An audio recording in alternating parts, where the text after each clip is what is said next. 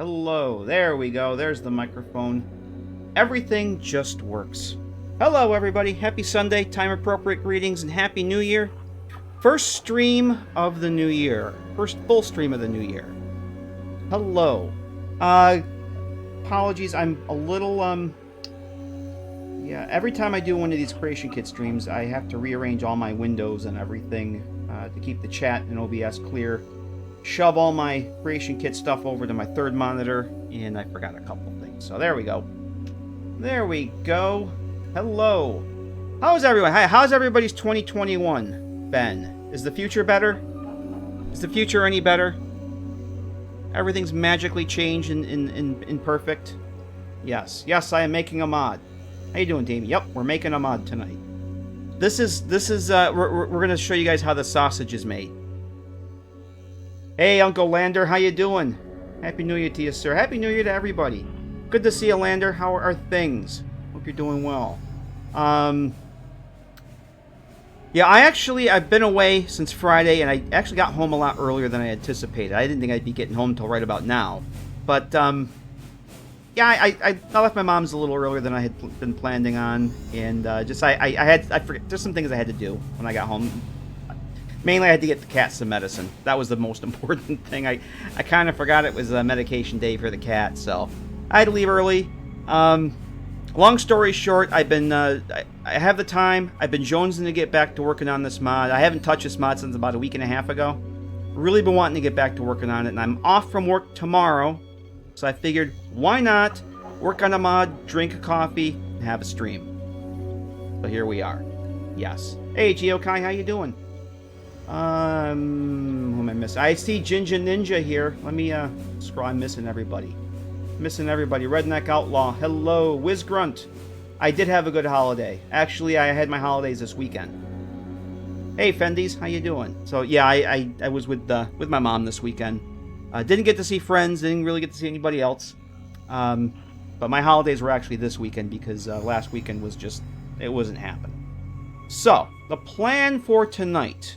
We're going to play Creation Kit. I've been working on a new player home, recreating the classic, beloved, legendary, this is the Fallout 3 GEC, the underground hideout from Fallout 3. This is the player home I've been using in my current Fallout 3 playthrough. My favorite player home mod of all time. It's what got me wanting to make mods for Fallout 4. I want this in my next Fallout 4 playthrough. So that's the Fallout 3 version. This is my version in the Fallout 4 Creation Kit. I'm going to be doing some work on this tonight. I think it's been maybe a month since the last time I streamed working on this. I've done a lot of work since that last stream. Some of the stuff we did in that last stream, I woke up the next day and said, yeah, no, that's not going to stay. And some of the stuff I do tonight, I may wake up tomorrow and just rip right out and start from scratch again. But we'll burn that bridge when we get to it. So things I want to do tonight, I've actually have most of the lighting done. For the house. Now there's two cells. There's the house here, the player home, and then there's another cell that replicates how it is in Fallout 3 that has an armory and display area. So there's a complete other cell that's going to have. Hey Lilac, how you doing? Good to see ya. Happy holidays or Happy New Year. There's a complete other cell that's going to have your weapon display, armor, ammunition, power armor, and basically like a little museum room where you'll be able to put all your magazines, all your collectible, your bobbleheads, the model kits, your Nuka-Cola recipe books, that kind of stuff. But that's a completely different cell. So I've been working on that a little bit. Still has the crappy vanilla lighting, the default test lighting. But for this cell, I have pretty much all the lighting set up. But there's 3 rooms, the main bathroom and the two, I guess the 2 spare bedrooms over here. I want to finish the lights in those. Get the lighting, get the light switches, get all that jazz working. Then I want to work on getting the load door set up because I have figured out where the exterior door is going to be. It's going to be over near between Long Neck Lukowski's and Kingsport Lighthouse. The original Fallout 3 mod has a Pulowski Preservation Shelter that actually adds the load door. That's how you get in. So I have a spot in mind, and I want to set up the load door inside a Pulowski shelter and get that working. And kind of related to that, I don't know if I'll do it tonight, but I do want to set up a another map marker that acts as a fast travel point to the interior. So along the lines of home plate and railroad headquarters, you can fast travel directly to the interior, because people seem to like that. And it does have its convenience every now and again. So what we're going to do is I want to do that.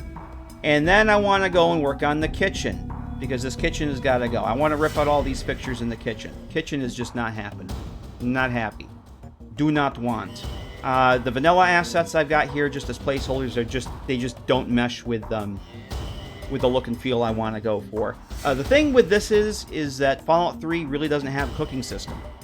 So the original Underground Hideout mod does not have a kitchen. There's no kitchen because there's no reason to cook anything, because there's no cooking mechanic. Food storage is actually in the bedroom in the Fallout 3 mod. If I switch back over to the GEC here, yeah, it's right here. This is the Fallout 3 version in the GEC. So this is the player bedroom. The food storage and all that is here in the bedroom.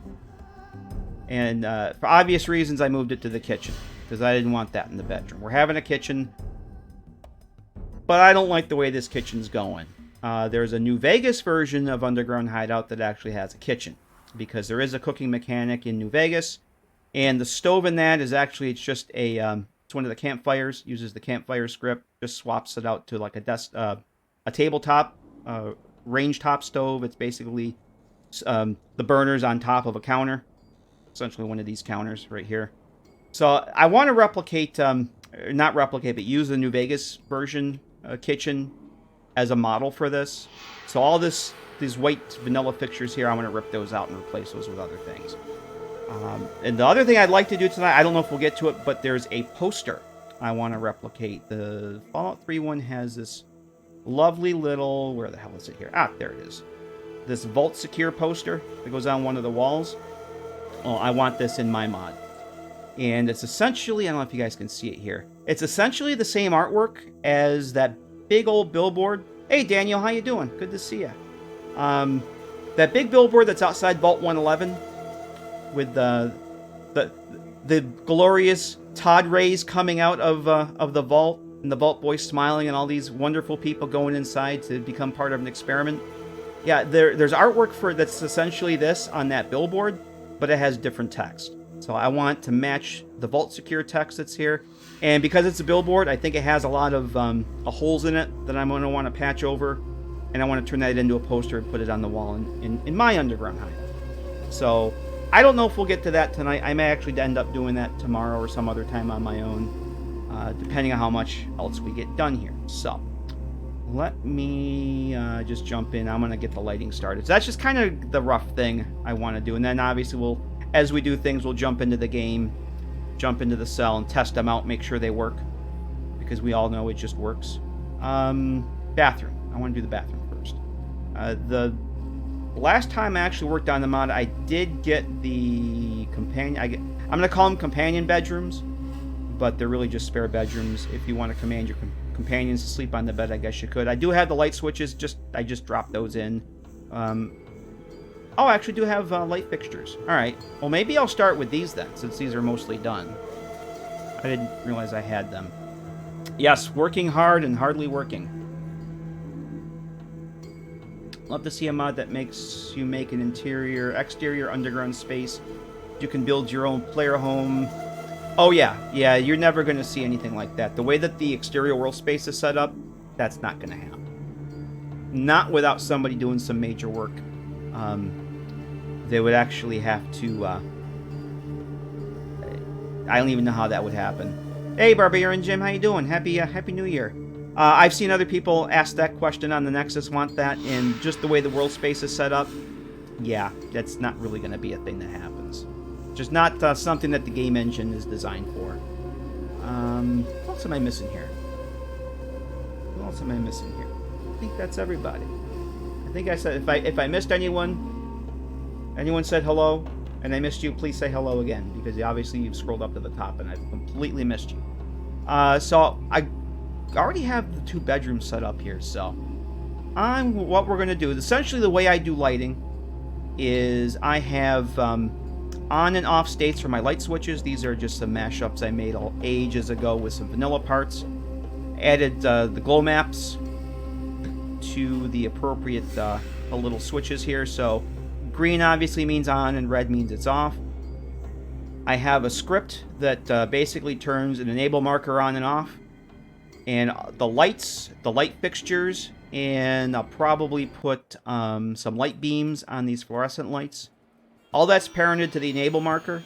So the short of it is well, there's going to be a trigger box over where the light switch goes. The short of it is that when you, quote, turn the lights on and off, you're basically toggling the enable marker on and off, enabling or disabling it. And everything that's parented to that will enable or disable depending on how the states are set up. So we're turning it off and on again is essentially all we're doing. So I've already got those in, and I need to get an off state for the actual lights here.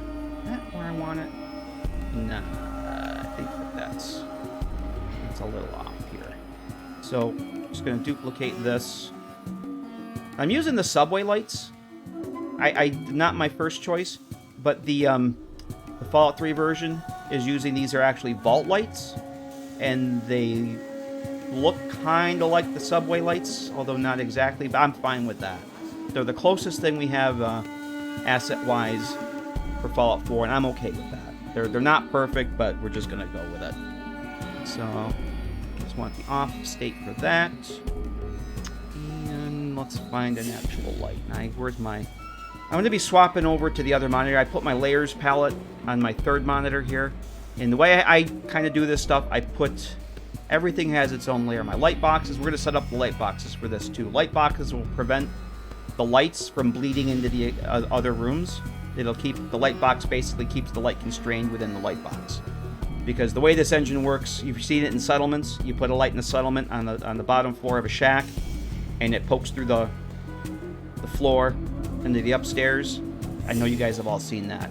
Yeah, that's because the way lighting works. But in the CK, when you're making a cell, you can use a light box. Hardware Town has other lights on back order. Yes. Yeah, the back order is about 200 years old. We're still waiting for those to come in. Exactly. So I'm going to be setting up a light box for these too. That's the other thing. But I put light boxes. Fog and other effects are on their own layer. This way I can toggle the stuff on and off. If you look at these, if you're ever poking around the CK now, the white boxes here, those are all the light boxes I have. If I turn this off, bam, the light boxes are out of the way. If you've been poking around the CK, I have markers enabled right now, but these black crosses here are actually like mist, fog, and mist, and like interior mist, interior fog.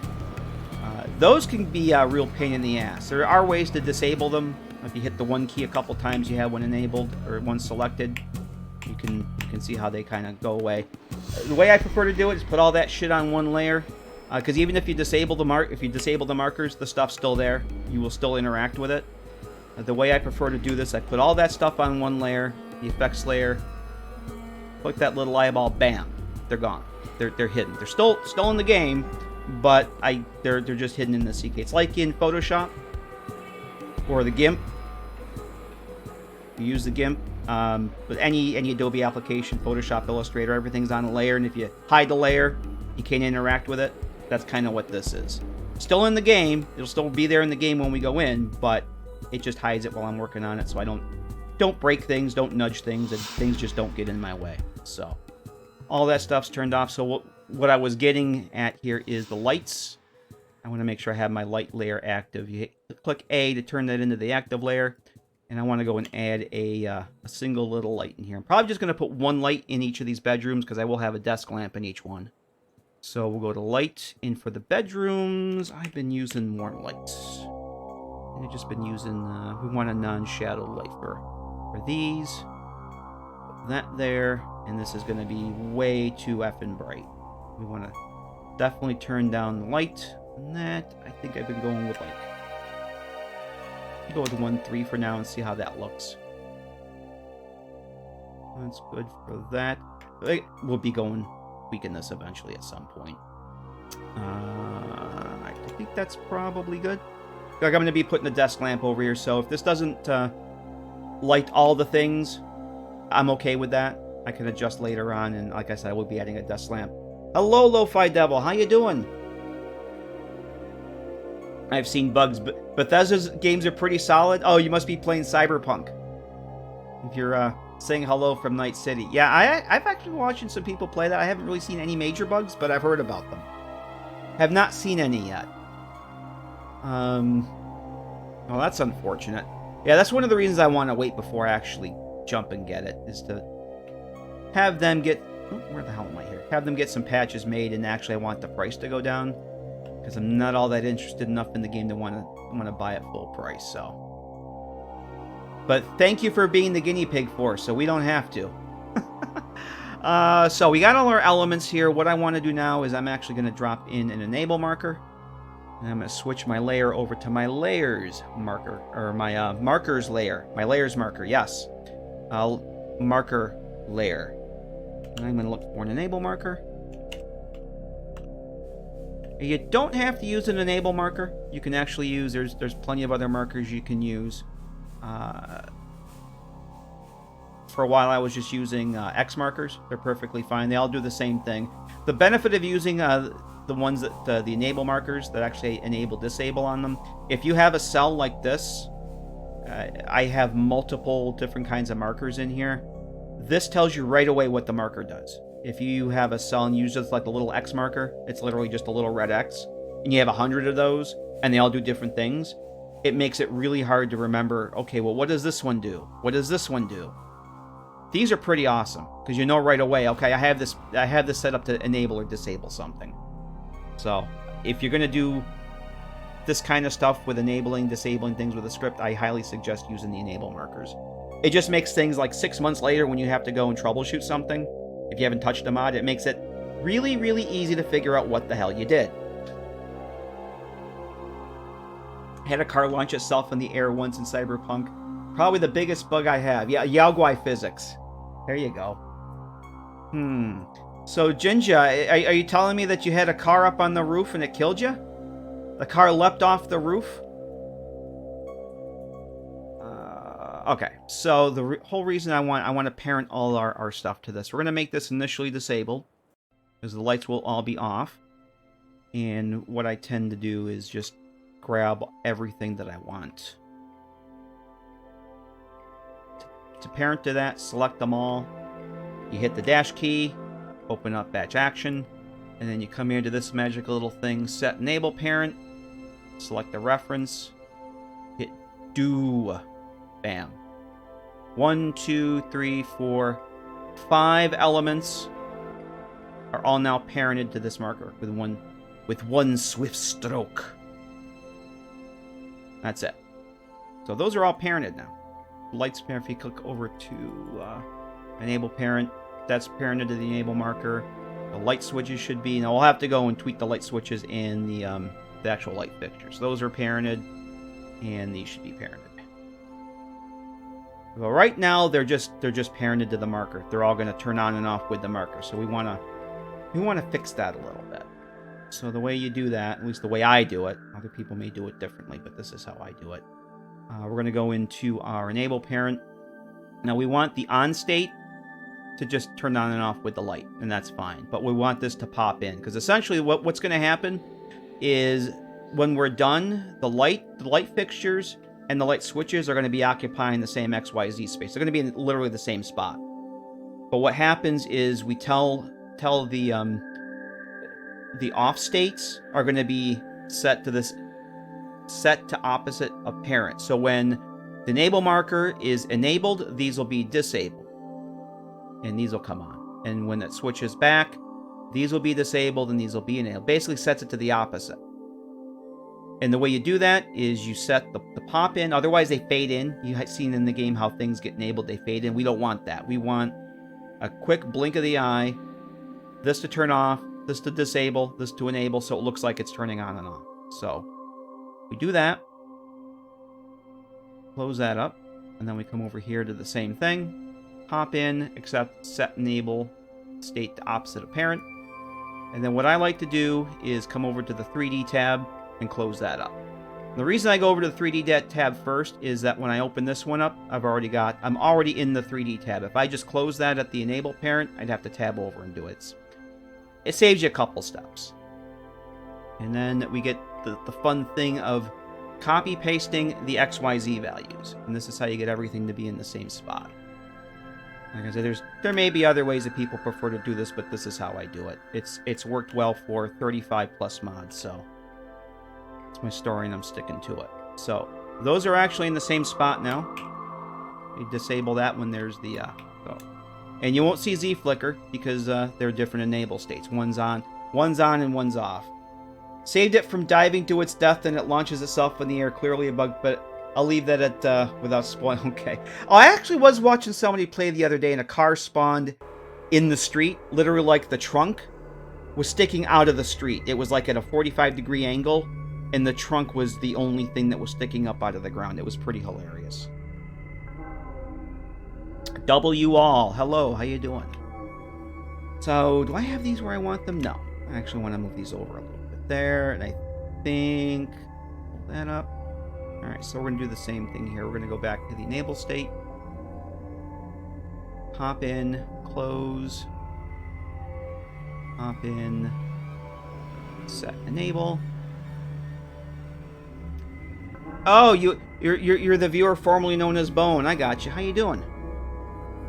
It has been a while. Good to see you again. Happy New Year. And then we're going to switch over to...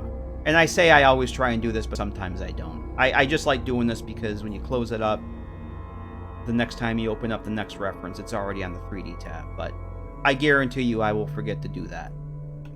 And then we do the copy-paste thing. And if I'm not paying attention, I tend to forget what the hell I'm doing and end up having to back up and do it again. So, because you know, that's how I roll. Alright. Good laugh, though, even though the game itself, story-wise, is quite dark. That's what I've seen. That's what, and there's a couple of the side quests I've seen people do that, depending on how you handle it, can have a really not so happy ending. But that's good. That's good. I like that in the game. Not everything ends the same way. And not all your dialogue options end up in the same place. Alright, so we've got... you know what? I am going to add the... let's add this now while I'm... Why not? Let me put my effects layer back on here.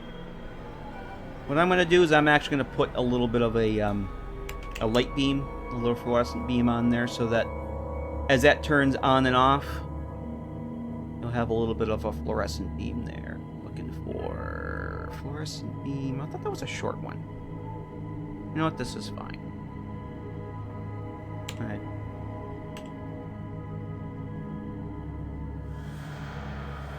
Where is that? Oh. Oh, there it is. Here, I just put that in there. Where the hell is it?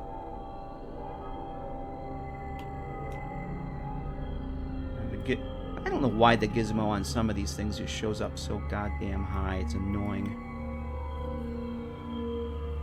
So essentially what this does is you see this little... It's very subtle, but I like putting them on my... You might not even notice it in the game depending on how the lighting in your game is set up.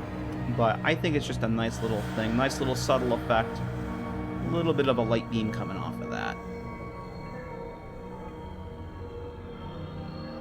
And I think we'll... come on, game. Let me... We're going to center the light bulb on that because you can see it's a little bit off. But that's the other reason I like putting these beams in. Kind of gives you a good idea where the center point of the light source should be. I try and match those up when I can. Sometimes I forget, but I try and match those up. That's good. Good enough for government work. Alright, so then let's grab that. And actually I don't even need to open that. Even though I'm only doing one thing, I generally find it easier to use the batch action window for parenting this stuff, because it's usually your item is already selected. You just do that, click do, bam, done. So that's parented. Okay, can put this back on. We'll hide the effects layer, and we'll save. Alright, so let's grab our trigger for the light switch. And I already have these set up there as an activator. I have a couple of these set. They've already got the script. They've already got the sound. And they're already named. And essentially these were just the default empty trigger. Duplicated, renamed them, light switch, and I overrid the activate text for on off, and my toggle switch is applied to it, but I did not apply the properties because that's actually the enable marker that we set up. So the reference is where we'll set up the property for that. And the first thing we need to do is, I always forget, is if you're using one of those, you want it to be a trigger box the player interacts with that actually shows up in the game, you have to come into primitive, hit player activation. I always forget to do that, and I go and test game to test my light switch, and it doesn't show up. There's no nothing for me to interact with. And then I feel stupid, because then I have to quit the game, go and do it all over again, and yada yada yada. So that's the first thing we should probably do. And now we can go into properties, set this as the toggle marker. Bam. So now that script will enable and disable that marker. And then we'll just go in and size this up. And this already has a sound effect applied to it as well, so when you interact with it, we should get a little noise. A little sound effect. Indicate that the lights are turning on and off.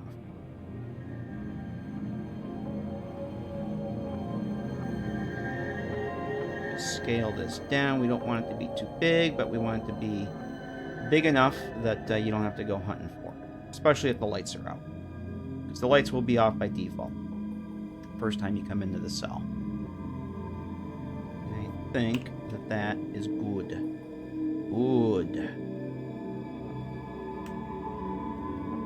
Okay, so let's go see if this actually works.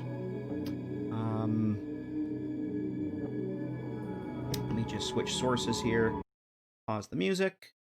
I'll switch over to the game. We should have game and sound here. Let me... Oh, I have to quit the Fallout 3 GEC. I know screen's black right now. I'm just switching sources here. I have to quit the Fallout 3 GEC because if it's going to crash anyway. For some reason, if I have the 3 New Vegas GECs open, they crash when I launch Fallout 4. Don't ask me why. It just happens. It just works. So, okay, it looks like the game is actually showing up now. So I'm just going to COC into the cell, and then we'll go in and see how that works. And then we'll have to go and do the light box. I did not do the light box, but I want to make sure that the lights actually work first, and then we'll worry about that. And Twitch stalled on me. 1 second. Refresh the page, hit play. Now Twitch is working again. So you're just going to COC right in from the main menu.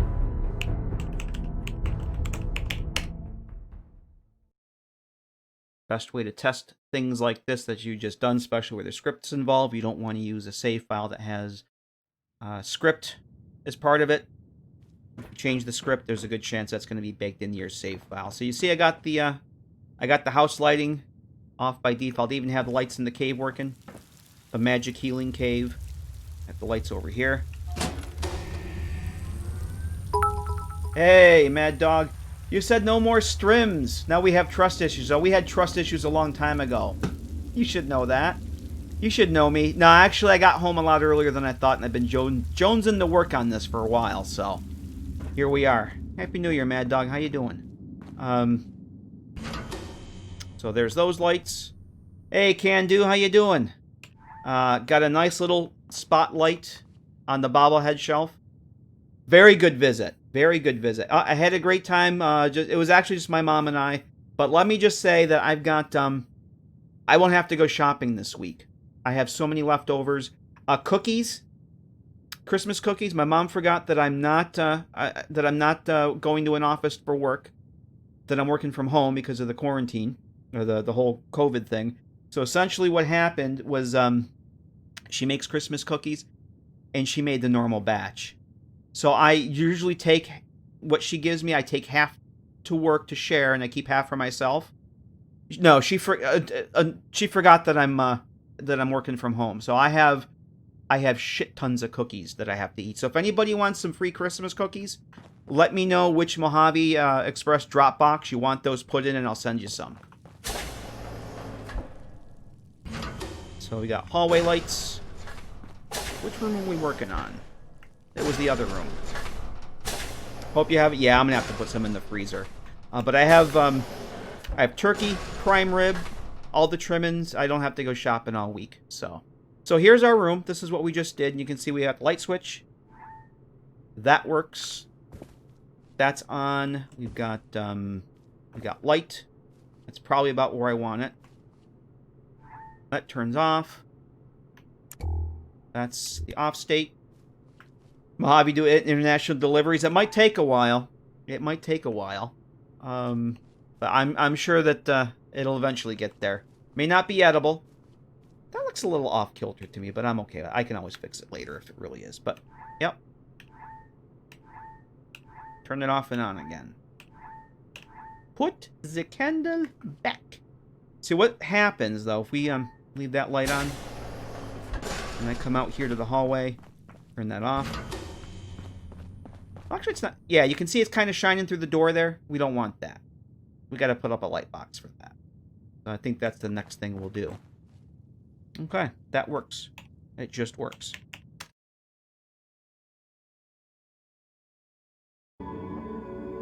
Just switch back to that.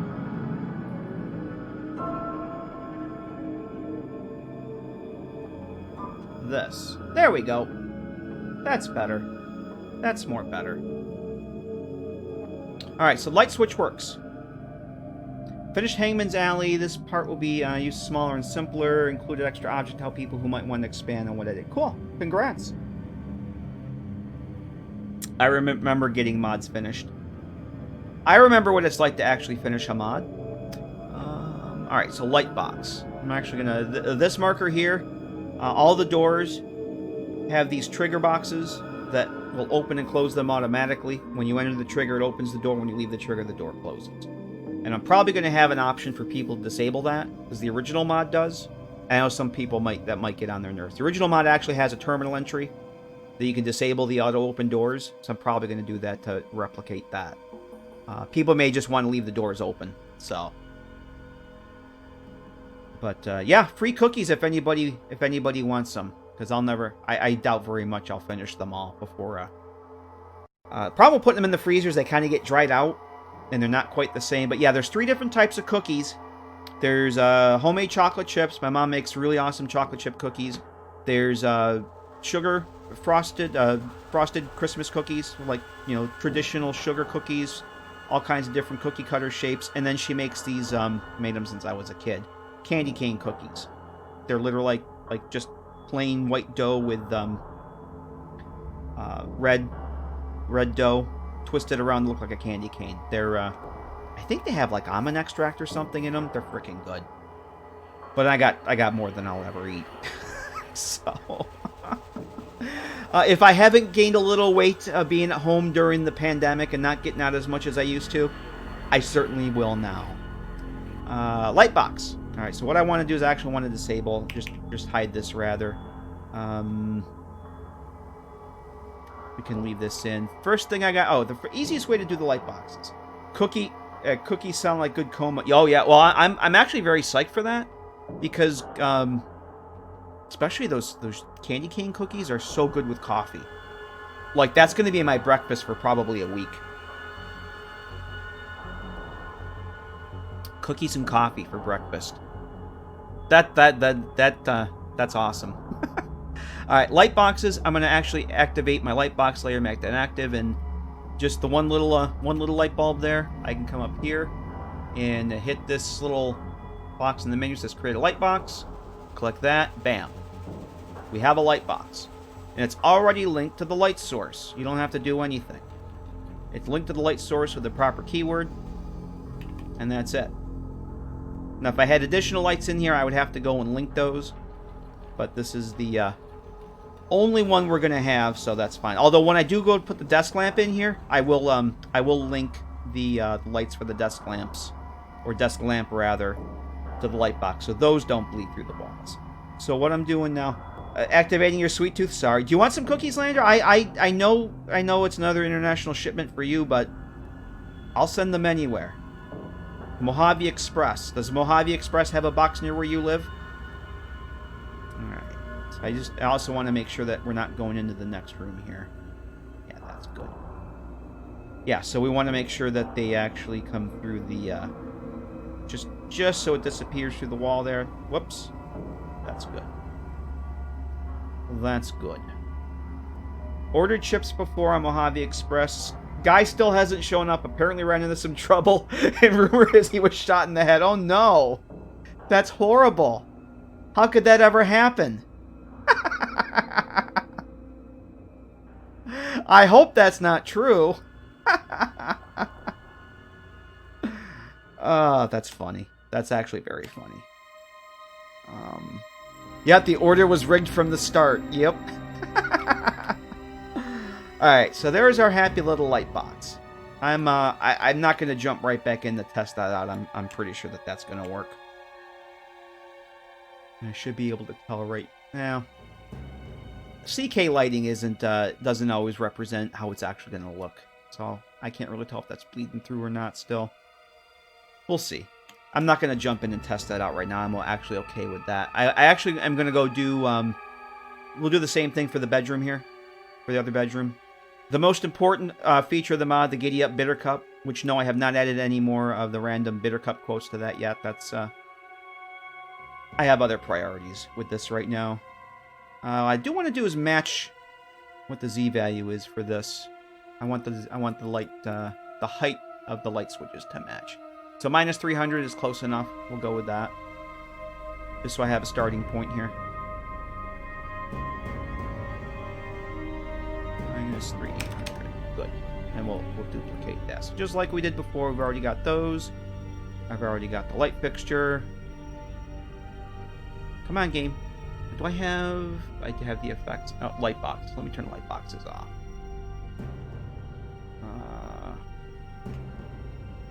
Oh. No. That's telling me... Yes, because that's telling me...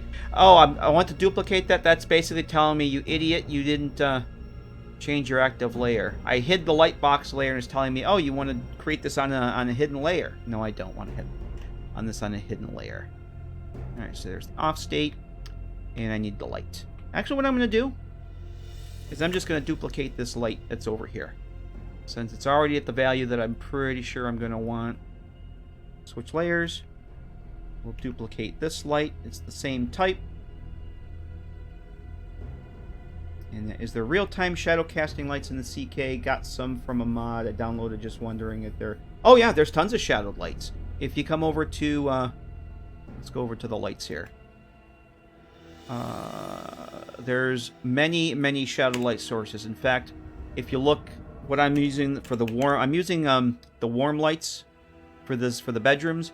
Anything that does not have NS after it is going to be a shadow light. So if this is the default light warm 01 NS, NS means non-shadowed. But the default one here, the default warm light, yes, that is shadowed. And if I drag this into my cell, see how it's red? Shadow light sources will have a red marker. Non-shadowed will have just a plain transparent marker. But yes, they will kill FPS. You got to be careful how many shadow lights you put into a cell, because they will tank your FPS. Yep. Yeah, Fading Signal actually had a good rule of thumb that I try and maintain. I remember which mod it was that he had. I want to say it was his interior lighting mod.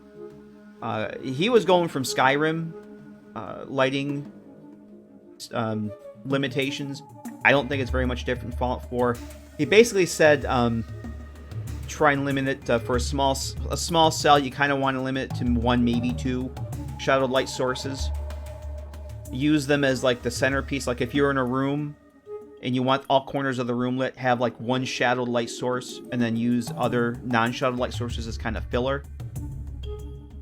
Yeah, I don't know if there's an actual number. 4 sounds about 4 per visible scene. Sounds like a good rule of thumb. Hey, Gragon, how you doing? Happy New Year. But yeah, it's very easy to go overboard with the shadow light sources and find out the hard way that you have too many. Alright, so we've got those. I am making a player home mod. This is going to be a Fallout 4 version of the underground hideout from Fallout 3. which is my absolute favorite player home mod of all time. So I want the underground hideout in my next game, my next Fallout 4. So using underground hideout in my current Fallout 3 playthrough, I'll be using the New Vegas version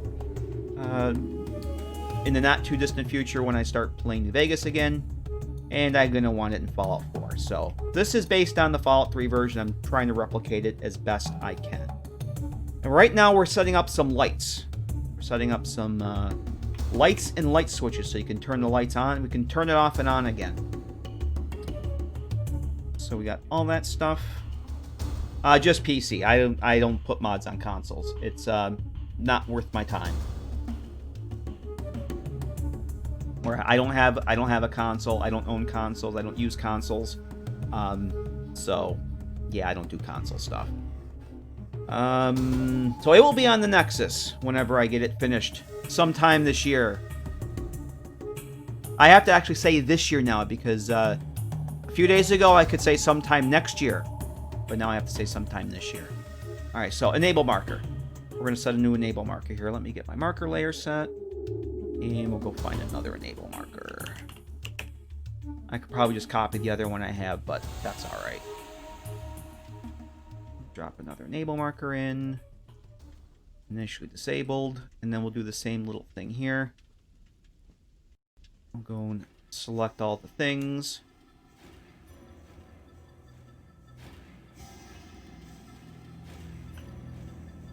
Batch action. Set enable parent. Bing, bing, done. Now, if you do use the batch action, there is an option up here to set things as the opposite, what we did before on the other lights. To set the enable state the opposite of the parent, which you can use. However, you have to go back and do that specifically for those items that you want to have the opposite flag on. Me, I find this is perfectly fine for what I need to do. It doesn't really save you. Personally, for me, it doesn't save me any time by doing it that way. So we just do the thing, pop in over to 3D, close that up.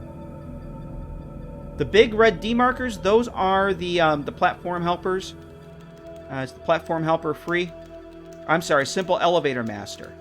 The platform helper frees are the orange lines here. So essentially, what these do, Mad Dog, for the secret door here. The simple elevator master is what moves the platform helper free up and down. And the secret door is set to the platform helper as a linked reference. Or, I'm sorry, as an attached reference. So essentially what happens is the door... Yep, it's for animation. Yep. The door is set to the platform helper as an attached refs. And the script on the elevator master actually moves the marker up and down. And by... consequence, the attached reference moves up and down. So that's how I do my doors and secret panels and whatnot with. Doing the same thing, there's one over here for the shutters on the fish tank, and there's one on the wall for the secret weapons cache behind the door. Yep. I actually have a video tutorial on my YouTube channel on how to use those. I think in that one I'm doing a secret door for one of the cells in Commonwealth Underworld. If you put the elevator, the platform helper free on its side, you can use it for a door. Yep, it's pretty cool. And it literally takes just a couple minutes to set up. They're not hard to work with at all. Alright, so we're back on 3D data. There's actually a pack-in for that too that you can use. There's I think in my video I mentioned using the pack-in, but I showed how to actually do that because it really not. It's kind of cool to learn how you could just drag a pack in and change the items, like change the mesh that the pack-in uses. But it's kind of helpful to know how that stuff works and know what properties in the script you can change. Like you could change the time that the animated object takes to go from top to bottom, from point A to point B. You can change the sound that it uses. It's pretty cool, and it's like dead simple to use. There's not a lot to it. Right. Enable parent. So this is the on state. So we just want pop in. that, and then back over to 3D. And I will set up the light box before we go and test this out, too. And I'm almost out of coffee. I almost need another cup of coffee. I think after we wire this room up, it'll be coffee time. Oh, I gotta do this first. Let's do this.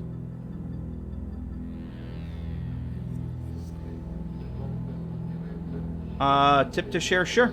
Go ahead.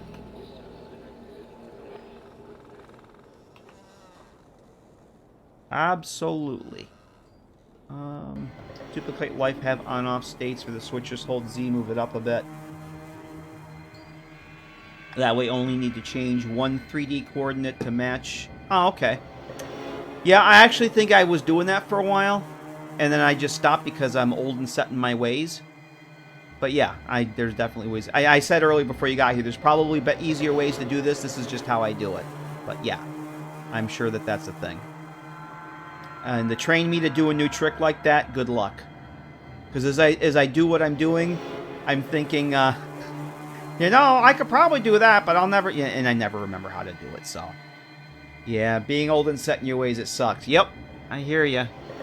Like, even when I'm doing console commands for something, I know you don't have to put the... Like, when I'm changing weather, there's that one console command I always use to change weather. The FW command, and then it's like 000-2B52A. I know I don't have to put the 3 zeros in. But if I don't put the 3 zeros in, then I can't remember the rest of it. So I have to put the 3 zeros in to remember the rest of the damn ref fight, or the form ID. Leave those 3 digits out, I'm completely friggin' lost. I can't remember it. So, what am I looking for? Oh, I want to put the light beam in. Memory precursor, yes. Designamo. Thanks for that follow. Hello and welcome. Happy New Year. Belated Happy New Year. What am I looking for? The light beam... No, I don't want dim, because then those you can barely see. That's the one I want. Yeah, muscle memory is bad enough to deal with, but stuff that's frozen in my brain is just even worse. That's actually harder for me to fight and overcome. Okay, that's good. And since this is already set, I just have to do bada boom, bing, done. There's a lot of things that, even if I'm just doing one thing for, I find using the batch action is much quicker than actually going into, like, the enable parent tab and yada yada. Batch action is super quick. Brain freeze without ice cream doesn't seem... No, and that's exactly what it is. That is a very good description. Brain freeze without the ice cream. Brain freeze without the fun. Okay, so there's that. So we got light beam. We just need... actually, before I forget, let's go and do the light box. And then we'll go do that script.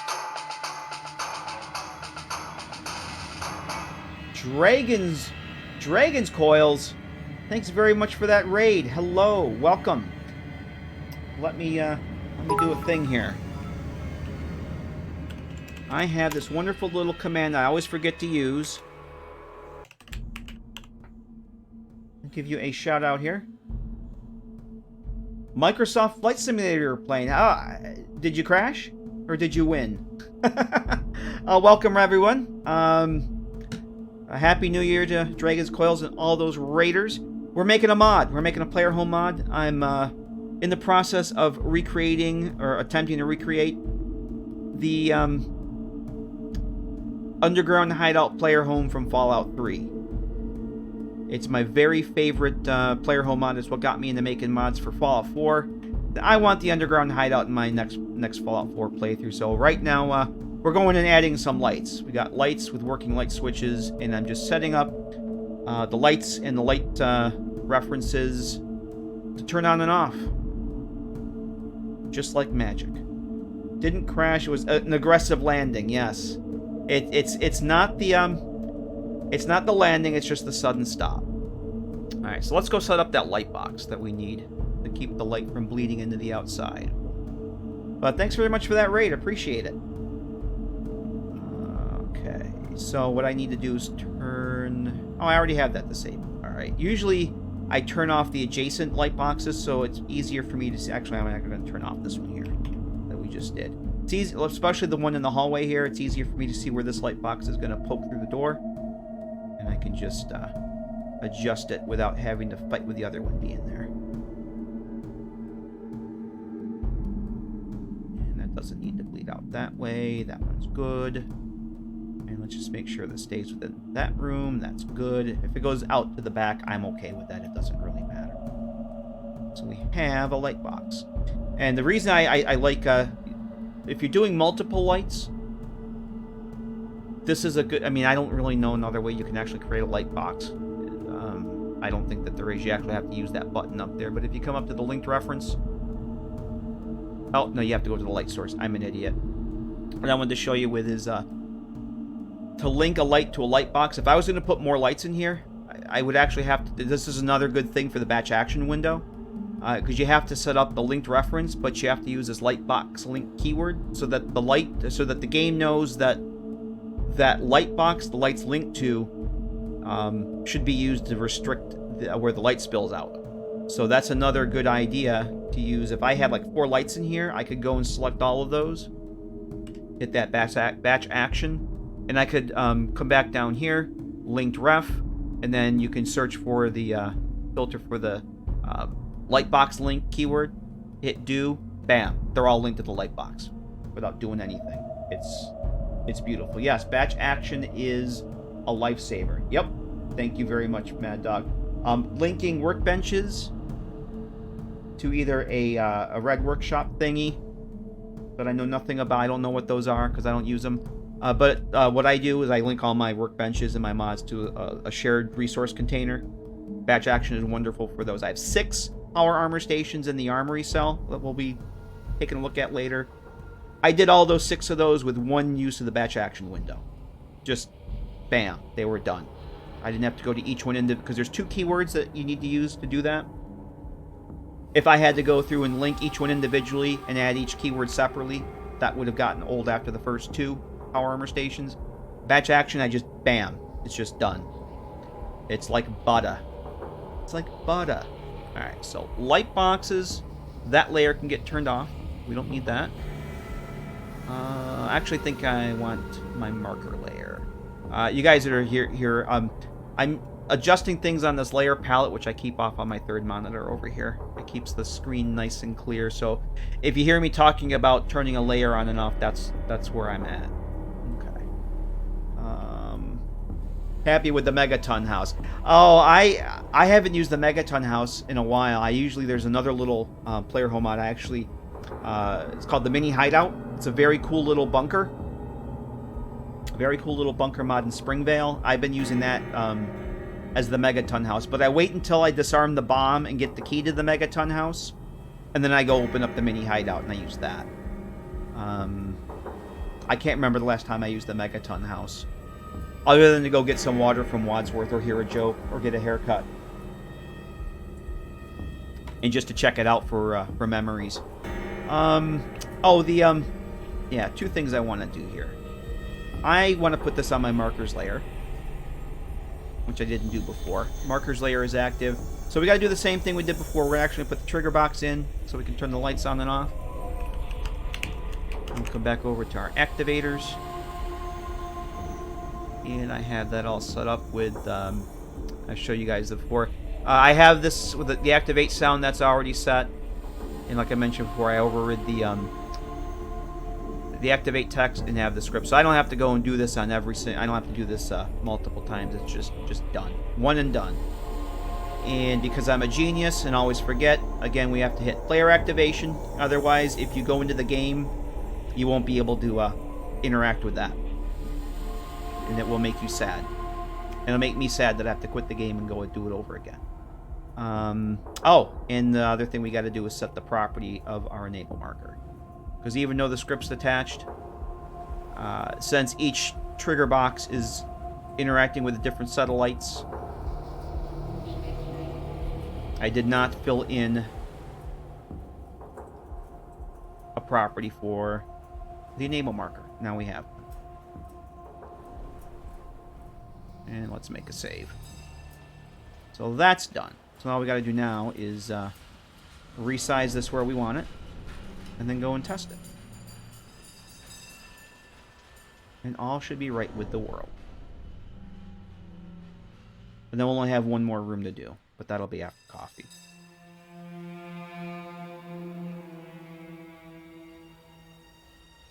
That's fine. There's nothing on the other side of this, so if it sticks out behind the wall, I'm okay with that. It just doesn't matter. Alright, that's good. The other thing I've done since the last stream is I've actually went back. I adjusted some of the furniture arrangement in the bedrooms to better replicate the Fallout 3 mod, because when we were streaming this, and I was showing you guys how the Hideout Bitter Cup works, I literally just duplicated furniture from one room to the other. But I got looking at the Fallout 3 mod, and the rooms are set up a bit differently. So I've gone, and the shelves are over here, the vault dresser's over there. Just kind of move things around a little bit. Like this has the vent over here, and this one has the vent over here, which I think, yeah, it's about centered. So little subtle things. Like I said, I'm trying to replicate everything as best I can. Give the recreation the respect that the original deserves, I guess. Alright, so I think we're good. I think we're ready to go and test this. So let me quit the game music. Let me switch sources. It will be dark for a second. There will be darkness. Not that one. I'm just going to launch the game here. We'll COC in.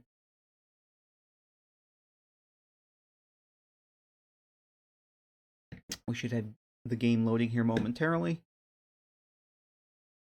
The sound's there. That's a start. At least the microphone seems to be working.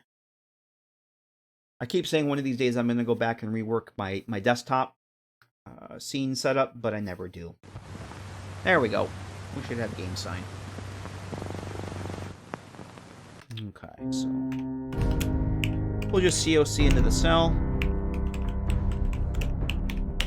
Whoops. Yeah, I'm a genius. Put that part in twice. Whoopsies.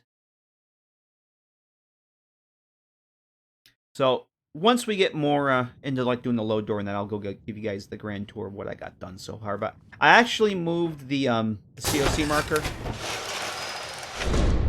Normally, I had it on the other side of that door, but I didn't feel like dealing with the radiation detection system every time I wanted to come in and test something. So temporarily, the COC marker is here. I'll go show you guys this wonderful little contraption here that detects your radiation and removes it if you have it. I've done some tweaking to the script for that and found another a better way to do the radiation removal, which I was giddy like a little schoolgirl when I found that. It was amazing.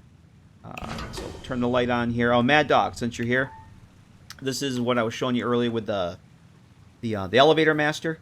So what I have this set up as an activator here, just like the original. The original mod has the same exact, not the same exact statue, but there's a statue here that you activate it. Look at that, a secret door. And that's all with the elevator master and the platform helper free. And you can close that back up. So that's what that big red D was doing. Trying to reorganize your computer. It's been a while. I really need to go and do some file cleanup. You brought up a very good thing, Can Do. I got to do some file backups, clean off my drives, and archive some stuff. It's been way too long. I have a sync drive that goes every hour or so, syncs everything up nice and neat, but I actually need to archive stuff. It's been a very, very long time. Alright, so this is the hallway. This is the door, or the room that we just did. I'm going to leave all the lights out here so we can test. Light switch, it's right there. We got lights. That is the on state. Off state, which is what we want. That's just beautiful. So let's turn the lights on. Go back out. I want the door shut. No light bleeding through. Beautiful. Let's do the same thing with this. We didn't actually... Hey, SJ, how you doing? I am building a new player home mod. This is going to be the underground hideout based on the player home mod from Fallout 3 that I absolutely love. I want it in my game. We just set up some lights in these rooms here. As you can see, the lights are on, but like we oh, I had a little, see, this is why you test. There's a little bit of a seam here. So this pillar needs to be kicked over just a notch. See that little bit of light there? We got to fix that. But this is also a good reason why you test with the lights out. Sometimes it helps to be in the dark. So we'll go fix that real quick. But yeah, no light bleeding through. Turn those on. Alright. So the next one I want to do,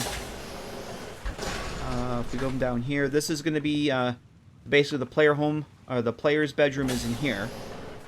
Master bathroom is right here. And the sign is actually in the original. I actually did this for the Outcast Hideout. It's a replication of one of the signs from the older games. But I put that there since the last time.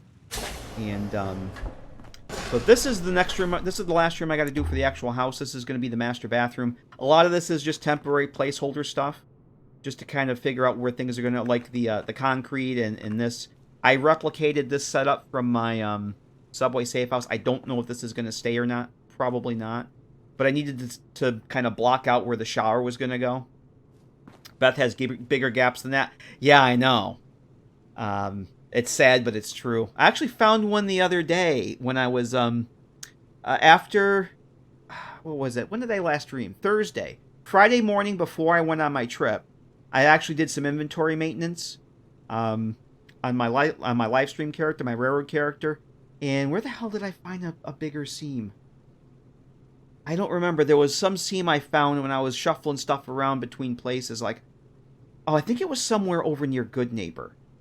It was amazing that it was there. But long story short, this is the room I want to do next. So, what the hell is that sticking through there? I gotta go see what that is. Something sticking through the wall that shouldn't be there. I have no idea what that is.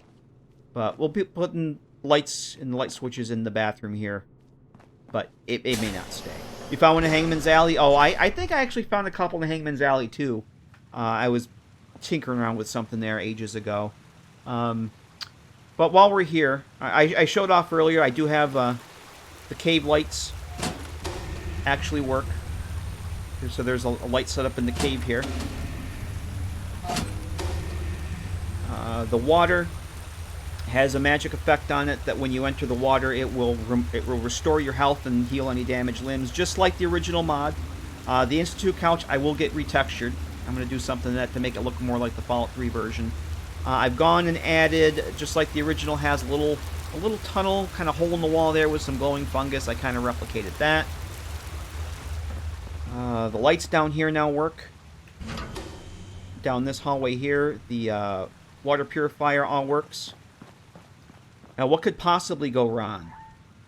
We have light switch there, a light switch there, and I did put a shelf light here.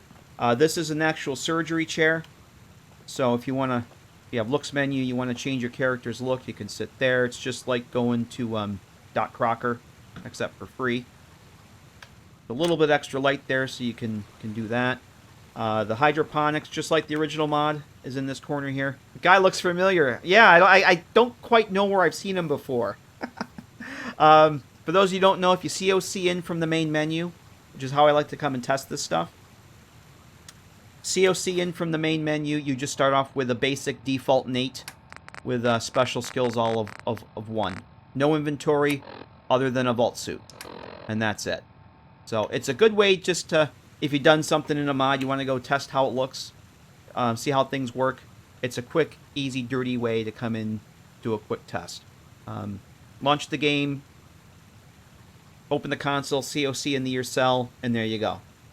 But yeah, I got the hydroponics over here. The potatoes, carrots, and the mute fruit plant. You pick those. Those will all regrow in 48 hours. And the water is just there for eye candy. The original had a little water system, so that kind of replicates that. It's in the same spot. And so there's that. We got the My First Laboratory, the Mole Rat Wonder Meat Maker, and some little odds and ends over here. Kind of replicate the look and feel of the original. my first infirmary, and some clutter, again replicating the original. I moved the commissary system over here. The original did not have a commissary system. It had a terminal that you could order things from a caravan and it would deliver them. I'm doing this. You just didn't add sprayers. You piped it all on. Yep. All the piping is there. It goes up there, and then you can add sprayers. The sprayers are very, very, very tiny, but there's actually sprayers there. They're just teeny tiny, scaled down. Yep. The one feature I did add from the New Vegas version. Let me show you guys this. I wasn't going to add too much from the New Vegas version, but I thought this wall needed something. So, add some water here. Attention to detail bits. Thanks, Mad Dog. I'm going to spawn in some dirty water. And then it's going to be coffee time. And we'll go do other things. But since we're here, I was going to show this anyway, how this worked. EF. Let's do 40. I just spawned in 40 dirty water. The New Vegas version has much like the Fallout 3 version, has several shelves that you can stock inventory. The entire ammo storage, I've demoed that before. It will actually stock the shelves with the ammo you have in the containers. This will actually stock your purified water. Because the Fallout 4 assets are significantly different than the Fallout 3 mod uses, there's actually this wall here that shouldn't be here. The Fallout 3 version, you get a pillar here, and this area is literally right on the other side of it. But for reasons, I couldn't do that. So there's this wall here that had nothing on it. I said, you know what? The water purifier is right here. Let me replicate the water stocking system from the New Vegas underground hideout. So what happens? The water purifier works exactly like the one in Fallout 3 does. You get the message, purify all my dirty water. You don't have any dirty water in the storage container. So you have to put your dirty water in here. I'm actually just going to put, I'm going to put 30 in here for now. Put 30. Those in. And now I can actually hit activate. Purify all my dirty water. The little animation, the water shows up, changes, little sound effect. Water purification has been successful. Bam. And there you go. Your 30 purified waters. To COC into a cell, you can play. Yep, you actually can. And I've done tests. I've tested mods many times that way. Many, many times. I actually COC'd into... Where did I think I COC'd into Good Neighbor. I think, it was when I was testing my Good Neighbor condo. One of my earlier player homes. COC'd into Good Neighbor, did the whole thing there. Spawned in some caps. Went and hired McCready. And I tested my Good Neighbor condo player home with McCready to test the nav meshing and everything. Because he was right there. Yep. The problem with doing that, Redneck, is that certain game triggers and scripts will not function the way they should because you're technically starting outside where the game wants you to. And if you do that and you go to Vault 111, there'll be a big translucent dome over the vault door. But technically, yes, you can COC into any cell and play the game. But you're as an unequipped level 1 player. But it's good for testing things. And I did maybe 2 levels that way with McCready, just kind of going out, doing things, coming back, testing the mod, making sure things didn't respawn. But yeah, there's different ways you can do that. Alright, so we got 30 purified water there. And now, if I click this, purifier is in recharge mode. Please try this again tomorrow. So there's a 24-hour recharge cycle. The Fallout 3 version didn't have that, but all my water purifiers do, so I added to this one. It didn't make sense to not have this. So you got to wait till tomorrow before you can purify any more water. In the meantime, you can come over here, hit the stock purified water button, stock water shelves. Bam. The 21 purified water stock on the shelves here. And it takes them out of this container. So we had 30. There's 3 shelves with 7 on each. So there's 9 left. And what these are activators. So what happens is because these are all set to be initially disabled. So what happens is a script attached to each one. So what it does is I take it, it disables itself and adds a purified water to my inventory. Hey Brad, how you doing? Happy New Year. And I can go through and take those. And if I hit the stock shelf button again, it goes through and adds them. It pulls the stock out of that container. So that was one of the last scripted things I added to the house. So just magic water. Hey Vic, how you doing?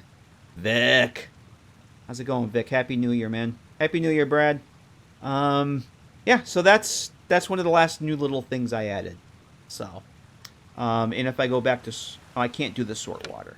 If once the recharge cycle goes off, I can actually, if I have dirty water and purified water. Coconut Creamified just subscribed. Hello. Coconut, thank you very much for that resub at 4 months. Happy New Year. How are you? Good to see you. Thanks very much for the resub. Appreciate it. Hope all is well in 2021 for you and everyone, because we're in the future now, where it's not magically everything changes. But yeah, that's one of the last things I added. It's probably the last of the stocking shelves I'm gonna do. So I just thought that this needed something over here, and I thought that was pretty good. But what this will do, if you have dirty water and purified water, it'll sort those into the proper containers. And the Institute purified water goes in there, and the future of this place sucks. See, Coconut or Lilac, somebody else told me the other night that it was actually New Year's Eve, that I think they were in Australia, and it was the future for them, and they said they had flying cars and robot maids, and I expected to find a flying car parked outside my flat on New Year's Day, and there was nothing but snow, because we got more snow. There was no robot maid, no robot Argonian maid, no flying car, nothing. So, oh, the other thing I wanted to show you guys from the last stream is the player bedroom now has all the lights. The lights work in here. It has this cool little the enclave blue light by default, so it's not totally dark. We got that. The aquarium has the shutter, so you can pop that open, see the fishies. It also has a light. It also has a little bit of a light. Now, I'm probably going to tweak the lighting a little bit. It's pretty bright without the light on, just because the caustic lighting effect that I have in there. I probably need to tone that down. But that has a light switch, and this has lights behind it too. I may put like a unique weapon behind here or something, but this is just another weapon storage rack you can put stuff on. That has some lighting in there, and there's a light box. There's a light box there that prevents everything from spilling out. So if I turn that off, you can see kind of where the light box line is. The Jetsons are a lie. Jane, stop this crazy thing. Yep. So yeah, you can see the light box does not bleed through, or the light does not bleed through because there's light boxes. So that's the thing. The other thing I did, remember I mentioned earlier about doing stuff and then finding out, and then the next day ripping it out. Yep. The flying car. Oh yes. Hey WFC. Yeah, the flying car was broken and the robot made it look like Rosie from the Jetsons, so I sent it back. Yes, you were the one that said, yeah, you got my hopes up. Shame on you. Last stream we put a couple of wall safes here to kind of replicate the original mod. It has 2 wall safes here that you have to open with the key that you get in. I got looking at those last morning and like, man, those look really janky. So they went away. And I got the idea for what I have from the mini hideout bunker mod that I'm using in Springvale. This is actually an enclave door flipped upside down. This is another one of Khalid Gaddafi's wonderful assets that he's let me use. That mini bunker, or that mini hideout mod, has literally the same thing. It has an enclave door on the wall as a wall panel. So when you click the wall panel, it opens up, and there's the safes are behind the wall panel. But you'll still need the key to unlock them. But I'm probably going to dress up a little bit. It just kind of sits there right now. But I thought that was pretty freaking cool. So I got that idea from another Fallout 3 mod. And because I've had those wonderful assets that Khalib Gaddafi's let me use, I thought that was the way to do it. But I guess I'm going to dress that up a little bit more probably. And yeah, the lighting is mostly finished. Mostly finished. Oh, we got that one bathroom. The one bathroom in here to do. And then the lighting for the house will be done. But before I do that, I need coffee. Coffee is very important. I've been going for an hour and a half. I need to take a quick break and get some coffee. So, we will be back. We'll come back and we'll head back into the CK and go and make some lights in this room here.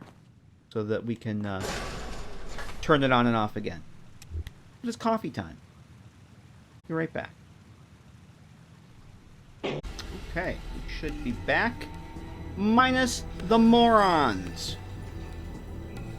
If that was a bot, that was the stupidest bot I've ever seen. And if you weren't a bot, you're just stupid. Hey Eric, how you doing? Happy New Year. How you doing? Good to see ya. Yeah. Go to somebody's channel and I need views for affiliate. Yeah, see ya, kid. See ya there, Junior Mint. That's Happy Nuke Year. Or as I was saying the other night, Happy New Year. But hey, Eric, it's good to see you, man. Poking around everyone's favorite game, Creation Kit. Yeah. It's fun for a girl and a boy. And what we're doing now is we're adding some lights to this otherwise very, very dark room. It's a very, very dark place. So what we're going to do is... I don't have anything in here. I don't have nothing in here, so let's get the pictures and whatnot started first. But thanks for sticking around. I actually was getting a little peckish from lack of food, so I took a little snack in some of those aforementioned Christmas cookies. And they were wonderful. Okay, so let me move my preview over here. So those are the lights we're going to use in place of the... actually, you know what? Let me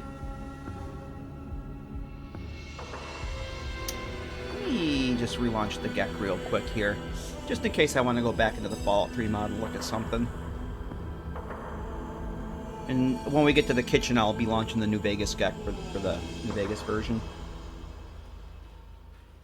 Things are going good, Eric. I was at my mom's the past few days. Just got home this afternoon. Since I didn't get to do Christmas last weekend for raisins, I did it this weekend. I came home with, I was saying earlier to the chat that I came home with more leftovers than I need. I have turkey, prime rib, all the trimmings, and my mom made a metric shit ton of Christmas cookies. Because she forgot that I'm not going to the office every day, that I'm working from home. Completely forgot that I'm working from home. And she normally makes enough cookies for me to keep half for myself and half to take to work and share. Well, she forgot the whole I'm not going to work part. So I have Christmas cookies for days. So I offered if anybody has a Mojave Express Dropbox near them, let me know where to send it, and I'll be glad to send some cookies. Bridget's stuff too. Yeah, I actually had to some stuff that was kind of getting stuff I cooked earlier this week, some pasta and meatballs. It's getting close to the shelf date. That had to go to make room for the new stuff. Because Mom's cooking is definitely more important than the spaghetti and meatballs in the crock pot I made last week. Everything is... Mom's cooking actually it takes precedence over all else. Alright, I'm just going to load up the underground hideout cell for this. And am I actually in the right... I am. I have to make sure I'm in the right modding tool. Make sure I'm not opening up a cell in Fallout 4 that I don't want. Alright. Does Mojave ship cross borders? Yeah, actually, yeah, somebody else was asking. Ginger Ninja was asking that earlier. If they do international. It's like, well, they might. It might take a while. Alright. I don't know if I'm going to need anything from the Fallout 3 mod right away, but just to give some perspective, this is how that bathroom looks in the Fallout 3 mod. It's very small. There's absolutely nothing in it but a toilet for Bittercup to go and hang out in, and a sink, and that's pretty much it. But we're adding the shower that gives... Or I will be adding a shower. It's just a static thing right now. Shower will give the usual +2 charisma for 8 hours that my player homes usually have. Barber chair, sink, and animated toilet.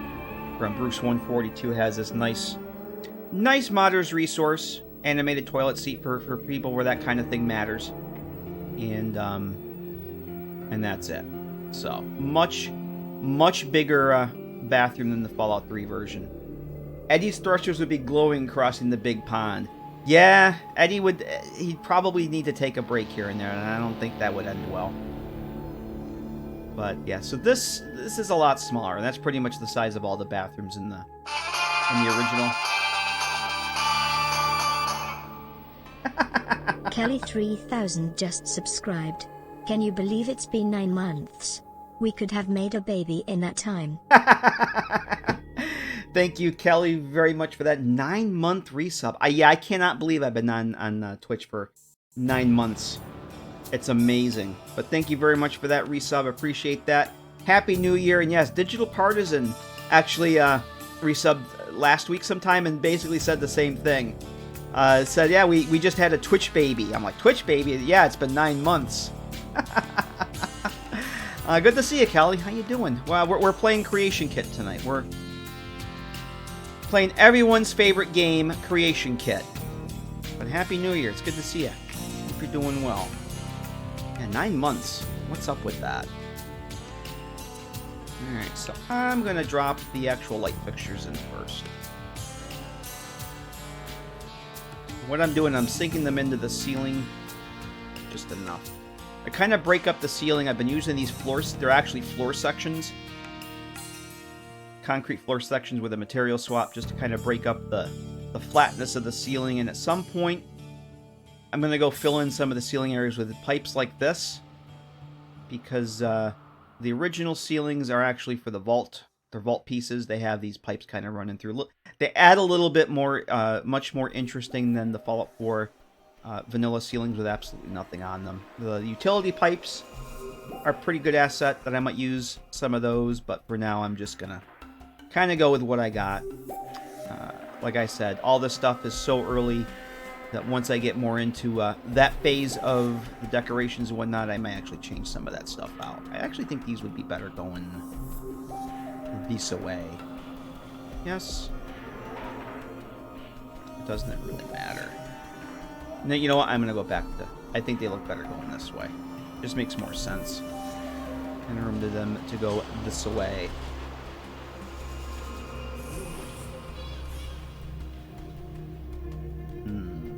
Yeah, that's good. Alright, so this is my default area. Yes. So then I'm going to duplicate this. Break that across to this one. We'll put 2 lights in here.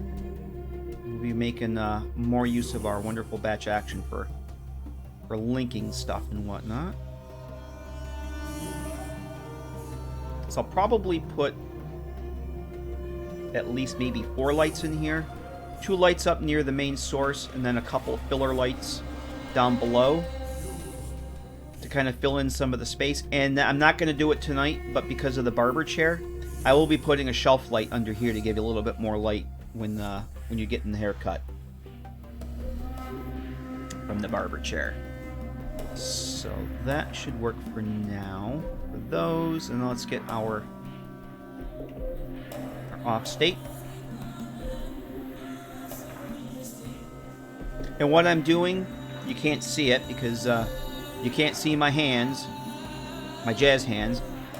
What I'm doing is I'm duplicating. I duplicated. Do it again here. Duplicating the. Come, I can't select this. There we go. Duplicate this. Control D, duplicate, and then just like magic, I hit the Alt key and hit the scroll wheel, and bam, I can scroll up. Scrolling will get you through all the assets that are in the same alphabetical range as what you duplicated. So if I were to scroll down, I got the off state. Jazz hands.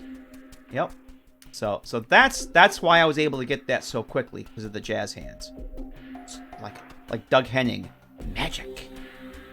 So we got the lights. Let's add the light switches. I'm gonna temporarily hit 1 twice, disable the door trigger. And find my happy little light switches. We want the off state. Let's set this as 300. He's a magic man. Oh, thanks, Eric. That's going to be stuck in my head now. Thank you. Thanks for that. Oh, there's something else I wanted to go look at here, too, before I forget. All right. I don't like how that's... I do not at all like how that's clipping through like that, so here's what we're going to do. The seam looks kind of stupid and janky like that, so we're going to put that on this wall. Actually, it'll be easier for you to see when you come in through the door. Or would it be better over here? No, it's fine over here. Perfectly fine. And I'm actually going to do a material swap on this. By Alt-Shift, I can scroll through the material swaps, and we're going to use the, I think that's the light blue. Duplicate that. Alt-Scroll, there's the on state. So we got our light switches. Let me make a save. Now when we're in... Was it this one? Yes. We have a little thing poking through right here. What is that? Oh, it's this a bit of this pipe. Remember I said there was something sticking through right there? That's what it is. It's a bit of this pipe, so. Yoink. Okay. Problem solved. And I can sleep now. I can sleep. Okay. Only if you're old enough to know. Oh, yeah, I know the song. Yeah, I know the song. Yep. Heart, wasn't it? Heart did that song? They used to play that when I went roller skating in high school.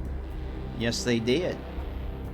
They played a lot of Heart at the roller skating rink when I was in high school. Going roller skating every Friday night. Yep. Let's see. Because that was a thing you did when I was a kid. Alright, what am I doing here? Besides making horrible, horrible rhymes. Lights! We need lights. Okay, so I'm gonna go back. Try to understand. There is no understanding. There is only Zool. Do I want to go with the yellow? What? Let me go back to the other bathrooms. Or the other bathroom. There is actually one other bathroom over here. And it is a little bigger than the Fallout 3 version, but doesn't have too much more in it.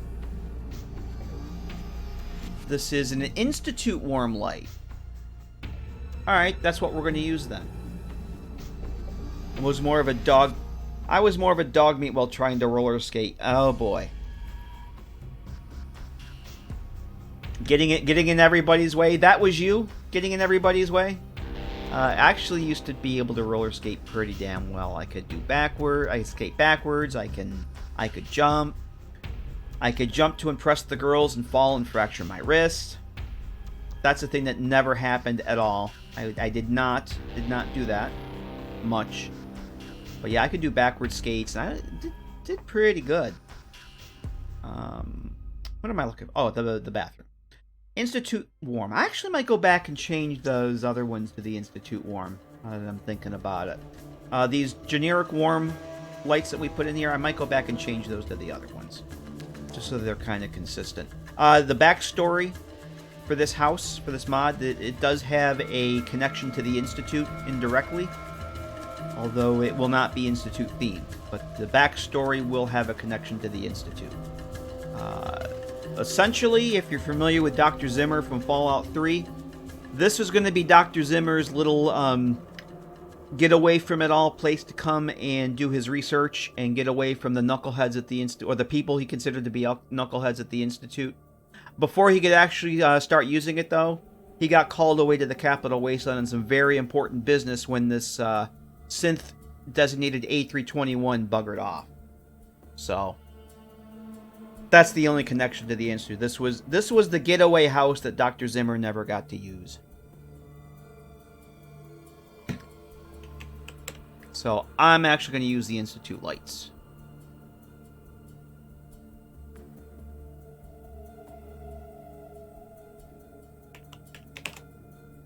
Default warm Institute 1. Yes. And this is the light layer. Now they're incredibly bright. Come on.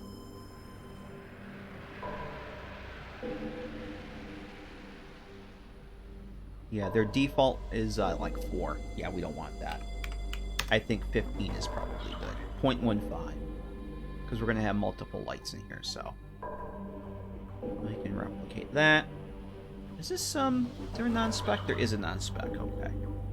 I'll use the non-spec for the fillers. We'll put that there. And then what I'll do is, Zimmer needs some dimmers, yes. Zimmer needs some dimmers, exactly. Can I do this? Can I duplicate this and then just, Alt scroll, get the non... Yes. Now, these, I duplicated this and did the Alt scroll to change this to the non-spec version of this. The non-spec, pop those open, are non-specular. They do not interact with the specular layer of a texture, which essentially means they don't reflect off anything. If, can't really see it here, but if I were to bring this up close, kind of see how the wall, you get this really close to the wall, and the shelf, it's reflecting off the shelf. You can kind of see where the light source is. The non-specs don't do that. They don't interact with the actual specular layer as much. You see, it is reflecting, but you look at the wall, the light is bouncing off, but you don't get that definition of where the light bulb actually is, where the light source is. I like using the non-spec lights for filler. And that's where I'm going to drop this down, kind of in between the two, to fill up that space. And I'm going to drop this down a bit. Let's drop this down to...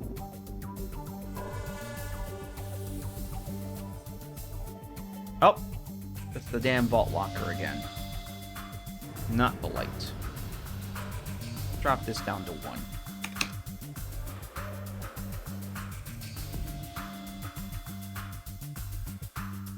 Alright.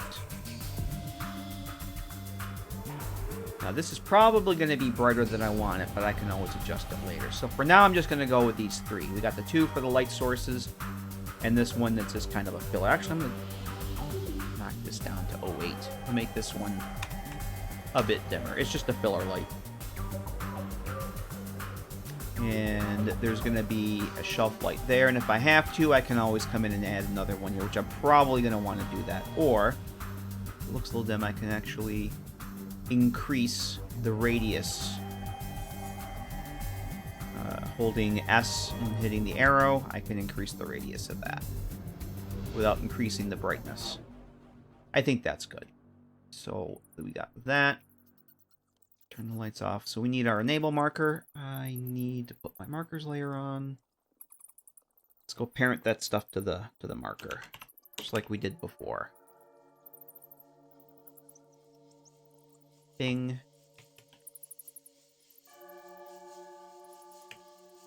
You need sunglasses to go to the bathroom? Yes, you need sunglasses at night especially. Yeah, if I didn't turn the default light values down, you definitely would have needed field sunglasses. Those 1, 2, 1, 2, 1, 2, and there's our marker. And all that stuff is selected for the batch actions. Enable parent. Do. Reminds me of the original Battle for the Planet of the Apes, when they wanted the monkeys to do something, the apes to do something. They give them a broom and say, do. For some reason, when I click the do button, that's what I think of. Don't ask me why. Don't question it. You have a question. Ask the question. You don't need to tell me you have a question. Just ask the question. But that's why we're here.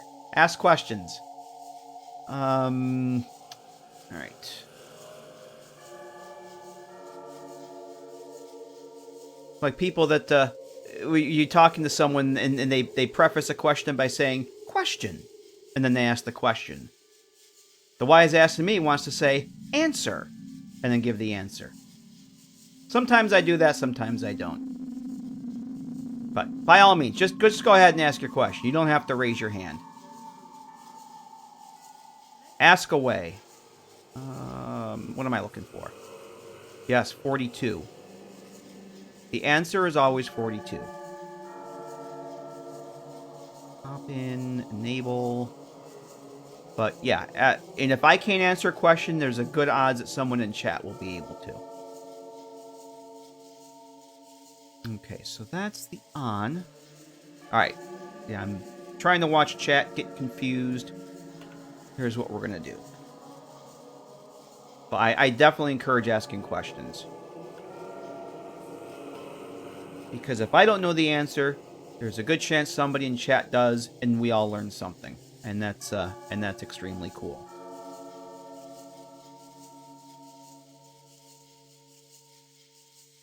Yeah, I was actually talking to I don't know what the hell we got on the conversation, but for some reason, my mom and I got talking about Monty Python movies, and she's only seen Life of Brian once, so I had to replicate my favorite scenes from Life of Brian, and it's a good way to start the day. It's a very good way to start the day. Actually have been known to precede my answers with the word answers. I guess I have a smart ass in me too. It depends on I won't do it to everybody, but there's a certain situations with certain people that it's definitely called for. Yes. Since when do you have to watch chat to be confused? That's a very good point there, Can Do. That's a very good point. I'm very confused before class even starts. And you guys that have been around the channel for a while know that. And the fact that you still show up amazes me. Okay, so we got those two. And now these two. I hope I didn't scare Redneck Outlaw away. I really want to hear the question.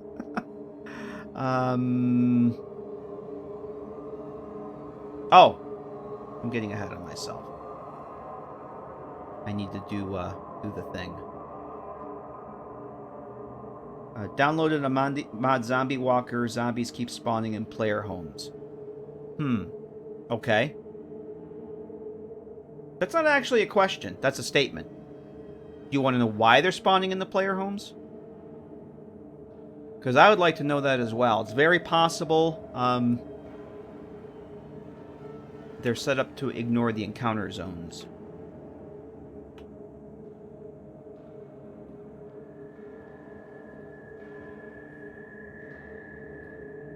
It all depends on how the mod is set up to spawn them. If they're spawned to set up if the mod is setting them up to spawn to follow you, then it doesn't matter where you go.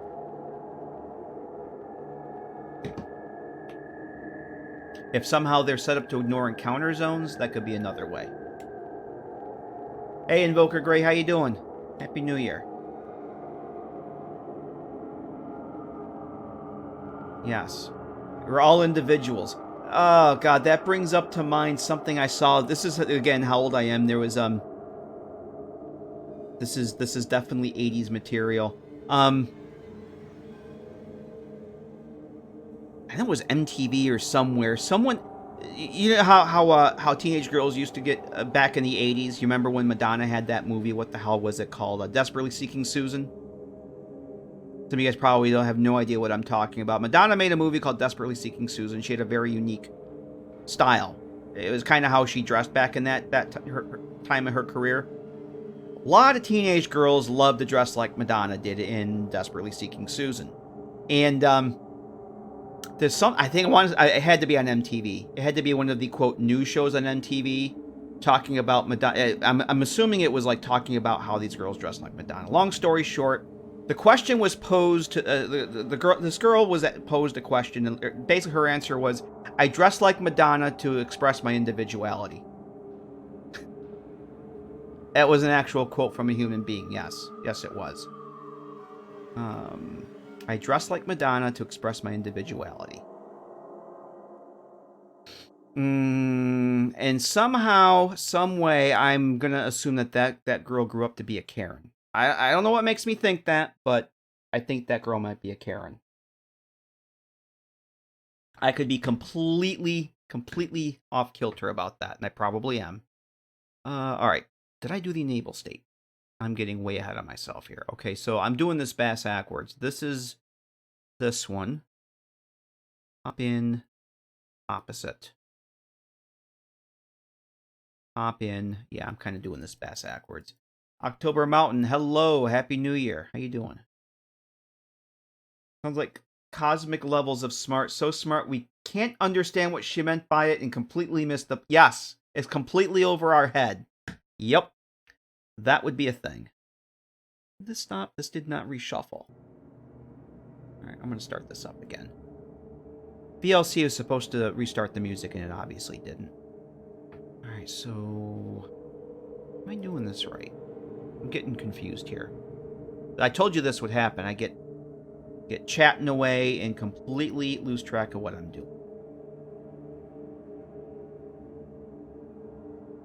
Okay. That reminds me, Institute character I'm building is going to be a Karen. I think you mentioned that, Kelly. That sounds very cool. That sounds very, very cool. Alright. I think I want to do this.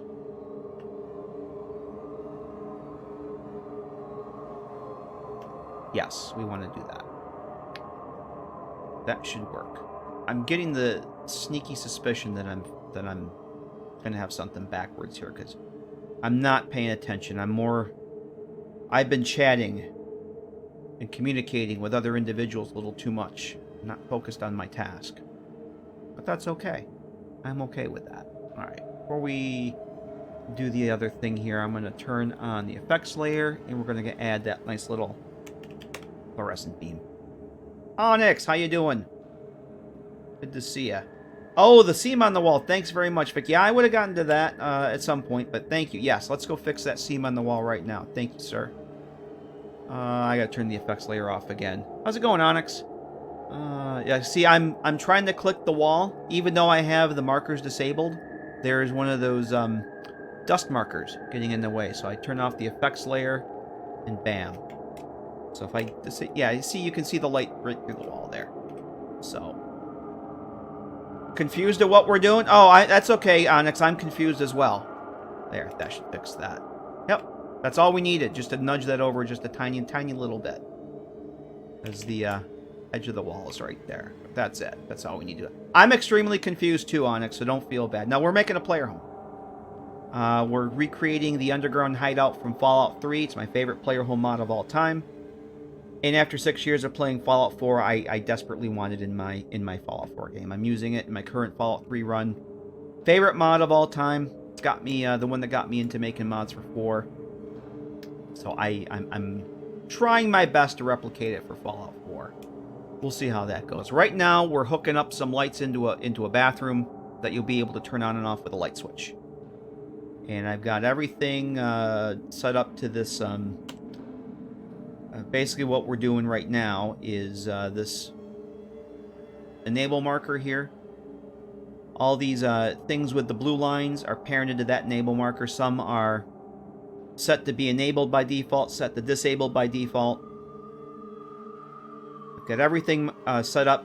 The last piece of the puzzle is to put a activator over the light switch so that you can actually turn the things on and off. That has a script on it. Oh, no, actually, no. Before we do that, because Vic got me all confused with that, you know, we got to fix the seam stuff. Because I'm like a bird with a bright, shiny object. We all know that. No. Effects layer. Yes, please. All right, VLC, you're really starting to get on my nerves here. Starting to get on my nerves.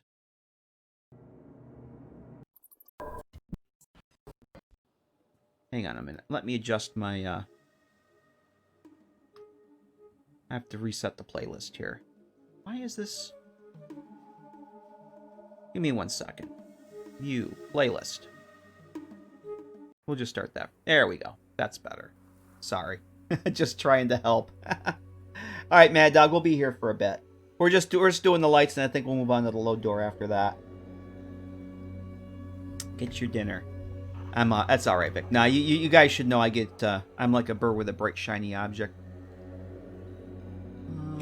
Okay. Ooh, shiny. Alright, so what we're going to do, I'm going to add these, we'll add these little beams here right now. And then we'll parent those. I'll set up the light switch marker. Get that set up, and then we'll do a light box. Okay, and then we can duplicate that. Now, what would have happened, Vic, is I would have probably gone through the entire stream, and then when I, three days later, when I'm working on the mod again, and I go and test something, I'm like, oh shit, I forgot to do that scene. And nobody in chat reminded me. Okay. Alright, so... But yeah, that's why it's a good idea to go through and test that stuff with the room lights on. Because if the hallway lights were on, tested when we went to check out the light box, I never would have noticed that. So, that's why you test. Alright, so... I should have... Yep, we still have set enable parent set, the fluorescent beams, so what we can do now is enable marker, hit do, and that's done. Those should be set.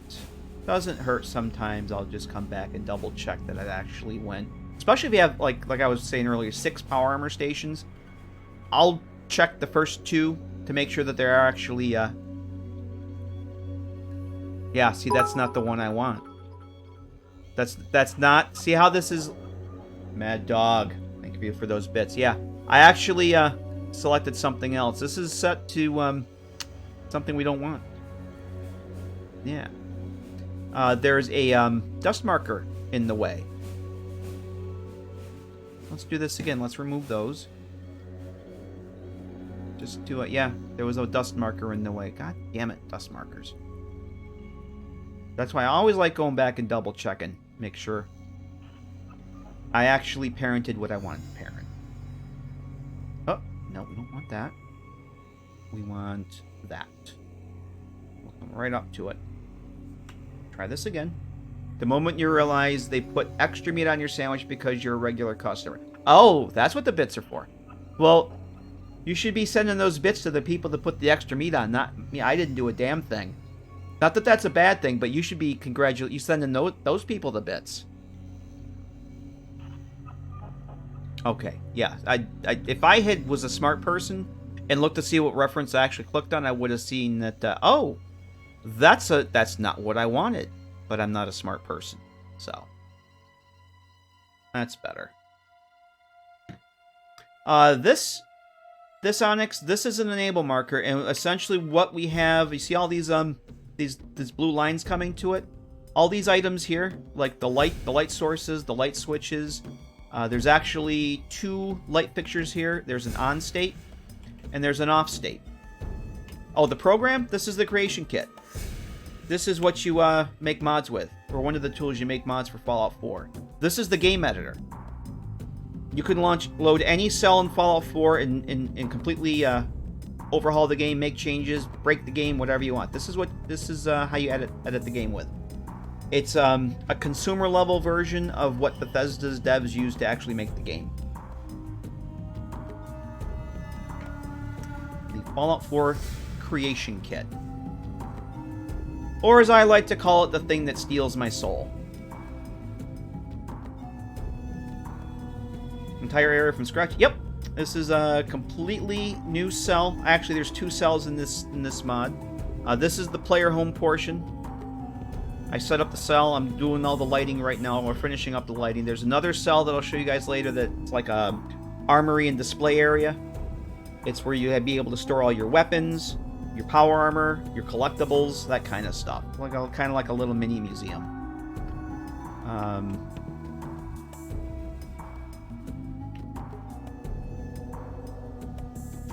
But we will be going to edit an exterior cell here, a vanilla exterior cell to set up a load door when we get done with this.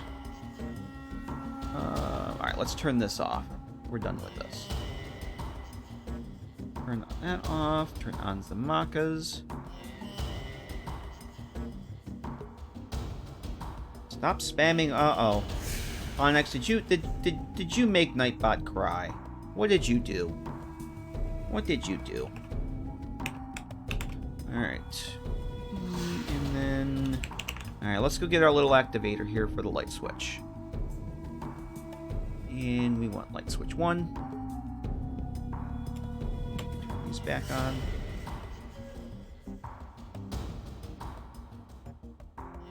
Can't do that. They don't... Ah, you can... Did they have a little tip jar? They have a little tip jar. You can give them a little something in the tip jar. Alright, we want to make sure I hit primitive. And then, let's go back here. Let's set up the marker as the property for the script.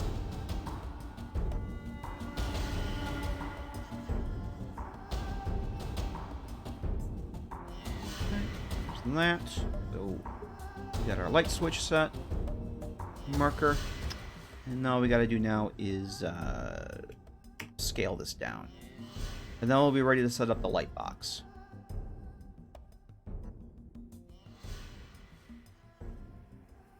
And it'll be like magic. Actually, I'm going to disable that marker right there because it's kind of in the way.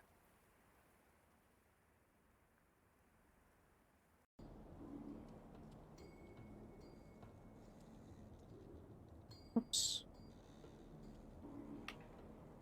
That's right. Yeah, I don't want that to clip back into the bedroom. That's not gonna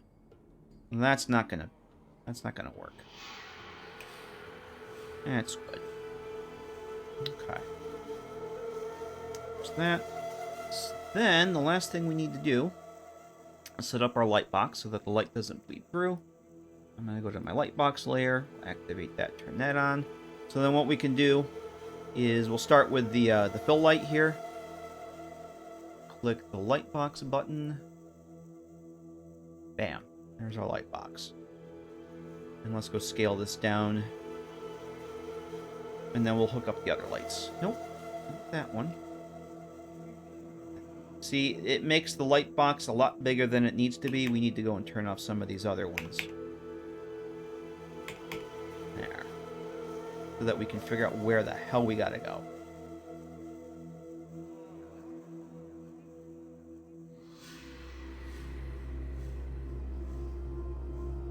Oops. That door there. Oh, it's still poking through the door.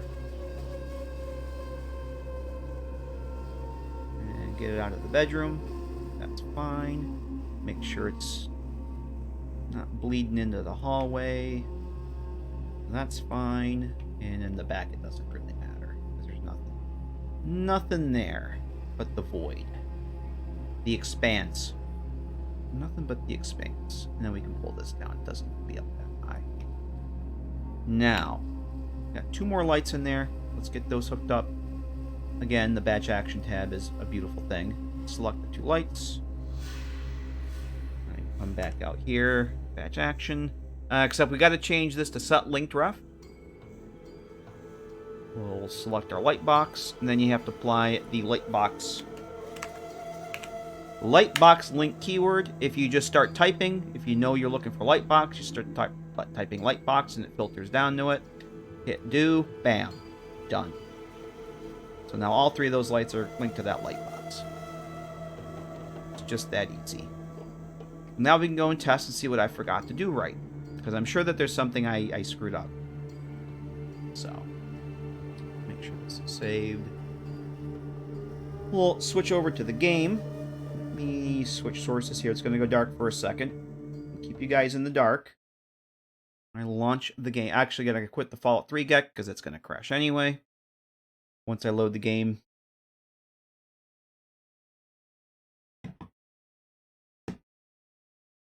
And Twitch stalled again. There's Elvis. Yep. Yeah, that's one of the things Mad Dog, I said earlier. I want to set up an Elvis marker so that you can fast travel directly to the interior. We're gonna do the load door next. And what time is it? I think I should have time to set up the Elvis marker. What I'm dubbing the Elvis marker. Can anyone make mods? Absolutely. Absolutely. Yes, you can. Anyone. Even me. If I can make mods, anybody can make mods. What am I doing? COC 0. But yeah, anybody. If you have an idea, if there's something you don't like in the game, you can change it. If you're using a mod that you like the mod, but there's something that you would like to change about the mod, you can do that. That's like changing an existing mod is one of the best ways to get into this stuff. So, making your own personal tweaks. So there's... Ah! See? This should be... What did I do? It works. It just works. Did I not set the... I bet I didn't set the marker to be initially disabled. I bet that's what happened. It works. It's just fast backwards. Okay, that's on. That's off. Yeah, I bet I did not set that marker as initially disabled. Let's go fix that. Yeah, you can make mods without the CK. Mad Dog is absolutely right. Xedit is your best friend for that. Alright, we should have... Yeah, everything should be back here. I bet I didn't put this initially disabled. Nope. That's what it was. So essentially it was bass backwards from what I wanted. It worked, but it was bass backwards. Okay.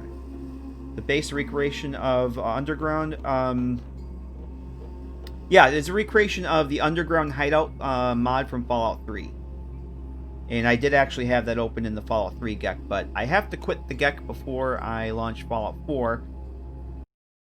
Otherwise, it just crashes. So, Fallout 4. Let's launch that again.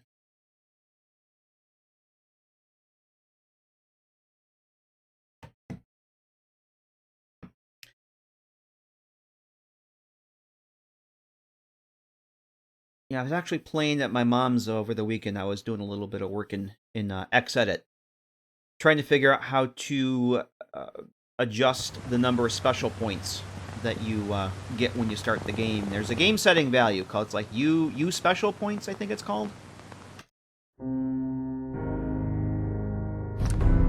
So did not need the creation kit for that. No, COC.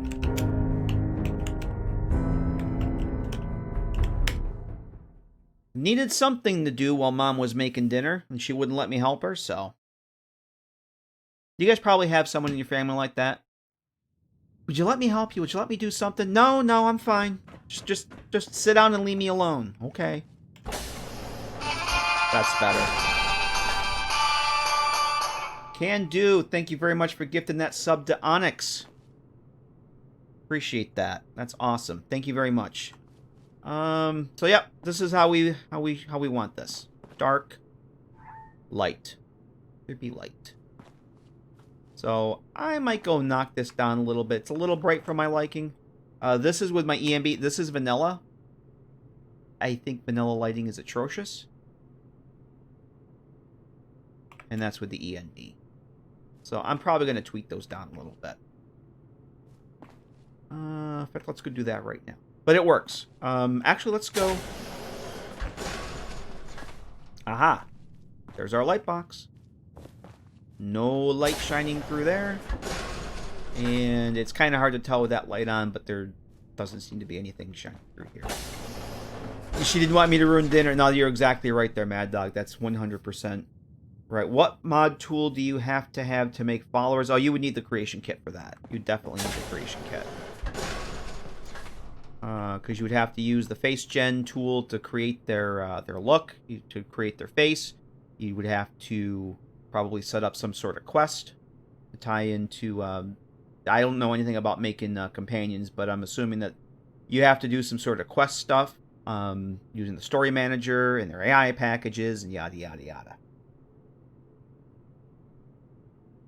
So, yep, that's... that works good for me. It's super dim out here because the lights aren't on. There's no lights out here. Turn this light switch on. Now there's lights. Turn this light switch on. Now there's lights. Okay. So I'm going to tone these down just a bit. But they work. And that's what we want. Off. On. It just works. Okay. Let's switch back. And quit out of this.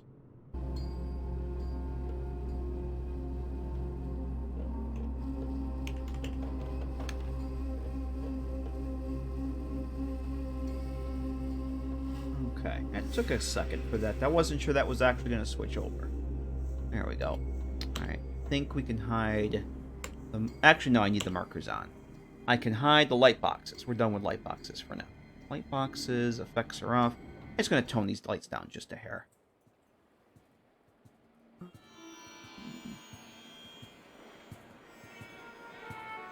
Let's make these 1, 2. And 0.12. You can do this, by holding, I think it's, well, I can never remember which one it is. Because I always, you can do it by holding down, I think it's like Control-Shift. And then, yeah, I think it's Control-Shift and then doing the arrow to do the brightness level. I much prefer to come in here and do, it's the fade value. That's basically the brightness.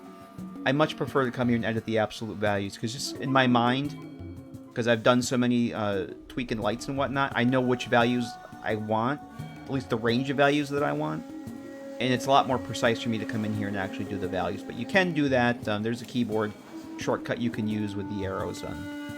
I just prefer to do it that way. Okay.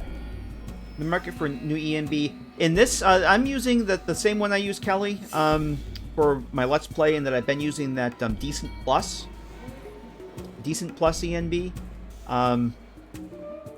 That's what I'm using for this. I'm probably going to go back to that for my next playthrough.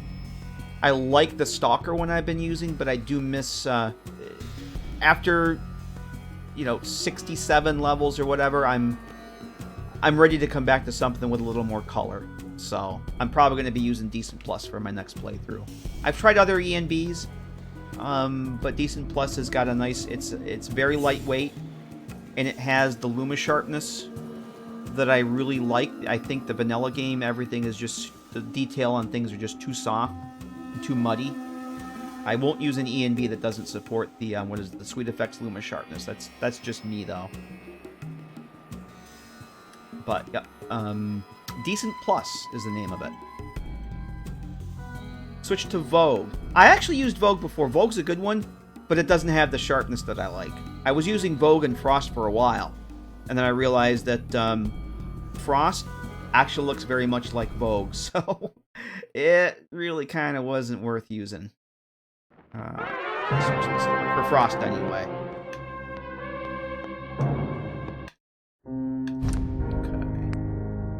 No, we're not.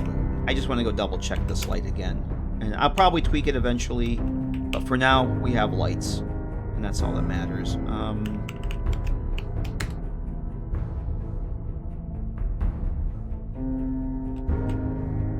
Oh.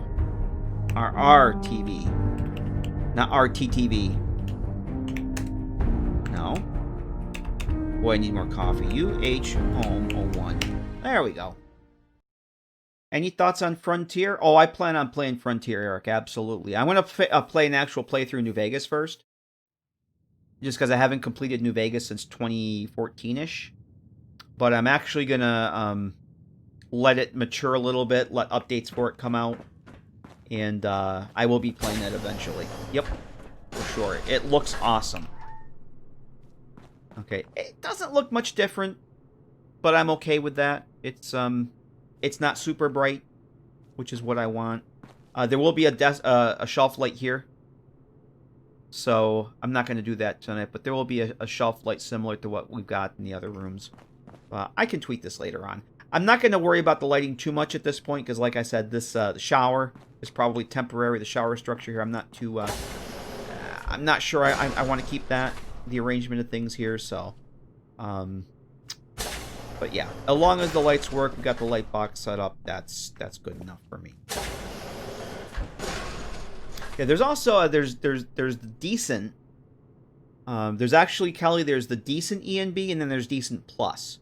And I think the decent plus, one of the main differences is it does have the luma sharpness, and it supports, I think it's got a reshade component, but I don't use the reshade component because when I first started using it, reshade had problems with the script extender and crashed the game. I think that's been fixed.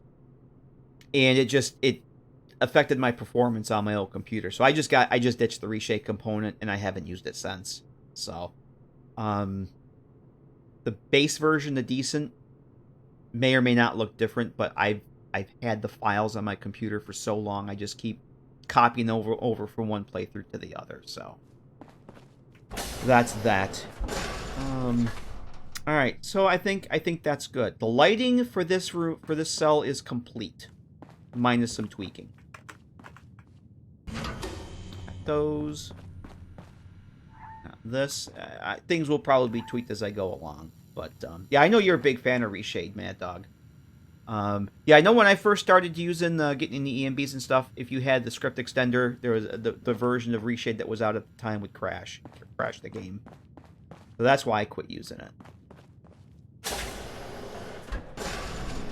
So yeah, I think the lighting in here is set for now. But yeah, the bathroom will have a shelf light like that.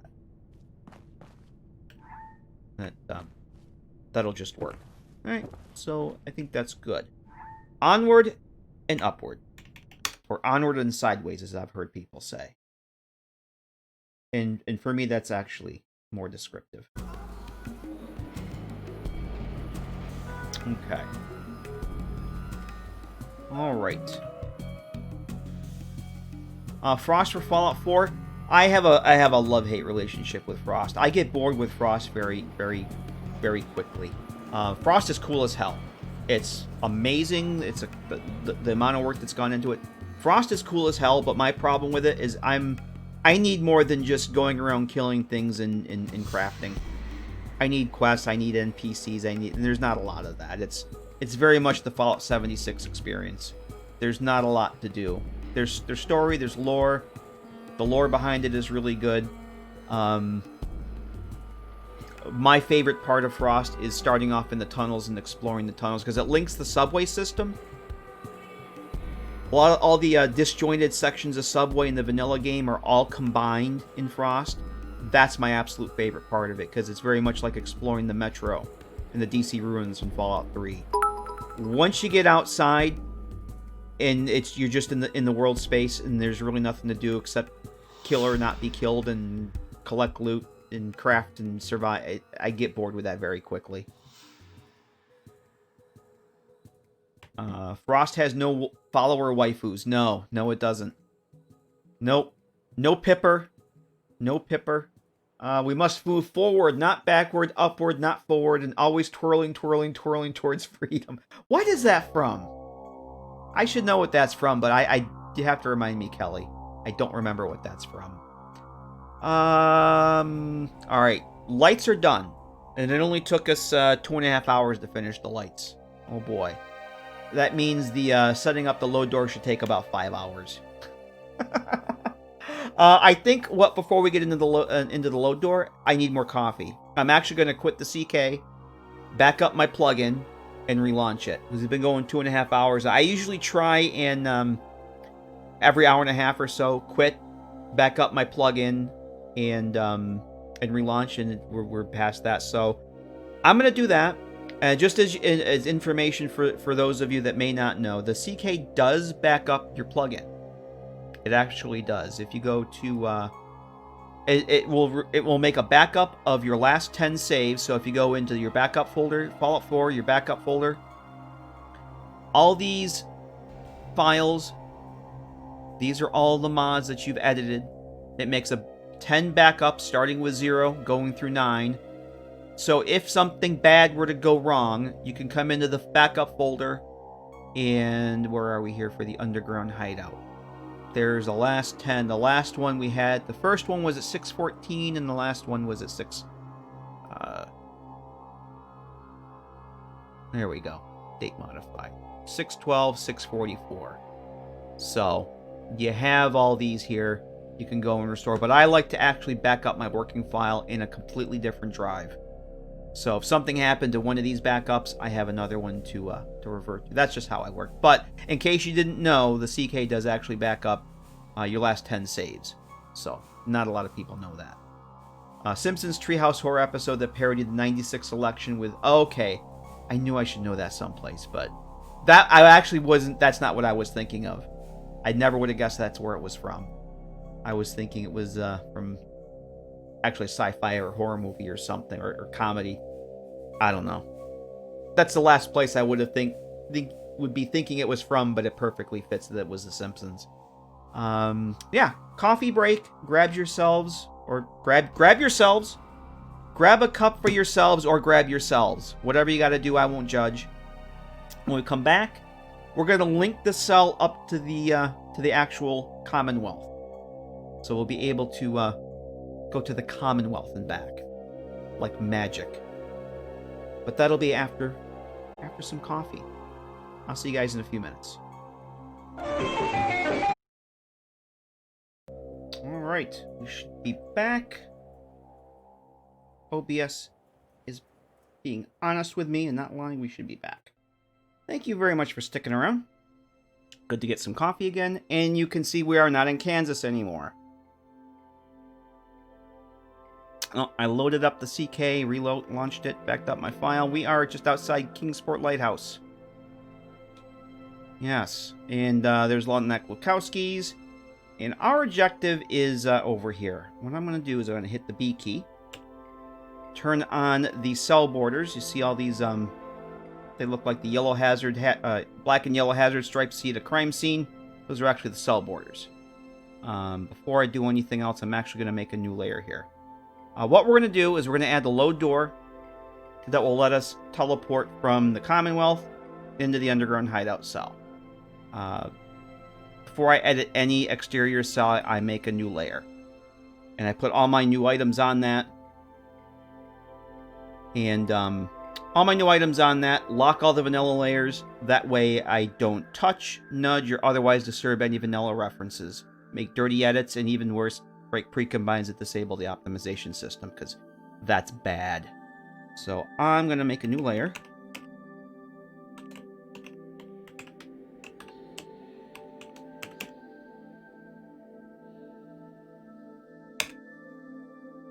And that we're going to make the active layer.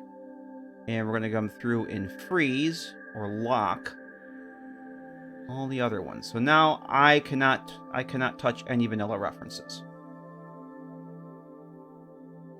Yep, made a new layer there, Mad Dog. Don't worry. Don't you worry. Don't you worry. Under control. Alright, so where we're gonna go, there's this little, I think it's like some sort of rest stop or something. I think there's a bathroom in there. There's Lonneck Lukowski's. What we're gonna do is we're gonna add another Pulowski shelter the other side of this bus stop. The original Fallout 3 mod, the entranceway to the hideout, there's a Pulowski shelter right around the corner from Rivet City. And yes, I said Rivet City, not Diamond City. So we're going to add, this is a vanilla one, I'm not going to touch that. We're going to actually create a new one. And we're going to use that. And then there's going to be a hatch in that's the actual load door. Redneck Outlaws, starting on making a mod. Welcome to the dark side. Forfeit your soul to the creation kit. Yes, you have to forfeit your soul. Congratulations on your journey down the dark side. What kind of mod you going to make? What are you working on? You can't say you're working on a mod and not tell us what you're doing. That's how it goes. The Pulowski shelters, believe it or not, the Pulowski shelters are considered doors. So if you come up to, what are those shelters? They're not called Pulowskis. I want to say if they're called shelters. Yep, Pulowski Preservation Shelter are actually in the door section. And they have a script attached to it that we don't want. This is the script that generates the dialogue, Pulowski, Nuclear protection on a button. We don't want that. We want that gone. So what we're going to do is duplicate this. We're going to make our own so we don't screw up the vanilla reference. Rename it. I prefer to duplicate first and then rename it. If you open up the vanilla reference and rename it, it's very, very easy to hit the wrong button, and next thing you know, you've changed the vanilla reference. I duplicate first, and then I make my edits to the duplicate. Some people do it the other way. I found this way almost guarantees you will not screw up a vanilla reference. This is the box here. If you editing the name of, if I open up the Pulowski Shelters, edit it. If you choose the wrong button here, congratulations, you've just screwed up the vanilla asset. So we want no and yes, because I'm paranoid like that, and that's how I do it. $50 if you make a new audio file when it opens his dog back in the cage. I think you actually would need to do an NPC for that. Even though it's just like I don't know if it's an audio marker. Let's take a look. I think it's yeah, see, there's a quest attached to it. There's actually a quest that generates that, and I would assume that there's an actual NPC that because any voice like that, there's generally an NPC for it. And this basically does the open close. I looked at this a while back. Yeah, this is basically the open close state. The light. So. Replaying Fallout 3 and saw this pull out. Yeah, the original mod. I actually have this here. Hang on a second. There's a command I have set up. Those are the links to the Fallout 3 version and the New Vegas version of Underground Hideout. The Fallout 3 version is the one that I'm recreating. So those of you who don't know what I'm talking about. So this is our duplicate. I'm actually just going to remove that script. So essentially now it's just a door and only a door. And I've got my new layer set as the active layer. Everything else is frozen. We can just drop that in. Now, I did come over here earlier and look, but I will show it for the benefit of everyone. You're doing an edit a cell like this, it's a really good idea to turn your markers on and make sure there's no spawn points near where you are. Make sure there's no triggers, quest-related or otherwise. Turning the cell borders on is a good idea, so you can make sure that your item isn't going to cross the cell border. For something simple like this, it makes absolutely no sense to edit more than one cell. So everything looks good there. I think this may be random encounters, these X marker headings over here. The way that they have those little white tags on them, that's generally something that's a location. If you come into the reference here, what the hell is it? Location ref? Location ref type. Those can get defined on a reference, and depending on what it is, that's what those little white boxes are. They define a location ref type. Don't ask me what the white ones mean. I just know that those are defined as some sort of location ref type. This one over here, as I looked at it, is like a location edge marker, and that may or may not have something to do with the settlement at Kingsport Lighthouse, which is right over here. Now, one of the reasons I'm choosing Kingsport Lighthouse is, number one, I don't really have anything in this part of the map. I mean, I've got Coastal Cottage Bunker, which I won't be using for this next playthrough. Salem Courier Station, which is not really a full player home, and honestly, once you get done doing the Barney Rook thing, there's really no reason to go back to Salem, unfortunately. But the mobile truck base, oh boy, not New Vegas. The APC transport that I use teleports, spawns right up on this ridge here, outside Kingsport Lighthouse, and of course the Red Wave, the player home boat that I use. So I thought it'd be very, very cool to have the Underground Hideout in the location, kind of like how the New Vegas version is. It's like right outside Red Rock Canyon. The mobile truck base that I use, literally the spawn point is at the mouth of Red Rock Canyon. You can just throw a stone from the truck to the door for the Underground Hideout. And I thought it would be cool to have this here. It's literally right spitting distance from where the APC spawns. And the Red Wave docks at the other side of Kingsport Lighthouse in the water. Obviously in the water. So that's one of the reasons I chose here. I was looking at the castle. There's too much going on with the castle. Quest markers and random encounter NPC markers, whatnot. This seemed like a better choice. Castle is also a little too close for me, my liking, if I wanted to use my Subway Safe House mod. They're literally pretty much right next to each other where I was looking at it. So that's why I'm going here. I just want to get this, yeah, it's play with this position here a little bit. I don't really have any mods any player homes for this part of the map, so I figured this was a good spot. And I figured Dr. Zimmer would want someplace away from the Institute, and this is about as far away as you can actually get without going to Far Harbor. Alright, so what I want to do is I'm going to set this to open by default temporarily. And what we're going to do is we're going to drop the actual load door in here. It's going to be a manhole cover. Oh, that reminds me. Do I have a manhole cover? I don't want it to be... Obviously, I don't want a manhole cover. It makes absolutely no sense to have a manhole cover in a Pulowski shelter. The original mod had like a little round hatch. I think it was supposed to be from a ship. I don't really remember. It was like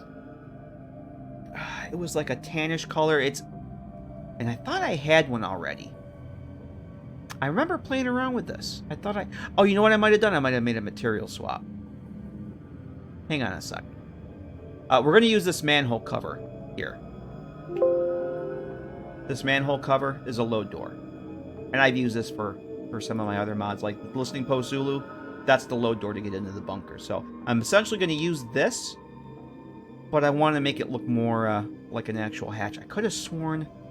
Let me look at the material. I think I made a material swap for that already, because I remember playing around with that to see how it would look, and I think actually made some changes to the texture. I do. Manhole to nautical. There it is. So essentially, okay, I didn't actually change the texture. It just uses the vanilla, the nautical wall. Cool. Well, that's what I want. Okay. Let's do this. Let's go back to the door, grab the manhole cover. Bam. Material swaps are actually very, very cool. I would suggest... essentially what a material swap does, it's basically just tells the game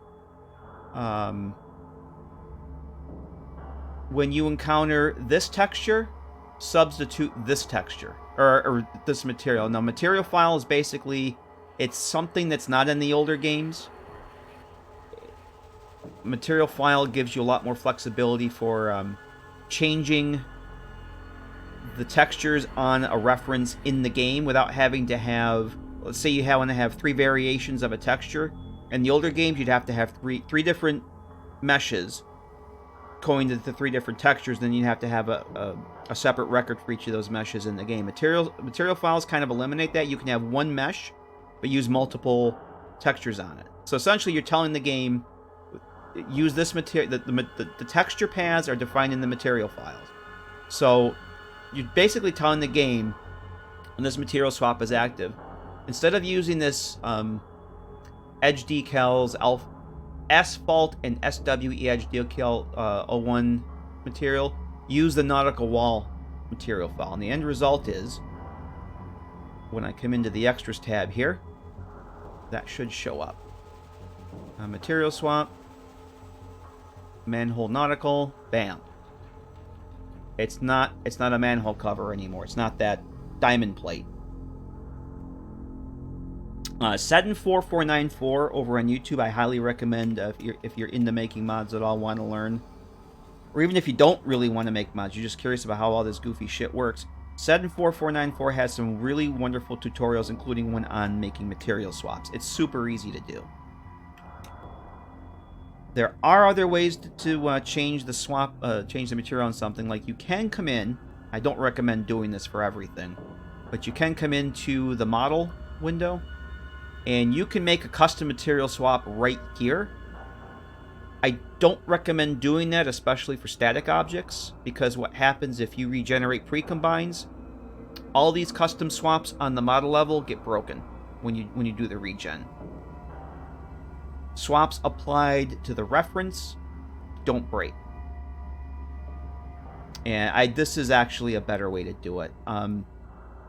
If you do the custom swap on the model, you don't want to do that on a vanilla record. So you want to duplicate it, do the swap, and you might as well just use the vanilla item and do the swap on the reference. It just works out to be better. Clothing, armor mod users use them a lot for texture change. Yep, exactly. Yeah, like the that's a good dimension that can do, like Nero, for example. That Brotherhood of Steel Recon outfit that I use. When you go into the workbench and you can change the paint scheme, or change it from Brotherhood, Enclave or Rarity or whatever. Those are all material swaps. You couldn't really do that without the material swaps. So I think that's good. That's going to be the load door right there. Let me just check something here. When I open this up, yeah, see, I don't think there's going to be a way to avoid that. So what I'm looking for is, see how that's the open state? You can see the original Pulowski shelter, the diamond plate from that. I don't really want that. So what I might do is turn that way so that it opens up. Yeah, that's better. It kind of hides the fact that the rest of the Pulowski shelter is actually there. It's not perfect, but I'm not... If you can hide what's behind the door, I like to do that, and that's fine. You made a yellow submarine? Really? Oh, would you turn one of the submarines to be like the one at the nucleus? Is that the yellow submarine? That would be cool. Alright, so that's our load door. Let's actually... Now I'm going to leave this open for the time being. We'll come back and hit this, because we're going to have to come back to this. Now what we got to do now is we have to link this load door. This is actually going to be the load door. We have to link this to the interior cell. Lectal Wow. I just say Lecta. I'm terrible at Twitch names, so Lecta, thanks very much for that follow. How you doing? So what we got to do, we got to basically tell the game we want this to be a teleport door, because right now it doesn't do a damn thing. It's just a manhole cover that opens and closes. So what we're going to do is we're going to click the teleport tab here. We have to go and link this to the load door that I have set up in the interior cell. So we're going to leave this open, push that off to the side. We're going to go back into the the Outcast hideout. Yes, the underground hideout, and load that cell up. I have the cell window off in the other window. So we should be there in a minute. Okay. And here we are. Now the load door for this is actually this ladder that's right here. And I have to go and turn off the effects, because those are in the way. This one and the light boxes. We're going to shut those all off. So this ladder is actually a door. And we're going to tell this, select reference and render window. We're going to tell the game, link that manhole cover with this ladder, because this is actually a load door. And you'll see that this is here. Bam. Now if I turn my markers on, we should see that happy little... Yep. This is your door marker. This is where your player teleports to. Oh, but because I have the... I gotta unlock that layer. This happy little yellow... Speaking of yellow, happy little the yellow ducky with the beak. This is the door marker. This is where your player spawns when you go through the load door. So that's that. We now have the door linked, and this is actually a door. This ladder, tall metal, is actually a door. I'm pretty sure I've used these before. But the door actually, the ladder part actually goes here, and I actually have a static ladder that, turn the lights off here. Goes up there. Oh, I did do one of these. Okay. I knew I had played around with this. I actually have another one of those manhole covers with that same material swap on it. I put this little handle on it to make it look, you know, more immersive. But this isn't actually. This is just a static thing, I think. It's the duck door. Yes. Forget Carlton, you're a Nora, man. We have the door duck. When is a door not a door? When it's ajar. Yes. And I was like, the door, the car. I used to have a car. Somebody I knew used to have a car that instead of having the little ding, it would have a voice thing that said, "Door is ajar. Door is ajar." And I'm like, so what's the thing going to say next? Window is a spoon? No, no elevator. The original didn't have an elevator, so we're just going to do the same thing. Replicating the Fallout 3 mod. So no stinking elevators. Nissan Maxima did that when it first came out. Maybe that's... I have no idea what car it was. It was ages ago, but it was like so funny. Door is ajar. No, window is a spoon. Oh, you know what it was? It was Yakov Smirnoff. You guys remember Yakov Smirnoff? You guys remember Yakov Smirnoff, right? He was like, he was like Russian comedian. I'm so confused. English has such sayings like, door is ajar. What is next? Window is a spoon? You know what Smirnoff is. Yeah. But yeah, I think that was also part of his routine. But I was like, door is ajar. All right. We're not done. Because what happens when you link a load door? For whatever reason, the creation kit decides that it's going to put the door markers in the worst possible place. And you have to go and manually adjust them. If you were to do this without making the adjustments to the door markers, you stand a very good chance of teleporting into the void. Which is bad. So we got to go fix the exterior one. So you double click the door marker, and it basically will load the CK at the connected door marker. So yes, we want to load up that last one. And we also have to go and close up the Pulowski shelter. Yeah, I'm not doing nav meshing till the mod's done. But once you do nav mesh, you got to finalize the cell. Nav meshing is a long way off. Nav meshing will be like the last thing that I do. Oh, actually, this one didn't do too bad, but it's actually kind of in the wrong spot. So we're gonna put that right there for now. I may actually move this outside because if we were with companions, that could be a thing. But yeah, yeah, I'm probably months away from nav meshing, so I have absolutely no interest in getting into that tonight. All right, so we gotta close the door. Yeah, I'm gonna test it. For now, I'm gonna leave it and see how it goes. But actually, you know what? I know I'm gonna end up moving it. I know damn well I'm gonna end up moving it, so we'll just move it right out there. That's fine. And we'll close this from being opened by default. And that's it. That's it. Let's go back inside. But yeah, once you nav mesh this, you want to make damn sure you finalize the nav mesh, otherwise your companions will not follow you in or out. Okay. But yeah, by default, the if that was I'm surprised it put it right where it did. A lot of times the marker is like behind the wall or something, and if you don't go and fix that, it could be a problem. I always love how the yeah, let me go back. I'm going to turn the cell borders off.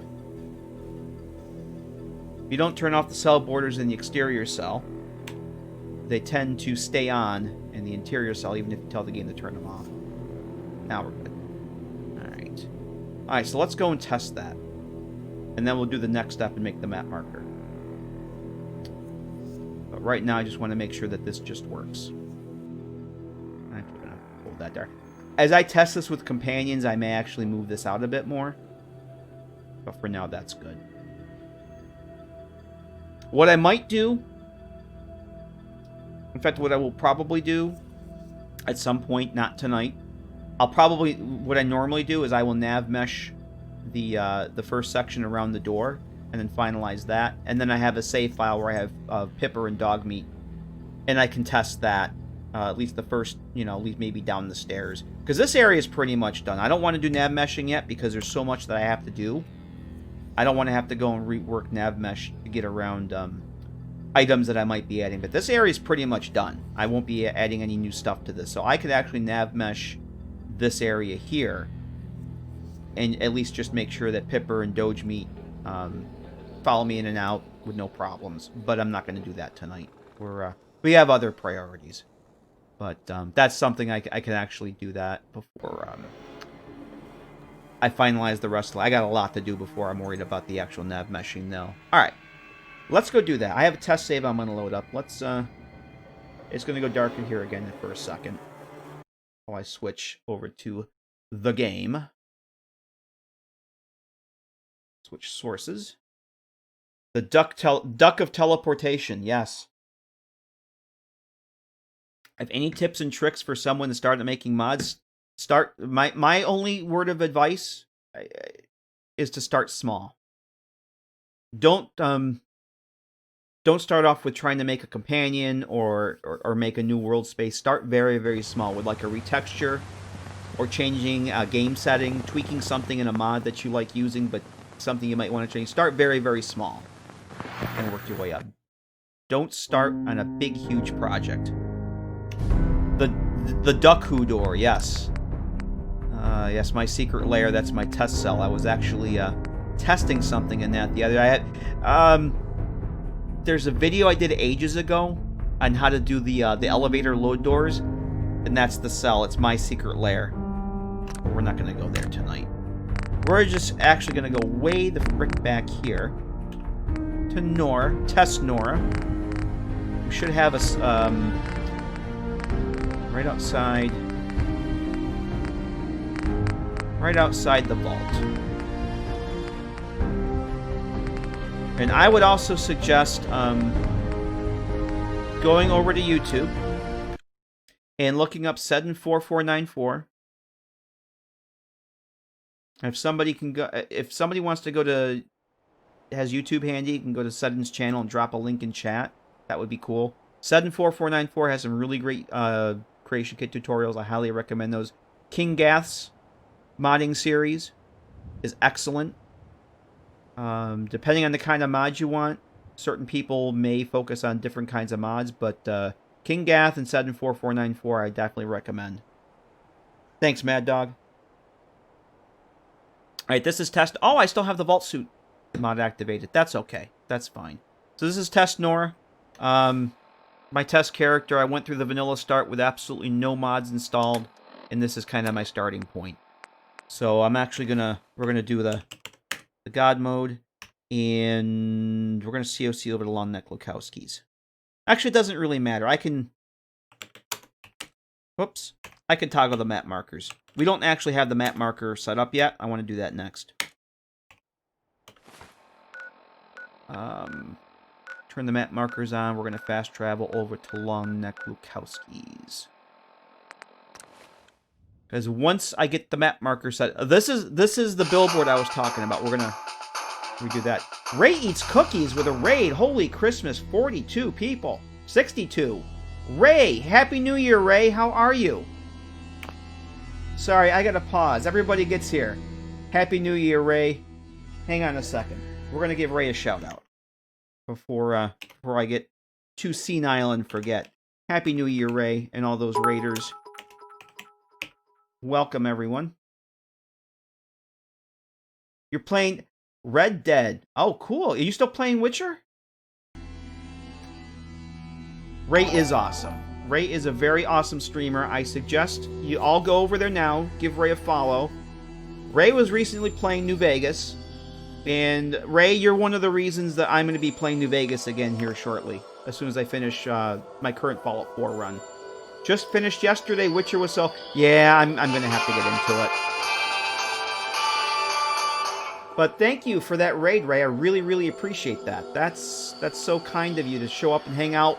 We're not actually playing Fallout 4 tonight. We're actually playing Creation Kit. I'm working on a mod. We just linked up... we're going to player home mod that recreates my favorite player home from Fallout 3. I want a version of it for Fallout 4. We just linked up a Pulowski preservation shelter to my interior cell, and we're just going to go and test it out. And then we're going to go add a map marker. But Happy New Year, Ray. I hope everything's going well with you. And Ginger Ninja, thanks very much for that gift sub. Appreciate that. Alright, there's our shelter. There's our load door to the underground hideout. That works. We should load into the cell here.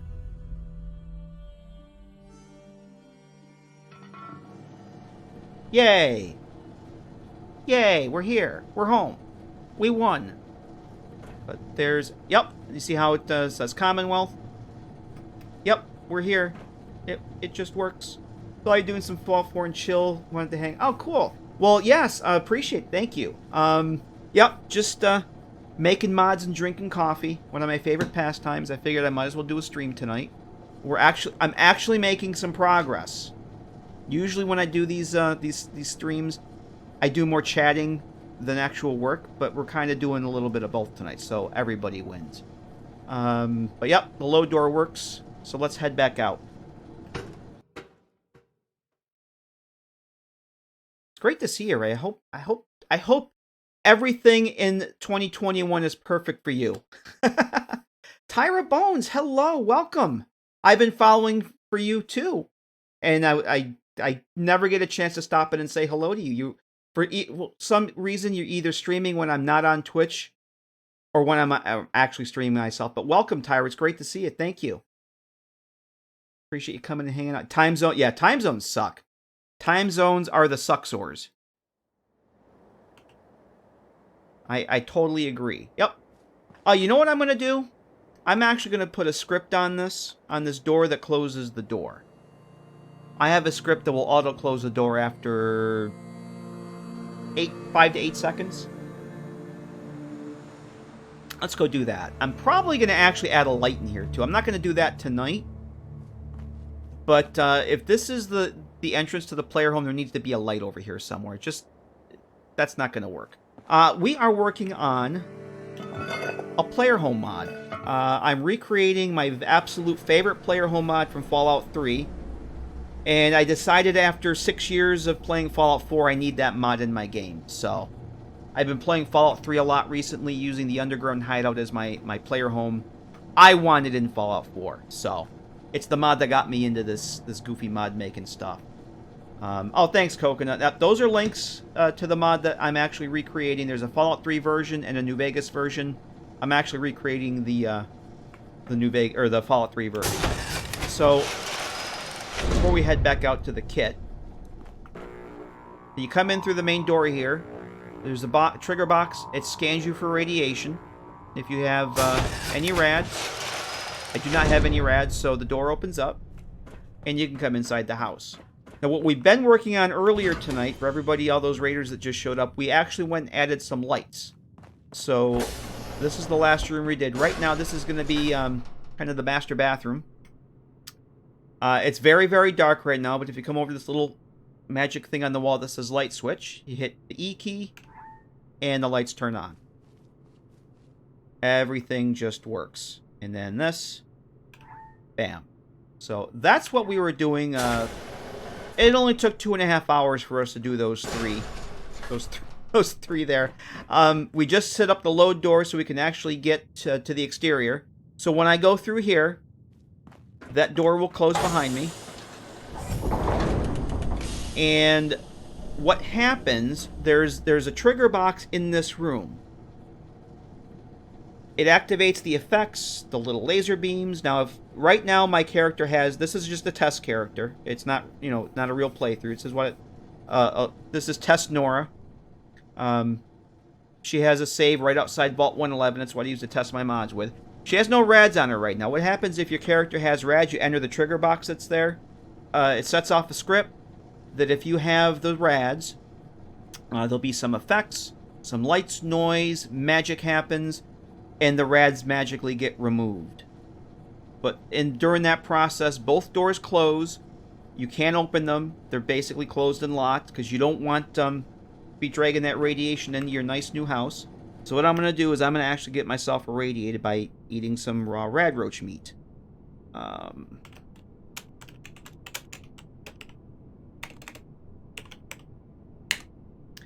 Rad roach meat's good because I think it's like 11 rads or so. So we're going to spawn in about 50 or 60 of them. And you know what? We'll do 70. We'll do it a couple times. Rad roach meat. 33106. Let's do 75 of those bad boys. Whoop. What did I miss? I didn't type it right, did I? 33106. I'm a genius. I'm a very smart person. There we go. Alright, 75 rad roach meat. We'll go and eat those. Eat a whole 11 rads. These are good to test this kind of thing with because they give a lot of rads. Oh, you know what? I'm in God mode. It's not going to work. I'm in God mode. Because, like I said, I'm a genius. There we go. That's better. Let's add some more. Now, I'm just going to let the effect hold off. Hold off. Let the healing effect go away. Because when the rads get removed, I don't want them automatically restore my health. Okay. Well, that's good. At that rate, you literally eat yourself to death. Yes, yes. So, when I walk through, the magic happens. Doors shut. Beams come on. Detox starts. Rads go away. And then the doors open. And I can come in. Because it just works. Let's do that again. Let's get all ratted up again. So I actually wasn't watching this time to see... because I did demo this before, but I made one subtle change since the last time. I want to see if anybody picked up on it. But I actually have to watch the rads and see what it does. I was busy turning the camera on to show you guys what actually happens. So the rads actually should go kind of progressively rather than just disappearing. Yeah, see how they gradually get removed? Bam. And that works. Previously, the last time I streamed and demoed this, the script just took the rads away. I found something very special in the Automatron DLC. There's actually a hazard marker that has the spell attached to it. It works. Everything. It's very much like Skyrim. There's enchantments. There's spells. There's alchemy. That's how things are labeled. There's the spell attached to this one hazard marker doesn't just remove the rads instantly. It does it progressively. So you saw how the rad meter, everything, it just kind of gradually decreased. Yep. They're decreasing, not disappearing. Yep. That's the change. Coconut got it. Yep. Instead of just magically being taken away, they decrease until they're gone. Yep. That's it. Now, the next thing I'm going to do, now the magic healing pool over here, let me turn the light on for this. Now, this is all this functionality is in the Fallout 3 mod. All of this is in the Fallout 3 mod. The Fallout 3 mod has the detox center. It works exactly like that. I went back and you know, reverse engineered how that was done and replicated that because the scripting is completely different. The Fallout 3 mod also has this cave. Now, the water will restore your health and your damaged limbs. But what I'm going to do is rework this so it does the same thing that it did with removing the rads. Right now, when I get in the water, my health is just going to instantly be restored. But I'm going to do it so it does it over time. So it's gradual. Bam. And now now that I know that's possible, I'm going to fix it to do that. Yep. And then you can actually turn this off. If you don't want to have that detox functionality every time you come home, you can disable that, turn that off, just like the Fallout 3 mod. And now when I come through, everything is just turned off. You don't have to deal with it. Yeah, high power lights above water. Yep, no problem. No problem at all. It just works. So let's head back out. Let's test that load door one more time. And then I think we'll go set up the map marker. Because we need a map marker.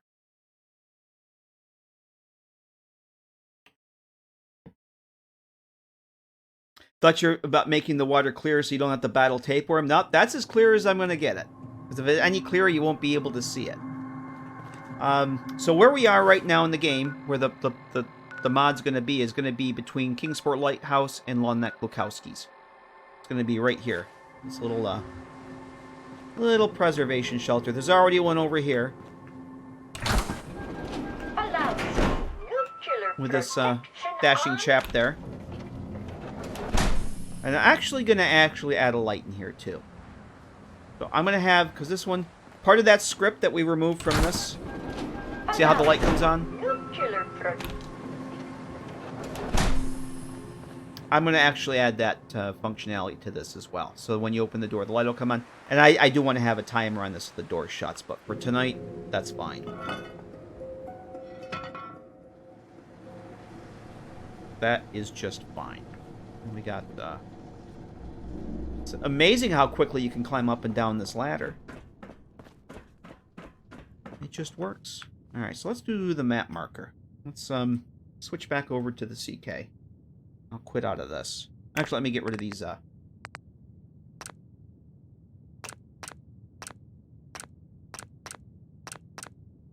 get rid of these. Okay. Okay. We should be back to the kit. Music. There we go. Gotta be fit to survive in the wasteland. Yep, so, alright, so the load door works. That's all well and good, but we need a map marker. We need a freaking map marker. And I almost need coffee again. How can this be? I just got coffee a little while ago. So those of you that are just joining us, this is what that cell looks like in the creation kit. There's a lot that I didn't show you guys yet, but so this is where we came in. This is where the load door is. This yellow, the rubber ducky looking thing. This is where your character teleports in when you load into the cell. And this happy little radiation hazard here, this is what I was talking about. This thing is wonderful. It was a wonderful thing to find. It's actually part of the Automatron DLC. Those decontamination arches when you first go into the Mechanist layer. If you're able to, I think there's tripwires on those you have to disable, but then you can actually use those. That's where these are. And I discovered this, and I'm like, oh my. So I want to replicate this effect. The way that it works, it's... You wouldn't think that something with a... you wouldn't think something with a radiation logo as part of the marker would actually be a good thing, but it is. And what it does is it applies this spell. And if we go and look at the spell, because everything is based from Skyrim, so we have spells, enchantments, your food and chems are classified as alchemy. Actually, they're potions. I think it's decon. So we have all your food, drink, chems are where the hell am I here? Where the hell are my potions? Potions. Potion maker. Yeah, these are potions, and then we have spells. And the one that the decon arch hazard spell. So when you enter that marker, it applies. These are magic effects. Because remember, this is all built from the Skyrim engine. So these are actually magic effects that are added. So that's it. You always avoid those, Brad? I usually do too. And that's why I never noticed that it actually does that effect. But somebody had mentioned this on the Nexus forums recently. And I said, oh, that sounds pretty cool. Much better than how I'm doing it. And it was literally 5 minutes to change out my script. And all I did was I parented this. We were doing the enable parents before. This is just parented to another... Oh, it's not this one. This is parented to another marker that the script activates. So, yeah, the decon marker. So it's basically just an enable parent. Turns it on and off. Yep. No, I'm not a wizard, but I did sleep at a Holiday Inn Express. These little speaker-looking things here, these are the sound markers for kind of the scanning sound. And what these are, this is the Vault-Tec scanner radiation. When you go to Nuka World, you go through the Vault-Tec Among the Stars, and you go through those scanners. That's the sound. That's where this is from. So when those blue beams are activated, these get activated, and you hear that sound. So that's how that all works. But this is the rest of the cell. This is where we're putting the lights in. I think they're slightly different than Vault 81. Those are ones specifically for Nuka World. I think they're slightly different. Maybe the sound's different. If you go and listen to the sound descriptor, you can definitely hear a difference. That's why I use these. I think it might be the length, Mad Dog.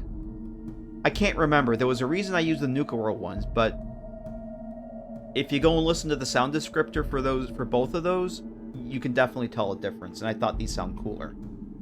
So, yeah, there's so many cool assets that just, and honestly, I think the DLCs have better assets than the base game. And that's why I even if you don't play the DLC, if you're making mods, it's definitely worth having them for making mods. There's just so many cool assets. Vault 111 pre-war version. Yeah, I don't know which ones those use. I don't. The Nuka World ones were definitely different, and I just thought they sounded cooler. They were more along the lines of what I wanted. What's my favorite DLC, Tyra? For Fallout 4, it's Far Harbor.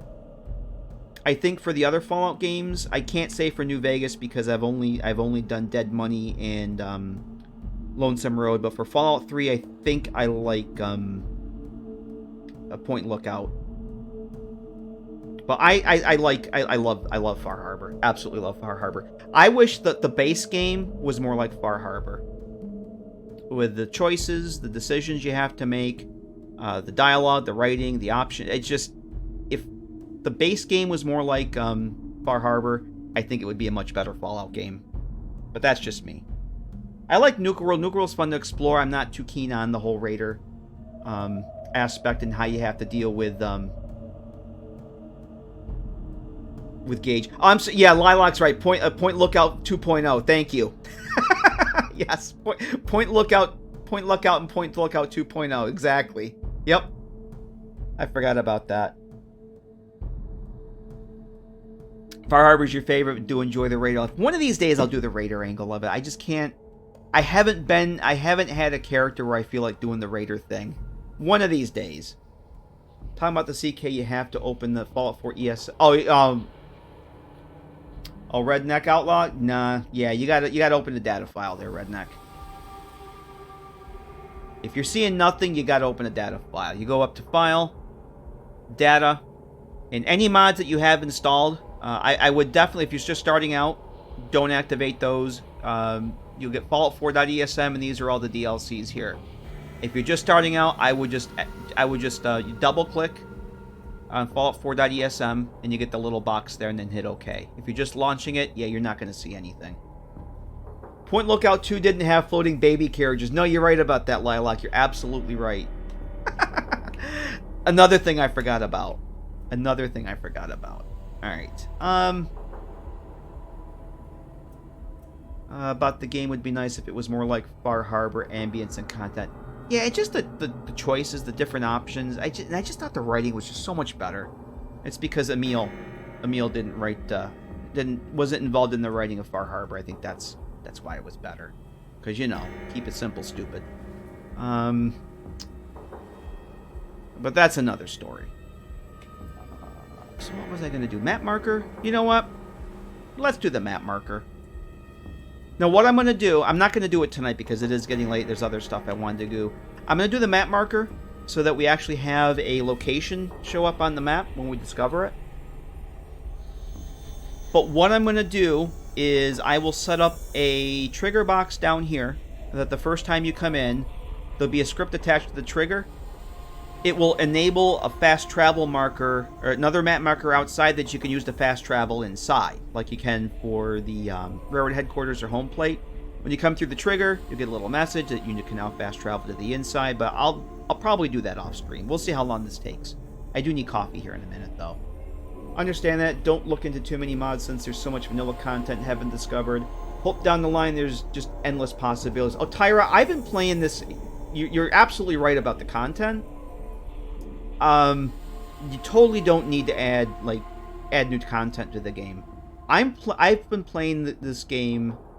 I'm ashamed to say it's going into 6 years now. I bought Fallout 4 the week it came out in 2015, and been almost playing it exclusively ever since.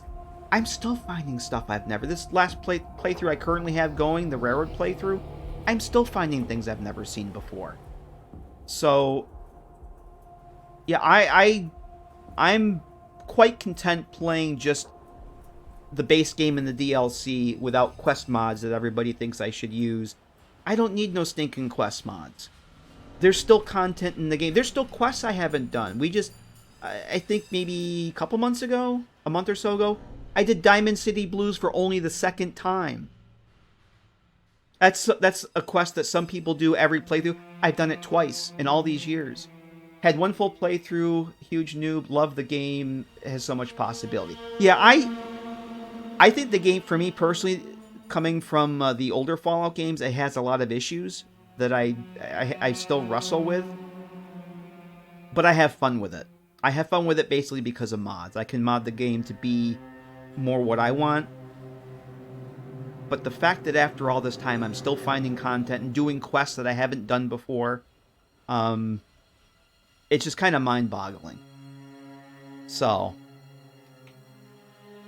but there's a lot of things I'm very much a noob with too. Like, this is only my second. My current playthrough is Railroad. It's only my second Railroad playthrough. I've only done one Institute playthrough. My next playthrough will be Institute, but I have plans for that. This mod, the mod that I'm working on now, is this is actually central to my next playthrough. That's kind of why I'm doing it. This is going to be the centerpiece for my next playthrough. So, Killable Preston Garvey would be best mod. I'm not going to argue with you. I'm not going to argue with you, Preston. Oh boy, I do need coffee. Vic says, thanks for the bits, Mad Dog. Got it on release and still play it every day. Even if I don't play it every day or touch the CK every day, I'm always on Nexus. I'm always tracking mods, new mods that come up. Oh, this looks cool. I'm tracking something. I'm always keeping tabs on. Oh, this. Yeah, let's zoom in on the wall. That's going to look great on the stream. That's great. Great content right there. Very entertaining looking at a wall texture. Yeah, even after all this time, I'm still finding new things. So, although I'm very much looking forward to getting back into New Vegas again. I miss New Vegas so much. New Vegas was my first Fallout game. It's still my favorite, hands down. 8K retexture. Oh, that wasn't 8K. That was vanilla. That's a vanilla texture. That's a material swap. That's the concrete wall with the subway concrete material swap. So I don't even think it was 2K. If it was vanilla, it wasn't 2K. Yes, the Institute. I think we're gonna do the map marker next, but I need coffee. So let's let me get the marker back on here. We'll head back outside to the Commonwealth. We'll set up the map marker. We'll test that out. That doesn't take too long, maybe, because I'd like to show you guys how the fast travel markers are set up. Because that's something that not everybody has seen. It's like super simple to do. And I may just do it and get it out of the way. But I need coffee first. How long we've been going here for? 3 hours? You know, I'm going to try and do both of those tonight. So, the sooner I stop gabbing and get coffee, the sooner we can get back to it. So, grab what you got to grab, whether it's yourself or a fresh cut up cup of coffee. I will not judge. I'll see you guys back here in just a few minutes, and we'll go make a map marker. Because that's exciting. Be right back. Alright. Welcome one and all, back to hell.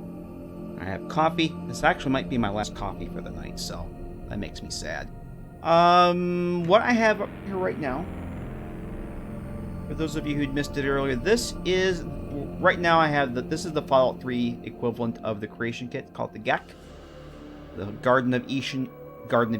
Yeah, words are tough. Garden of Eden creation kit. And this is the Fallout 3 mod that I am replicating. This is the underground hideout in Fallout 3. This is the mod, and you can this is actually where you come in. There's our let me turn off these markers here. There's our happy little duckbill yellow friend, just like what we just did for Fallout 4. This is the decon area. My version replicates this pretty much exactly. Kind of went back and went through the script, figured out what it was doing, and replicated it. But this is what I'm making. This is what this is based on. My absolute favorite player home mod of all time. It's what got me into making mods for Fallout 4. So I want this in my game. But for those of you that just recently joined us with Ray's wonderful raid, I just wanted to kind of give you the idea of what I'm doing. I'm basically making this for Fallout 4. I saw Can Do mention Luxor's got new textures. Oh, the bunker textures? I think those were a few days ago. I saw those. I think Luxor had bunker textures out a while ago, which I was using. I was actually using. I think Luxor kind of overdoes the normal map sometimes. I was using the just the regular diffuse maps for a while, but then Spiffy Skytrooper came out with some bunker textures, and I've been using Spiffys. I think they're Luxors are cool, but they're based on the vanilla textures, and I was never happy with the vanilla ones. I've been using Spiffys for the bunkers. Onyx says, Miss New Vegas 2 started. Tale of Two Wastelands, hyped to get back to New Vegas at some point, and now getting back to rediscovering 3. I've forgotten how much fun I had in Fallout 3. I'm very sad my Fallout 3 playthrough is almost done, but I'm glad I can say I finally finished one after having started my last one, oh geez, year and a half ago, and having it crash and burn before I got to level 11. Being able to finish one, of course I'm going to jinx myself, but yeah, I've really missed both those games. But I've been dinking around testing mods for New Vegas. I mean, we did a couple streams at it, and I actually started my test playthrough, or a test playthrough, a few nights ago. I think it was one of the nights, Tuesday or Wednesday night, or what night was it? I don't even remember now. I did go back and start a fresh playthrough. Got a couple hours into it, so. Alright. Use Spiffy's textures there, but yeah, I think Spiffy makes some awesome stuff. The landscape textures that Spiffy made that I'm using for New Vegas look amazing. I'm so happy those are out. The other ones I was using for my last New Vegas run that I still have ongoing were pretty damn good, but Spiffy's they're awesome. All right, let's do a map marker. So I do have my my items on the layer. My new items layer. Oh, I want to add a script to this too. Let's do this first. I want this door to auto close.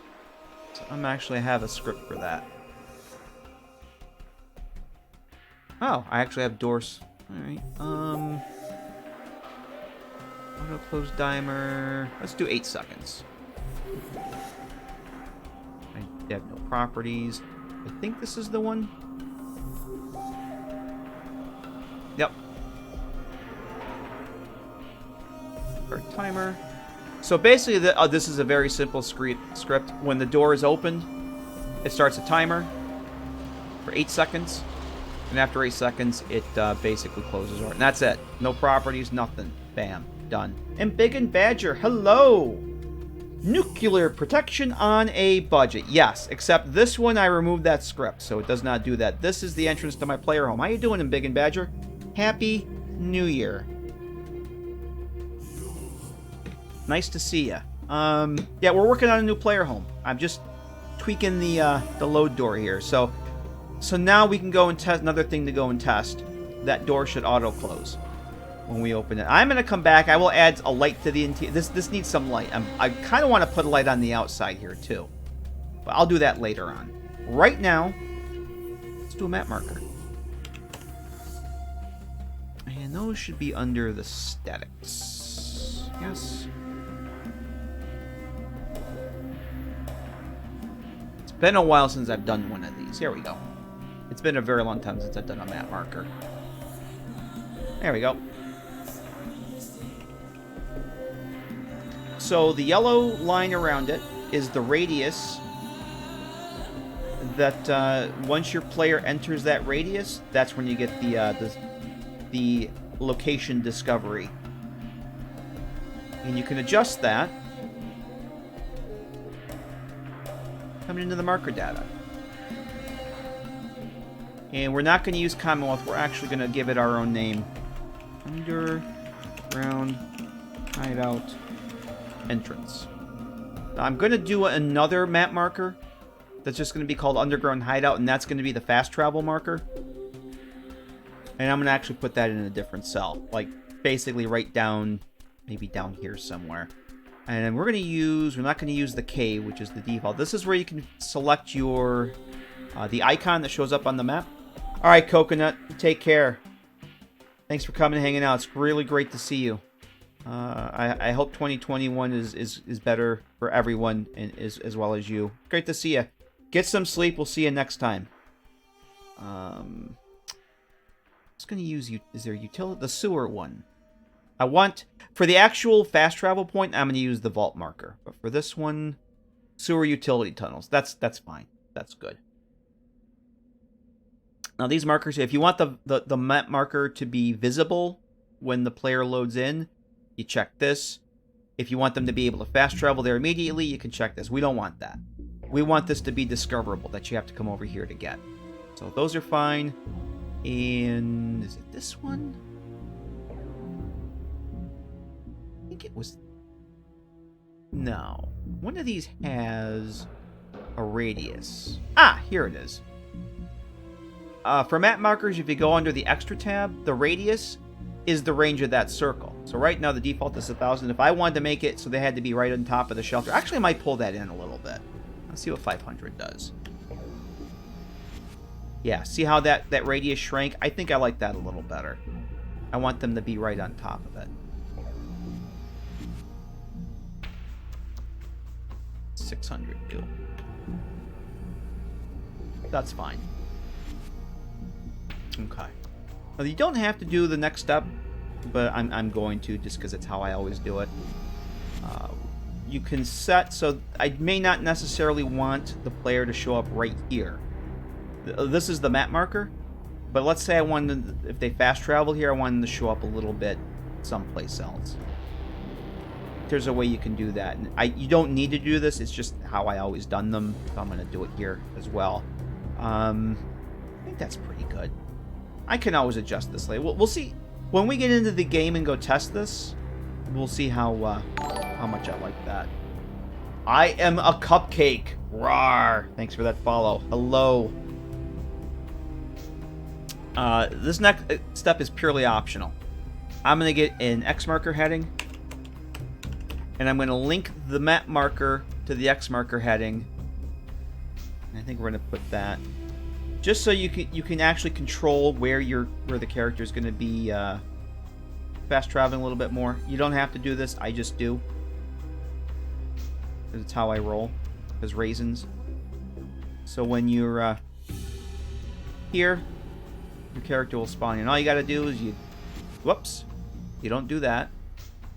I hate it when the reference window goes behind that. Linked ref. Link to the X marker heading, and bam, and that's it. So if I actually wanted to move this out a little bit more, which I think I might.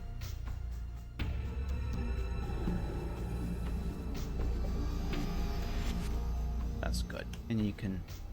We'll see how that works. We'll go and test it out. Oh, there's one thing I wanted to check too. Alright, so that's all we need to do for that at this moment. The other thing I want to do is come down over and maybe down over here, one of these other cells, maybe back behind this place. Put another map marker that will be the fast travel one. And that'll be the map marker that you use to fast travel into the cell.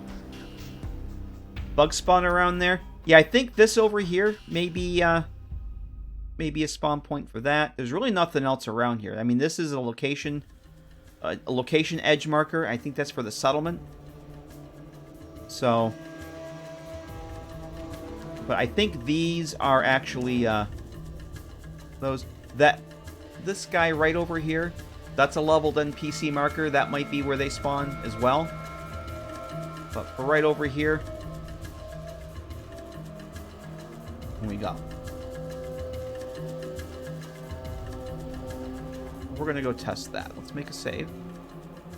There was something else I wanted to do too. Yeah, there are blood bugs somewhere. Like, actually, I don't want to get too far out of the cell here, but you can see this over here. That's a random encounter location. There should be that area that sometimes Doc Weathers will show up at. There's like a little, hey, race worker, how you doing? There's a little shack or something. Doc Weathers sometimes goes over there. And right next to it is a random encounter area where there's usually gunners or mutants, or there are some blood bugs around here. But I think this is like a random encounter enemy spawn, but this definitely is some sort of leveled. I'm not going to go over there and poke at it right now, but that M, that's a leveled NPC marker. And if I was going to go and poke at that, I would actually quit out of the mod, load up just the Fallout 4 ESM and go explore with that, but I don't want to make any dirty edits that I have to deal with later. So, alright, so what else was I going to do here? The map marker. I got sidetracked here. I think that's it. But you don't actually have to do this, but I'm going to do it because that's how I do those. I think it's time to go and test it. I'm doing the light later. I'm not doing the light now. That'll be later. I have other things to do tonight. I'd rather get the fast travel marker and the other stuff that I wanted to work on because it's getting late. So, because I'm gonna have to put a light box in there probably so it doesn't lead eye. I just don't feel like dealing with it tonight. But that is on the list. So I think we're just gonna go test it for now. If there was something else I was gonna do, it will come back to me. I have to quit the GEC because that will crash. And we're just gonna switch sources here. Give me 1 second. We'll go load up Test Nora again. We go in dark for a second. Oh, that's not what I want. That's what I want. I tried to launch, for some reason I tried to launch the New Vegas mod organizer, and mod organizer said, hey, you've already got a mod organizer running, you idiot.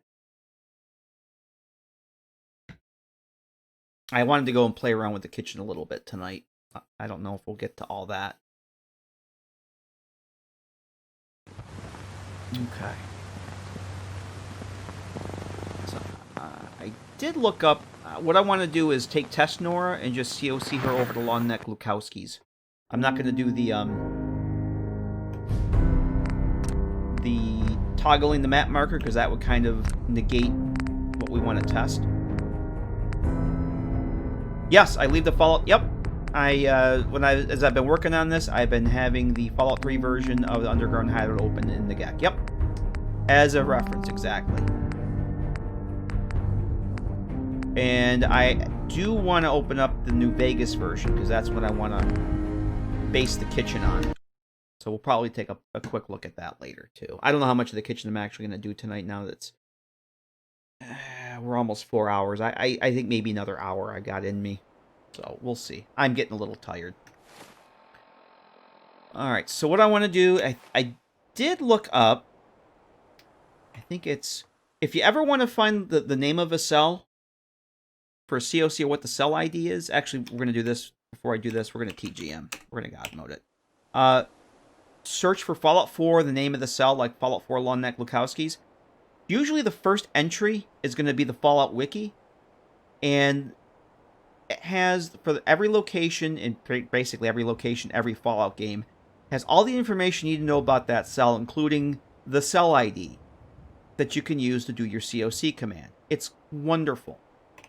I see so many times people on Nexus. What's the COC command for 10 Pines Bluff? Google. Google is your friend, and you can have the answer in mere seconds rather than wait for somebody on the Nexus to get back to you. It's amazing. Yeah, Fallout Wiki has some really good information as far as like the cell data goes. I think it was Cow EXT? No, I gotta go back and look at it now because I'm an idiot. Okay, there it does have an S. It's Long Neck Lukowski's EXT. It does have an S. But can do when I if I have the GEC open, either the Fallout 3 or the New Vegas GEC open when I launch Fallout 4, it crashes. So I usually just preemptively quit it. I don't know why it crashes. It just does. Doesn't crash any other time, just when I launch Fallout 4.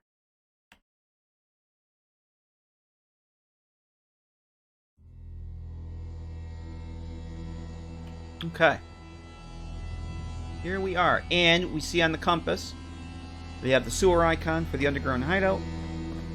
So when we get over there, we should have the map marker.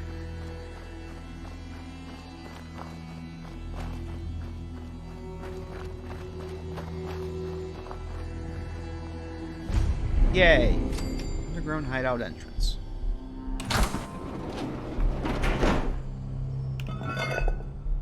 Okay. So that works. One thing I don't remember if I actually said or not is the ability to fast travel from in here. So let's take a look. I did not. Let's do this. Let's go back out. It just works. I didn't actually pick up the map marker for Long Neck Lukowski's. I want to do that. I want to, like I usually do, give you the ability to fast travel from the interior. And I'm pretty sure I set that on the cell, but I wanted to go and test that. But I don't want to fast travel all the way back over to Vault 111, so I want to come back and test this again. I want to come over here, pick up this map marker, and then we'll try fast traveling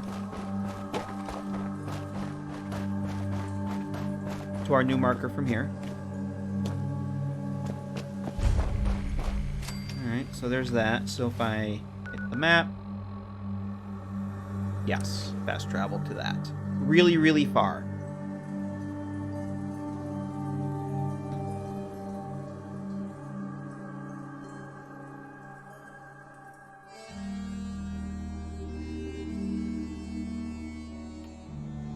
And here we are. And this is where I put my X marker heading.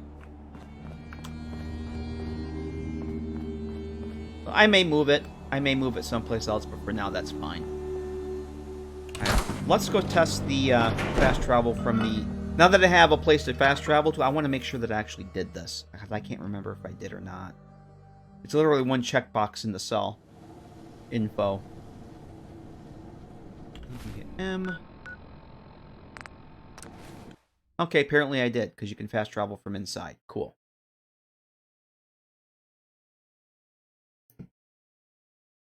Secret tunnels under Diamond City. Nope, these are completely different. This is an underground player home. It's much closer to Kingsport Lighthouse than Diamond City. Alright, so that works. Alright, I did do that. Cool. Alright, let's get rid of those saves.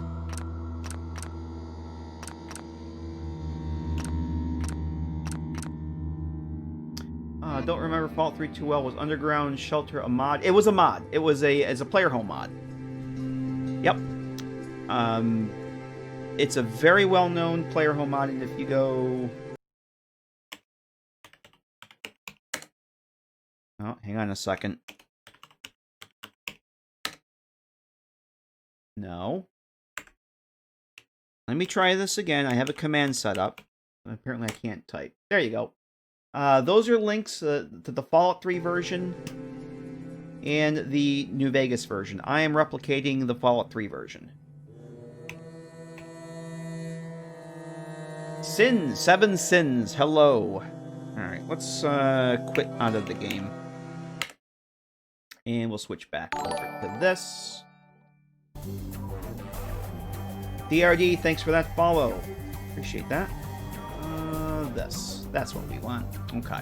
So yeah, the Fallout Wiki. Ever looking for a location to sell data? Fallout, go to Google, Fallout 4, name of the cell. Fallout Wiki tells you everything you need to know, including the cell data, the exterior cells and the interior cells, and all that.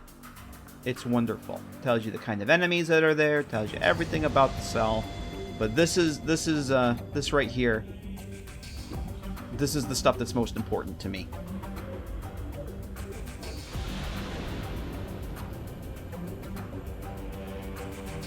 Okay. Can you turn a radio on? No. No, I cannot. I do not have any radios in the mod. As of yet. There will be radios. I haven't got that far yet. As the Fallout 4 mod is not placeable, stays where it's made. You're talking about whether it's going to be... If you're not sure what you're asking, it will not be a workshop mod. There will be no workshop in it. That's what you're asking. Everything. Like the static decorations are just static. Old school player home. No, we're not playing any YouTube music here. You don't understand. You apparently don't understand the issues that Twitch has with people playing video music on their stream. So no, we're not playing any music on the stream.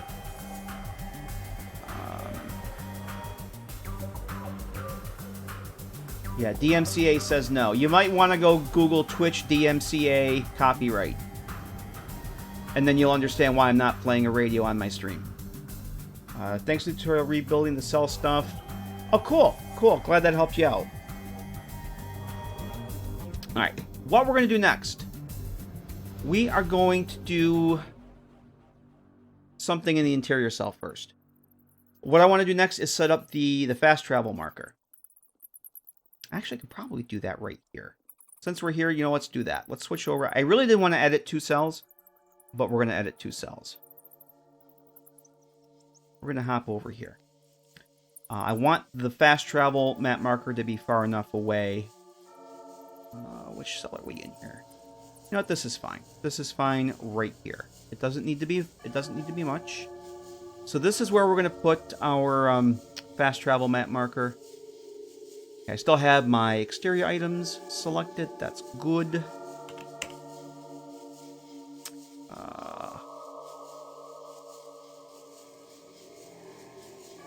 So map marker. We'll drop this here. This radius we will make very, very small. And we're going to do 2 things. We're going to initially disable. We don't want this to be activated. And we're going to give this a reference ID. It'll make me much easier. Make it much easier for me to... Actually, I don't know if it's going to make it easier for what I'm going to do, but I'm going to add a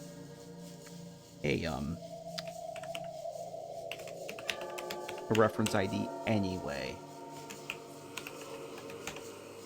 Reference IDs are amazing. I'm actually going to drop this into a text file here, so I remember what the hell it is. Okay. X3. This, no, we don't want that. Why can I select that? I shouldn't be able to select that. Map marker. We make the radius on this extremely small, like 200. You won't ever actually encounter this map marker. Initially disabled. So we're going to leave this open. We're going to leave that window open. And then we're going to go head back into the hideout. So what we're doing now, we're setting up a map marker on the outside that when you click that map marker in your Pip-Boy, you will fast travel into the bunker, into the underground hideout right here. I have to actually change this. Kind of like how you can fast travel into home plate. You can fast travel into the railroad headquarters. And the way you do this is you could come into the interior cell, find an X marker heading. Kind of like how I did outside. I linked the map marker to that X marker heading and I said that's where your player spawns. We're doing the same exact thing, except the X marker heading is in the interior cell. X marker heading. And bam, we're going to put that right there. Actually, I'm going to put this on my markers layer. Give me 1 second. Let's change layers.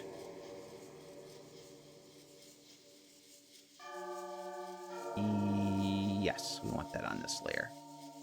Okay. That's good. We want this to flip around. So I'm actually going to put this basically... hide this here for a minute. More or less in the same spot. So if you fast travel in, you'll end up in the same location as if you teleported in. So now I just got to go and figure out where the hell this is.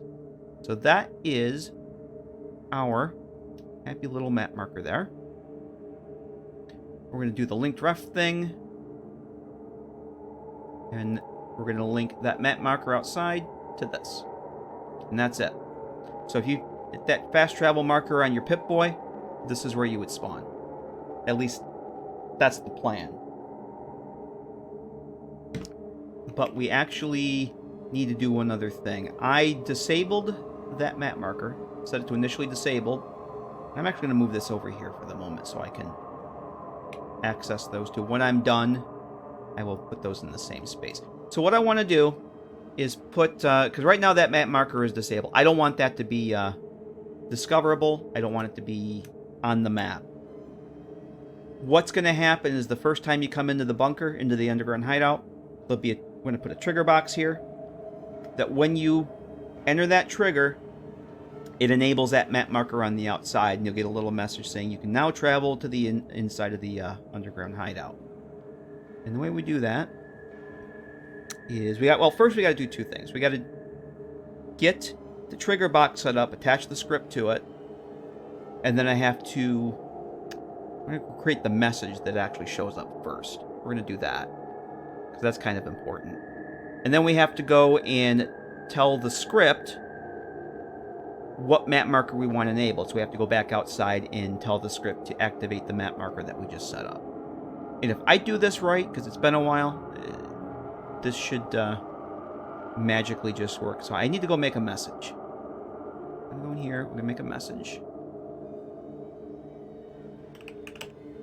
Just filter out mine so I don't hit anything else. So we'll make a new message. And this is not going to be a message box. Now, something I recently discovered... It doesn't matter what display time. This is how you make a message. Anytime you get like a pop-up box or one of those little notifications in the corner, most of the time they're generated from a message. And I recently discovered that it doesn't matter what you put in for the display time. The time is, it seems like it's hard-coded into the game. So you could put 7 here, and I think it only shows up for like 3 or 4 seconds. It doesn't matter. So we're just going to leave display time 2. But we're going to give this a name.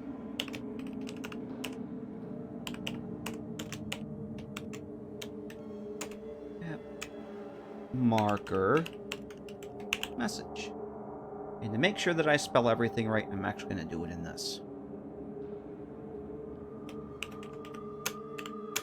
Now, fast travel.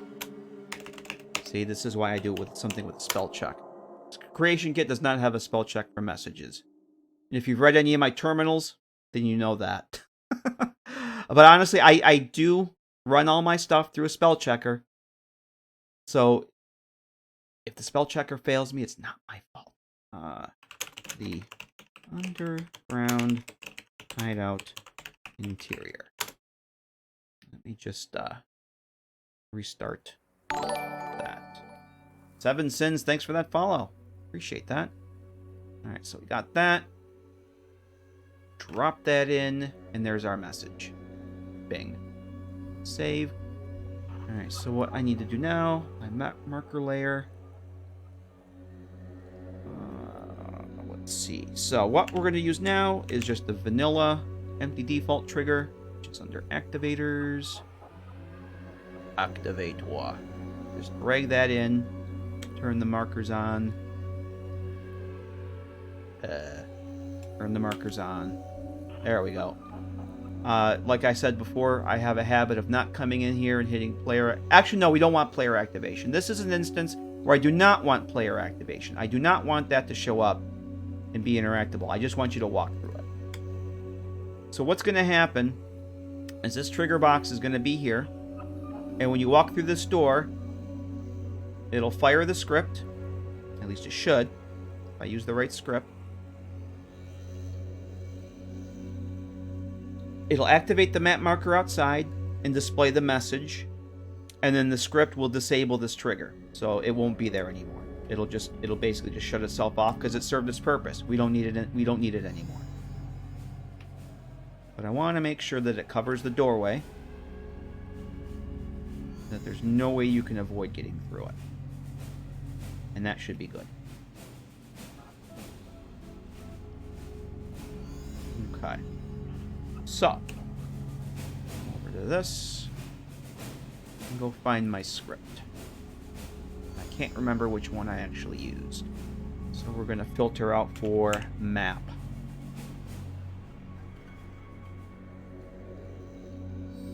Show map marker. Fast travel map marker enabled script. Maybe this one. Exterior. Yep, this is it. So we have properties for the exterior map marker and a property for the fast travel notification. That's what we want. I have to go fill those properties in, but we're going to save that there. So essentially what this script does is when you enter the trigger, the player enters the trigger, enable the exterior map marker, add it to the map,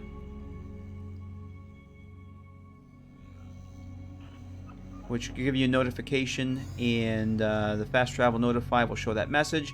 It'll disable the trigger and then delete it because you don't need it anymore. Just kind of cleans it up. So we're going to go and add our properties. And this is one of the nice things of this filter here. I can go search for RTV map. And that should be the only message that shows up. Bam. And then we got to go into... I don't know what the name of that cell is. So we're going to have to do this. We're going to keep this open. I want to turn off the map borders again here too. We'll do this. Hit that. Load up the exterior cell, and we'll just go find it. We'll do it all manual. If you know the name of the cell, you can actually... And that's why I put that reference ID on it. This thingy right here. I made the mistake of not getting the actual cell name, because I think it did have a cell name. But if you know the name of the cell, you can actually just do that right within the properties. It's a big time saver, but that's all right. We got time. So let's go back over here and find our map marker. I'm going to turn off the borders too, because I don't want the borders in the interior cell. And if you turn them off in there, they do not disable. So, hit the properties again. Get our map marker value. Bam. Done. Close. Go back into the interior cell. And then save. And go test. And that's that. So what we can try now, and go and test it and see if it actually works or if I screwed something up. So what will happen is I'm going to fast track. We're just going to do what we just did before.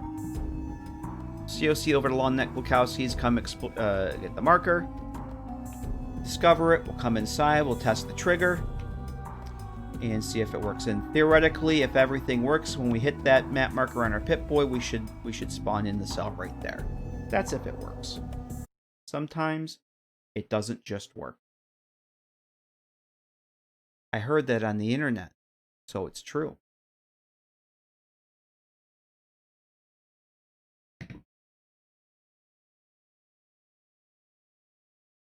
Yes, M.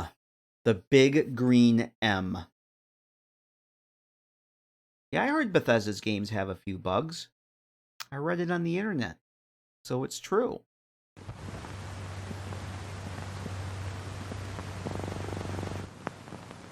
Okay. We're going to load our save up with Test Nora.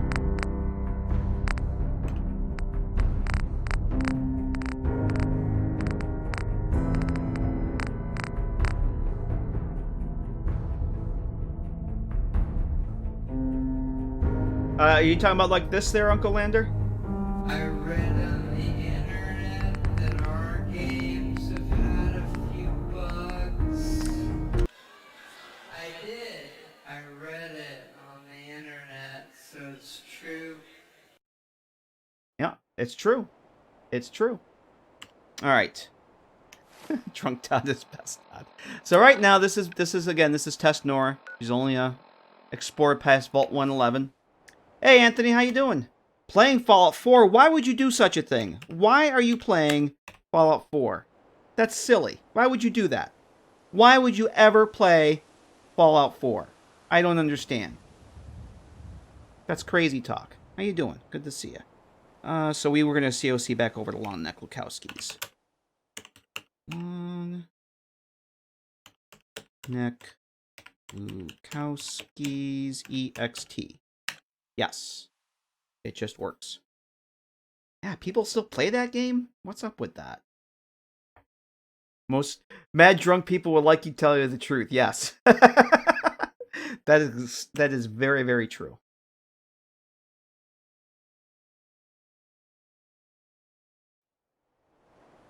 All right. Let's pick up the map marker here. Where the hell is the... Oh, wait. Why is the map marker here? Okay. So I have basically no mods installed. I think I may have some texture. I shouldn't even have any textures. I should have all vanilla textures. This sand doesn't look vanilla to me. Alright, so here's our map marker. So if we go over here... Yeah, this is no permadeath because I'm in God mode. You'll notice that the map marker we put over here, it's disabled. So... It's gone. This sand does not look like it's vanilla sand. I may have a texture mod enabled. I need to turn that off. I don't like having texture mods when I'm working on a mod like this. Alright. Now, point of interest, when the mod's finished, you will not just be able to come in here and walk in. I haven't figured out, but you're going to have to earn your way in. I haven't exactly figured out how yet. It's not going to be wide open, just free for the taking. Okay, so we know that works. Head on inside. Go through the decon. We shouldn't have any rads. Actually, we're in God mode, so it shouldn't matter. Door should open. Yes, want to be famous? We come down. Now, we should see that message show up. You can now fast travel to the underground hideout interior. Okay, it will not show the map marker until we go outside. If you get a map marker added while you're in an interior cell, it will not show up until you go outside. So, just want to get into underground shelter. So what we'll do is I'm actually going to turn off the detox. We'll have to deal with that again. Let's head back outside. And I also want to test the script on the door. Put a death claw in the decon room. Oh boy.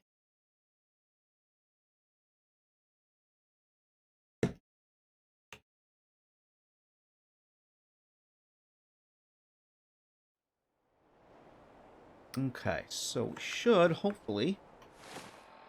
map marker did not activate. What did I do wrong? I did something wrong. Let's at least check this to make sure that this works. Door should auto-close here. There it goes. So why did my map marker not show up?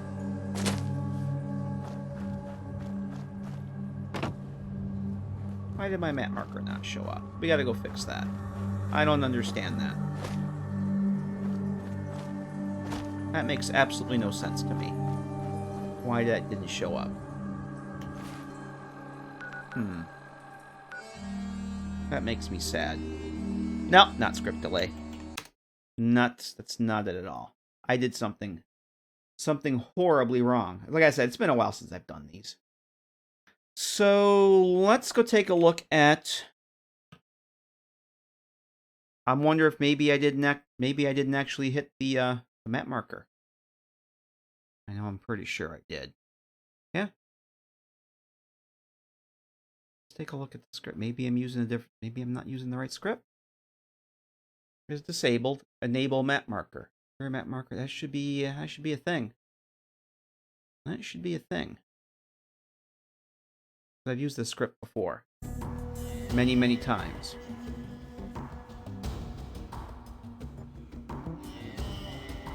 The map true? I don't understand what happened there.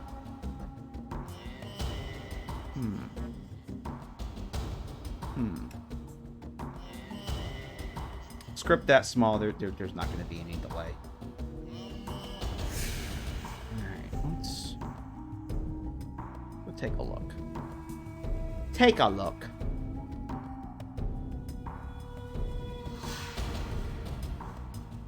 I did something horribly wrong, I think. I'm not quite sure why. Alright, let's freeze these other layers here. I don't know why that's on there, but go take a look at this.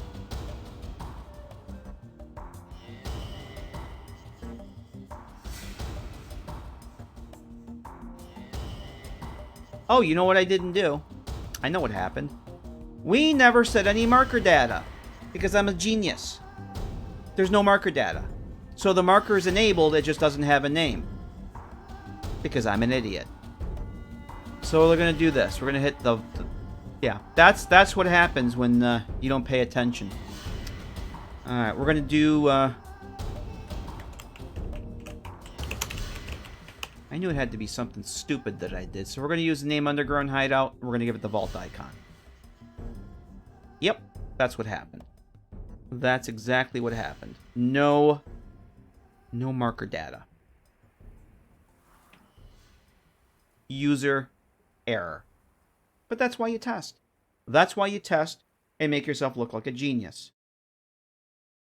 No, you don't. No, the can travel to marker is if you want the player to be able to fast travel right off the bat without discovering it. You use that in conjunction with the yeah, yep, exactly. It unlocks it. So there's two markers that you use for that. Like Eleanor's store for her armor companion, her little store outside Diamond City. You've got that by default shows up on the map. It's there, but you can't fast travel to it. So yeah, if you check both those boxes, then you could fast travel to it. Is the APC like that? I think it is. I think the APC transport is actually has both of those checked, and I keep forgetting to undo that. But yeah, that's exactly what it does. So you can fast travel to it right off the bat without discovering it. We don't want that. So yeah, because I'm an idiot and didn't actually put any marker data, that's why it didn't work. It didn't just work.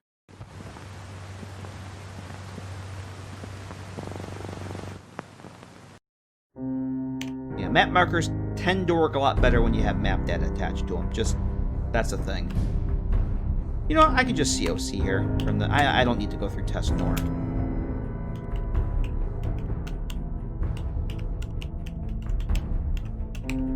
That's fine. We don't need no stinking test nor. Yeah, that's the default. Ugh, I've forgotten how horrible the vanilla synths look. Okay. This might work more better this time.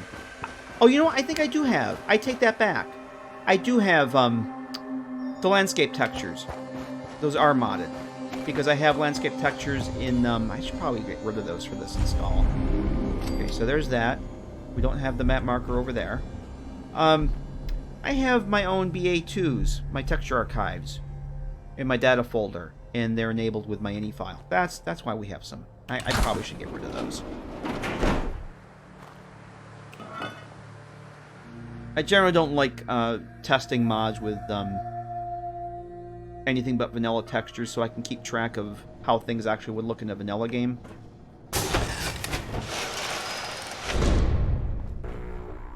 I'll wait for the thing. If it could just... Okay. It doesn't... That's good. I don't want it to be disabled mid-process. So now... Okay, see? We got the map updated. We didn't get that before. Map updated. Oh, it did activate it. Forget what I said. We do have a map marker. Yay. Alright, cool. So let's do this. Let's go fast. Let's turn the light on here. Yay. Forget what I said. But I have had that in the past. Where map marker doesn't update until I go into an exterior cell. If I'm in an interior cell, yeah. That does happen sometimes. Game just made me look like a liar. Alright, we're just going to head over to Long Neck Wachowski's.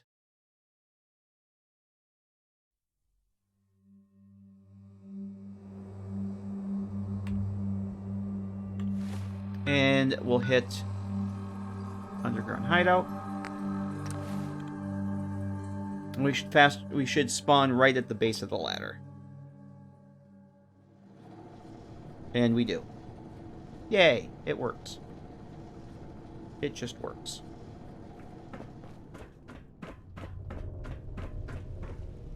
Just realized something. Put that source on. I think I was still on the desktop source. Desktop source looks a little janky on the stream. I actually put that on my game source. Alright, so then we no longer have... so that marker that was there should be gone. Gone from the game. Gone from existence. Let's try that again. I thought I saw something weird there. Just texture. Let's... Oh my god, what happens if we fast travel to where we are? We actually can. We can fast travel right back here. Let's head back. The Wachowskis. We'll try it again. But that's how you do that. So map marker in the exterior cell, X marker heading in the interior cell. Link the map marker to the X marker heading in the interior, and make sure you actually give the map marker some data. Give it a name. Quickest way from the kitchen to the exit. Yeah. Honey Badger got no time to walk. All right, let's try this again. I may actually pull these apart a little. I may actually move the fast travel marker because I can see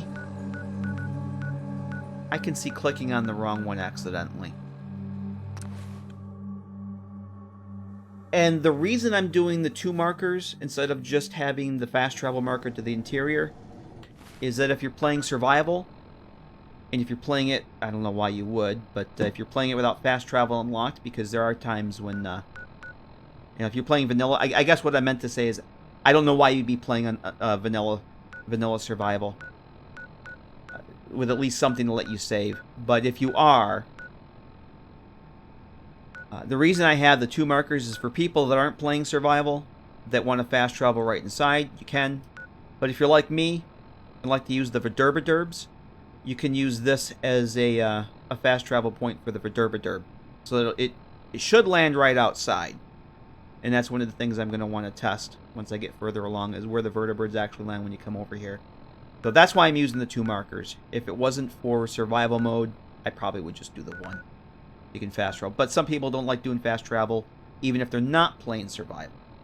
So I tend to not fast travel unless I absolutely have to. Unless I'm doing something for science. Alright, so that works. But yeah, it doesn't normally take that long to set up the fast travel to the interior marker. But because I'm an idiot and didn't activate the marker, yeah. But now you can see it's a thing. And I don't know if he actually shows up here. I don't think you actually get the location. Like, if I'm over here where the marker is... Yeah, see, it doesn't show up that that's where I am, because it's up in the air. I'm not actually in it. We can go round and round in circles. It will never tell us that we're in the underground hideout. I also think it's because it's linked to the interior cell. So that's that. Cool. It works. Oh, look at that. Look at that. Who said something about blood bugs? Who said something about blood bugs? There you go. We don't need that. We don't need that.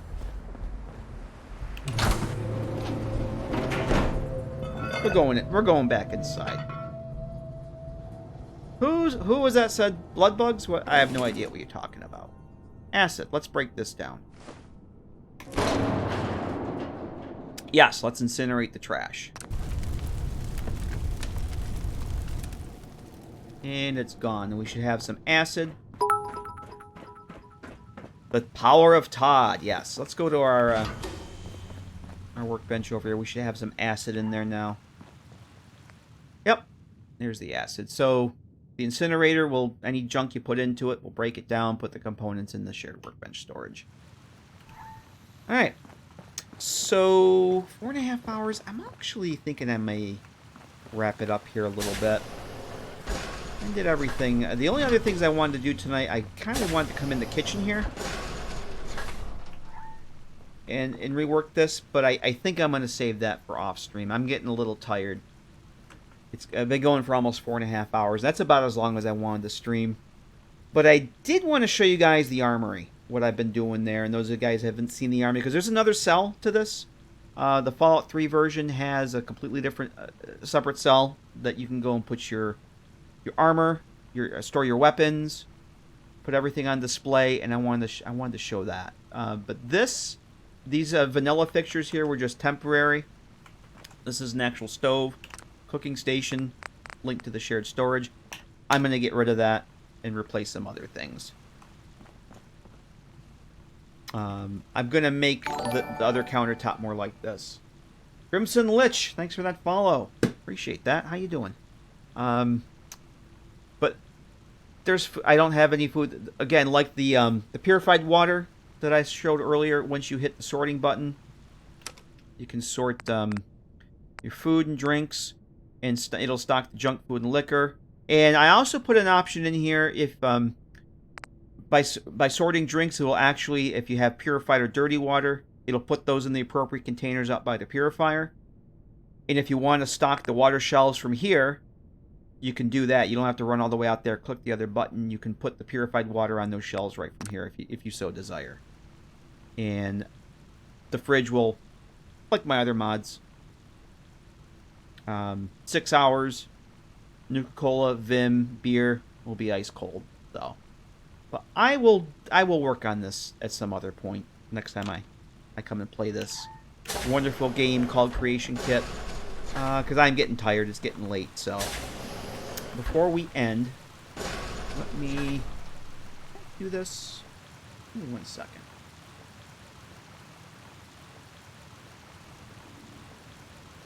Yeah, we should have had a little bit of music here. Not having music is making me sad. Alright, let's go down to the armory. Open this up. If there's anything else I've done. Pretty much the lighting, that was the big thing. Clutter in that. I showed you guys the plants. Those will regrow in 48 hours. A bit of the clutter over here. Yeah, let's go to the armory. So hit the secret door. Oh, I did add this room in here. This is just going to be a little storage area. The original mod didn't have any closets at all. This is just going to be some clutter, like a junk room. Nothing major. I did add this switch here, so if you so desire, you can close the secret door back up. But this goes to the armory and display area. A different cell. Still has the default, just generic test lighting, so it's pretty awful. I have not touched the armor area here. I've done nothing with this since we were working on this area down here. Mannequins are still there.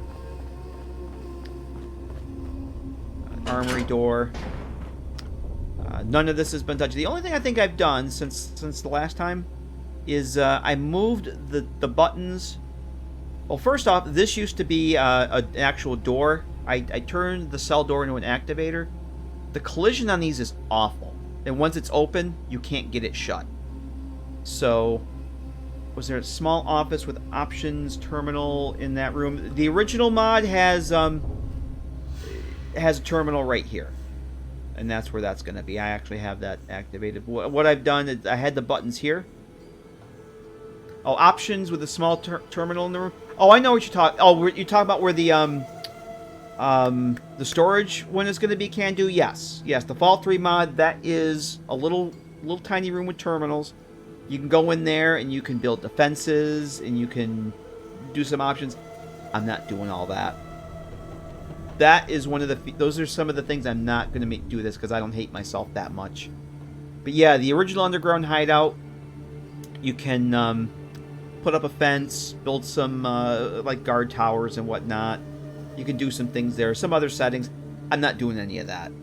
It's just going to be the house. So, but yeah, the original mod is there, and right across the hall. Actually, we'll go back out here. It's easier if I show you. What if we hate you that much? Well, then that's your problem. The original mod has a door here that goes into another room with a teleporter device. You can get it. It's basically like a fast travel device. I'm not doing that either because right the other side of this wall is the kitchen. The teleport area, the teleport system got sacrificed for the kitchen. So I figured the kitchen was more important. Alright, so the only other thing I've done, long story short, I moved the buttons here. Because I had them here, they look just janky there, and the original mod has the doors here, or the buttons here, so they look better there. Doors open, door closes, and you can close it from in here. If you want to keep your companions out of here, you can. But workbenches, those are all linked. There's our acid. Nothing else in here. The sorting system, the stocking system, it's all there. All right, Eric. Hey, thanks for coming and hanging out, man. Thanks for being here. Appreciate it. Great to see you. You have a good night. Get some sleep. Yeah, we'll be wrapping up here soon, so we'll see you soon. I'm sure I'll see you on the internet soon. Have a good night, man. Catch you later. This is what I've been working on down here. I did have the magazine racks all along the one wall. That's a no. We're going to have a little library here. These are all magazine racks. These are all magazine racks. There's 120, 40, 60, 80, 100. 120 on the racks. And then each of these holds 20. So there's like 200 spots for about 200 magazines. So if you get all the vanilla magazines, all the DLC, and hang on, Twitch is stalling again for me on the laptop. Give me 1 second to reload the page. Between the base game, DLC, and any mod you may have that add extra magazines, you should have plenty. 200 magazines. I'm probably going to put like a little reading table or chair or something in here. You can come in here, grab your magazines, read them, and that's that. Commissary terminal over here. The robot model kit shelf will go here. I'm probably going to have it so that the boxes will be disabled and the boxes will show up when you actually put the robot on the shelf. I haven't done that yet. Over here, the Nuka-Cola mixer station. Link to the workbench. These are going to be Nuka-Cola display shelves. Basically like the ones you see in Nuka World. You put it on the shelf. Nuka-Cola on the shelf and it shows up. Except I've changed these so that they'll display beer and Vim. So if you want that, I'm gonna rework the texture on that so that it lines up a little better. That's a sign I made for another shelf. It's just there as a placeholder, but I'm gonna realign that so it shows up better. Nuka-Cola recipe books, those will go there. You got a little reading area here. You can sit down. And then another bobblehead shelf. Yep, central workbench storage. Yep, that's all linked. So there's that asset. All the workbenches are already linked to that. And the power armor stations. So yep, that's all linked. Another bobblehead shelf. This is connected to the bobblehead shelf upstairs. So when you put a bobblehead on the bobblehead stand, it'll show up down here. So you'll have 2 bobblehead stands that show whatever ones you have. It'll be glorious. Here's the power armor area. like I said, six power armor stations. Those are all linked. I've got a trash incinerator set up down here. The fusion core charger. Recharge your fusion cores once every 24 hours. Power armor storage, and that's it. That's all I got down here. This door to nowhere will eventually be something that's just eye candy, like a little generator mainframe room to kind of give you a sense that there's actually power coming from someplace. Kind of like what I have in the Outcast hideout, just eye candy, a little generator with a mainframe in it. It's a door to the void. Yes, exactly, Jinja Ninja. Exactly. I haven't 100% decided how this furniture is going to get arranged or what's going to go over here. I might put like a little desk. Probably put a desk with a terminal over here. Little office area. But, yeah. Probably 200 magazine racks I think should be enough. And I did test it with all the vanilla magazines. It looks pretty damn cool. It looks really, really damn cool. Yep, Jet'll make you jittery. Sorting container right there. Good luck with that, Redneck. Thanks for coming and hanging out. We'll catch you later. The next time you come and visit, I expect your first mod to be fully completed and up on the Nexus. I'm kidding. Take your time. Have fun. Enjoy the learning process. Catch you later. I'm gonna demonstrate this right now. What this actually is, it's a duplicate of the vanilla bobblehead stand. I just changed the mesh on it. But I did add some trigger activators around the shelf to make it a little bit easier to manipulate. So what I'm going to do is I have a bat file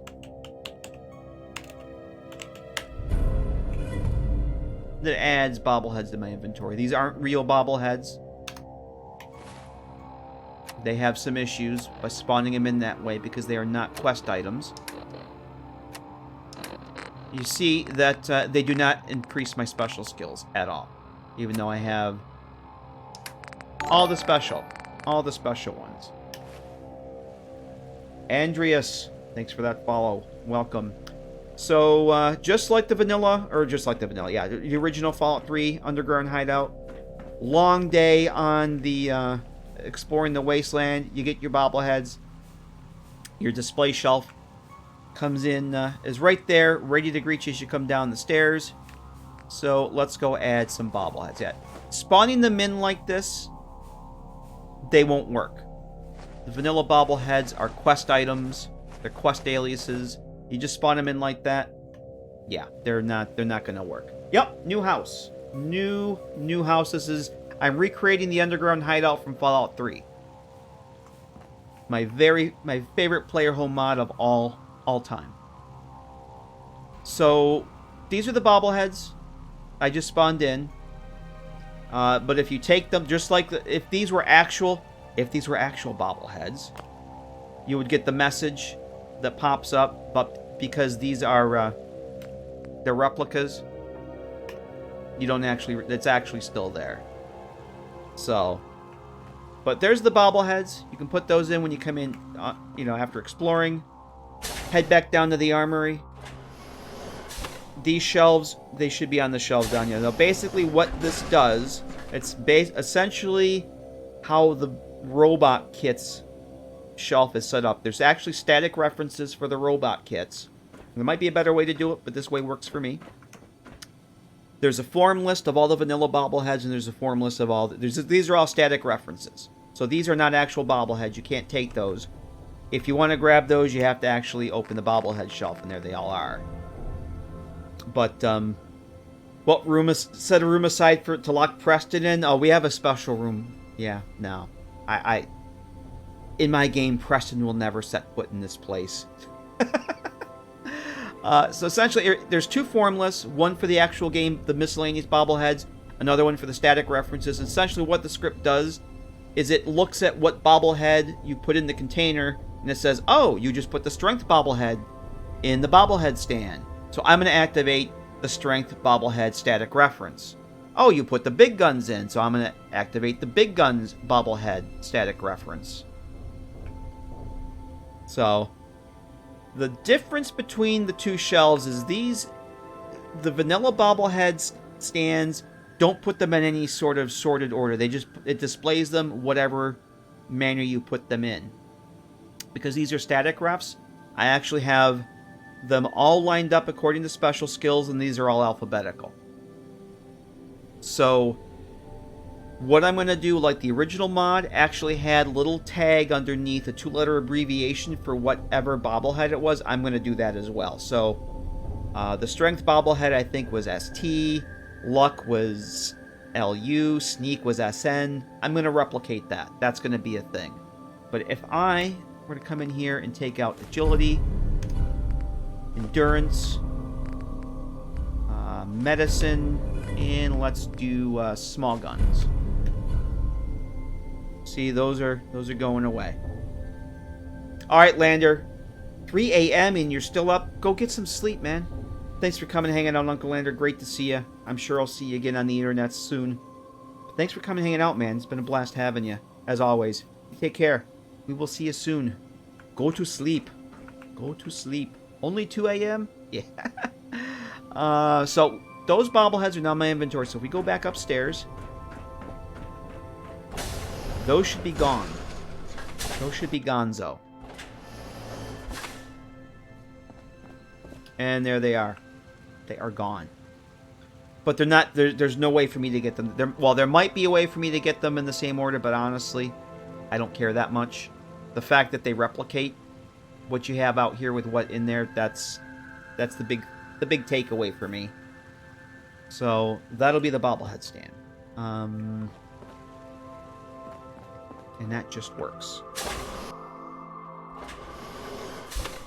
So I think that's it. So yeah, I've got a lot more work to do here, but the last time I think I streamed, this entire wall was just one wall of the magazine racks, and I wanted to split this room up a little bit. I just didn't want one big open room. So magazines here, yada yada yada. So I do need to go and tweak this a little bit, like the chair and this table a little close together. I'm worried about NPC pathing for companions. That's a little close. I'll probably tweak this a little bit. I have a table with some clutter on it, but this stuff is all placeholder. But I'm going to put more of these display shelves in the kitchen. So, but these are just, this is the obviously the trophy room. So, yep, that's it. And then all the ammo will get stored on the shelves. Tons of weapon display racks. You can put things to your heart's content. Heavy weapon stands, cryolator, miscellaneous weapons, all that stuff. Ammo. Do I have an ammo container here? For those of you guys that haven't seen the ammunition sorting, how wonderful that is. So is this all ammo? 400? Yeah, let's do this. The secret toupee room. If I told you, Kelly, it wouldn't be a secret now, would it? Silly you. Oh, I already had God mode in. If I told you where the secret toupee room was, it wouldn't be a secret. So I'll show the... take all the ammo. So what you can do is there's two ways. There's two ways you can sort. You can come over here to the sorting container just like all my other player homes. And you can sort. It'll sort everything just like any of my other mods except ammunition, just like the original underground hideout in both 3 and New Vegas, but we're specifically focusing on the Fallout 3 version. Every vanilla ammo type has its own labeled ammo container, except for things like harpoons, paddle ball string, which is very important. Sorry if you're doing a paddle ball only run, this is where your ammo is going to go. Basically, cannonballs, the bowling balls that you get from the Striker in Far Harbor, all that stuff's going to get sorted here. Any ammunition that's added by a mod, if it has the proper ammo type keyword on it, will get sorted here. So if you're using ammo from a mod, provided it has the proper keyword applied to it, it should get sorted here. And if it doesn't have it, it probably just won't get sorted at all. All the vanilla ammo has its own containers. Grenades. This is exactly like the Fallout 3 version. Exactly how it's set up. Mines, grenades, yada, yada, yada. So, what you can do is you can come over here, sort ammunition. And all that ammo I had here magically gets sorted. All those containers. My inventory now has no ammunition in it. Cats, for the Catman Meowsider, if they have the ammo type keyword, that should get sorted. If it doesn't, it probably won't. See? Cannonballs, acid concentrate, flare, harpoons, paddle ball string, all that crap. All that stuff goes in there. Now, what you can do here,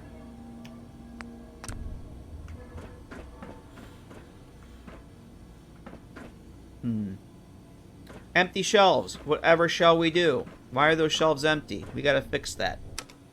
Stock shelves. Just like magic. Look at all those mini nukes. All those missiles. Alien ammo blaster.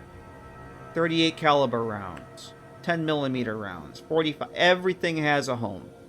Everything has a home. What it does is it takes stock. See how they're all less than 400 now? Everything gets pulled from the inventory here. These are all activators that are disabled. When you hit the stock button, basically the script goes through and calculates how much ammo is in the container and how much do I have out here. So I can actually take these, adds that to my inventory. All those. And if you want to restock the shelves, I can restock the 38. Restock the shelves. Stock the 44. Restock the shelves. And it pulls it from the inventory. Grenades. Actually, mines, grenades, and mines. So this shelf here has all the grenades in the game. Actually, I think I have explosives. I have explosives. I'll show you guys that too. Sort explosives. Bam. So now all the mines are in there. Grenades, flamer fuel, missiles, mini nukes. Well, that's part of the ammo. Stock the shelves. I ended up doing 2 shelves of mines because Fallout 4 has a significant number, more different types of mines than you do in Fallout 3. Pretty much you have frag mines, plasma mines, grenade. Oh, I'm sorry, it's grenades. I take that back. Pretty much the same mines, but Fallout 4 has many more grenades. Like Fallout 3 basically has frag grenades, pulse grenades, and plasma grenades, and that's it. So I kind of put all the grenades over here. Mines take up 2 shelves. But what the script does, it will stock both shelves. So if you take some of these off of here, it doesn't matter which of these buttons you hit, it'll stock all the shelves. So, and same thing with the grenades. I can stock up on grenades. So you come back, you take stuff off the shelves, you resupply, you restock, everything's there. You go out, do some more looting, shooting, and rootin' tootin', whatever it is you want to do. Come back and restock. Just like the Fallout 3 mod. It's all there. 5mm rounds, 5.56 rounds. I put all the DLC ammo over here. I kind of split that up. The 4570 from Far Harbor. 7.62 rounds from Nuka World. I thought I had another... Yeah, two shells for that. For each of those. Flamer fuel. Shotgun shells, railroad spikes, it's all here. So that's, and the food stock, the food shelves work pretty much the same way. You can stock the shelves, the food and liquor shelves in the kitchen, and yeah, that's pretty much that. Well, that's that. And I think I'm going to probably wrap it up here. I think there's something else I was going to show you guys, but I think that was it. I believe that was it. The water will stock there. Showed that before. Yeah, I think I'm done. That's all I got. I got nothing else. The only thing I didn't get done tonight that I wanted to do was work on the kitchen. And I'll show you guys this again, and I'll show you what I plan on doing. The moving map. That is actually from another mod author, Khalid Gaddafi, who's letting me use a lot of the old school assets. This is exactly how the Fallout 3 mod is set up. It has the moving enclave map. In Fallout 3, it's a map of the capital wasteland. Khalid Gaddafi made it a I have cookies. Yes, I have cookies to go and eat. I have lots of cookies, Brad. Lots of cookies. Khalid Gaddafi has it as a Commonwealth map. The only thing I changed on it is to match the Fallout 3 version. I changed the color of the map to orange. It was blue. But Khalid Gaddafi made that. It's animated just like the Fallout 3 version. The My First Laboratory, the Mole Rat Wonder Meat Maker, all that's there. This stuff is exactly the Vault-Tec poster camera, the Dean's Electronics, the DC Journal of Internal Medicine, the Big Book of Science, just like the Fallout 3 mod. It's pretty much the same. Pretty much the same setup. Cabinets here. That's all there. So I have Khalid Gaddafi to thank for that awesome map marker and other things. Not the map marker, but the map. The Enclave crates, those are Khalid Gaddafi's. Those are integral, very, very important to the mod. The old school Nuka-Cola sign, as I showed this modder's resource before by Rice Cakes, who makes the Fallout 3 holotape replacer I use in my playthroughs, has this wonderful new resource, basically all new meshes. This old school Nuka-Cola sign was part of that, so that's going in the kitchen here. These fixtures are going to go. What I plan on doing, I mentioned before, is make this kitchen area more like the underground hideout from New Vegas. Because Fallout 3 doesn't have a cooking mechanic without mods. The original, the Fallout 3 underground hideout has no kitchen. Obviously, we have a cooking mechanic in Fallout 4. New Vegas has a cooking crafting mechanic. So this kitchen is going to be based on the New Vegas version, which I want to show you guys very quickly. Show you what I'm thinking. I have the GEC open here, so let me just switch back to desktop video. Alright, so turn the map markers off.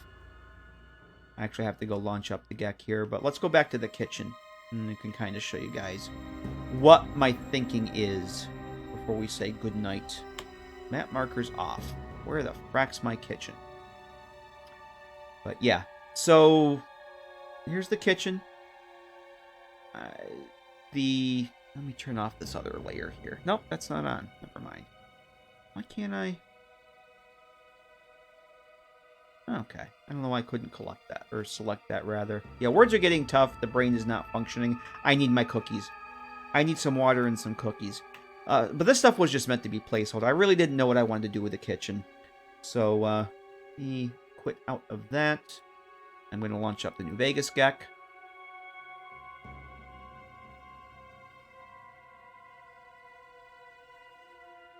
And we'll launch the New Vegas Underground Hideout. And we'll look at the kitchen there. Give that a second to load up. Put the cookie down. Step away from the cookie slowly. Actually, Ginger Ninja, it's going to be plural. It's going to be plural. I mentioned earlier that I had my holiday festivities with my mom this weekend because I was kind of quarantined for Christmas for raisins. Mom always overdoes it with Christmas, and she usually makes me cookies. In fact, she always makes me cookies for Christmas. She makes enough. Hey, Raven, how you doing? She always makes me enough to take half to work and share with everybody in my office and keep half for myself. She forgot that I've been working from home for the past 8 months. Happy New Year to you too, Raven. Happy New Year to you. Yeah, exactly, Ginger. The short of it is I have enough cookies for an army. Mom forgot that I've been working from home for 8 months, and I'm not going to the office to share cookies with anybody. I have cookies for months. 3 different kinds of Christmas cookies that I have to eat by myself.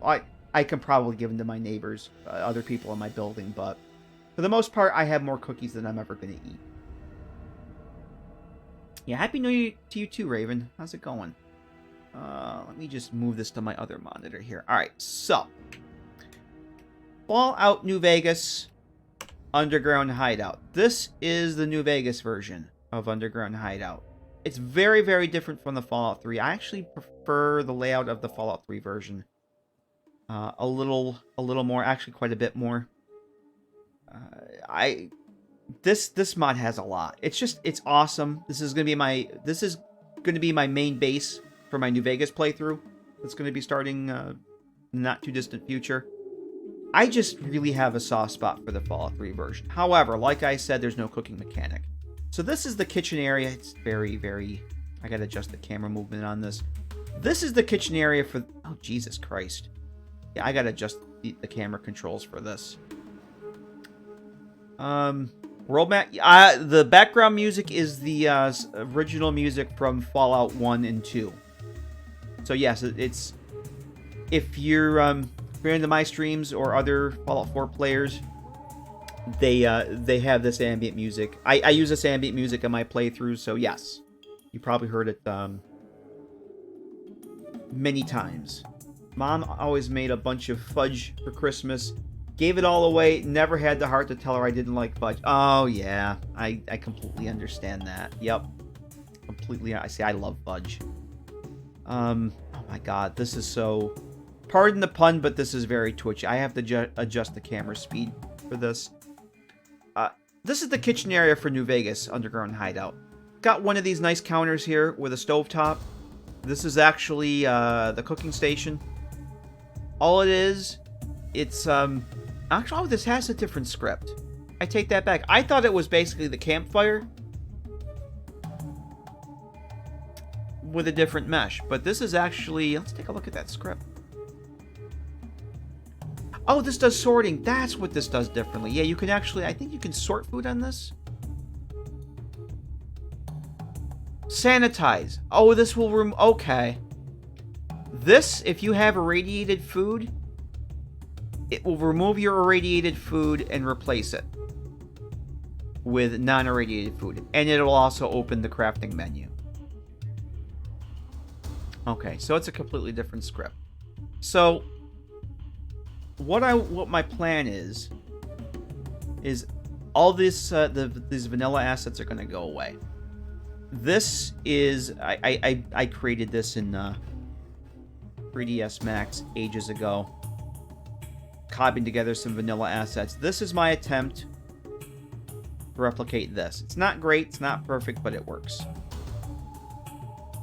And I stole the collision. If I turn the collision on here, I stole the collision from one of the diner counters, so the collision doesn't exactly match up, but that's fine. It's close enough for government work. So my plan is to take this, and I already have an asset. Actually, I'll show you guys. I have an asset that I've already gone and edited in Max. I was digging for it the other day.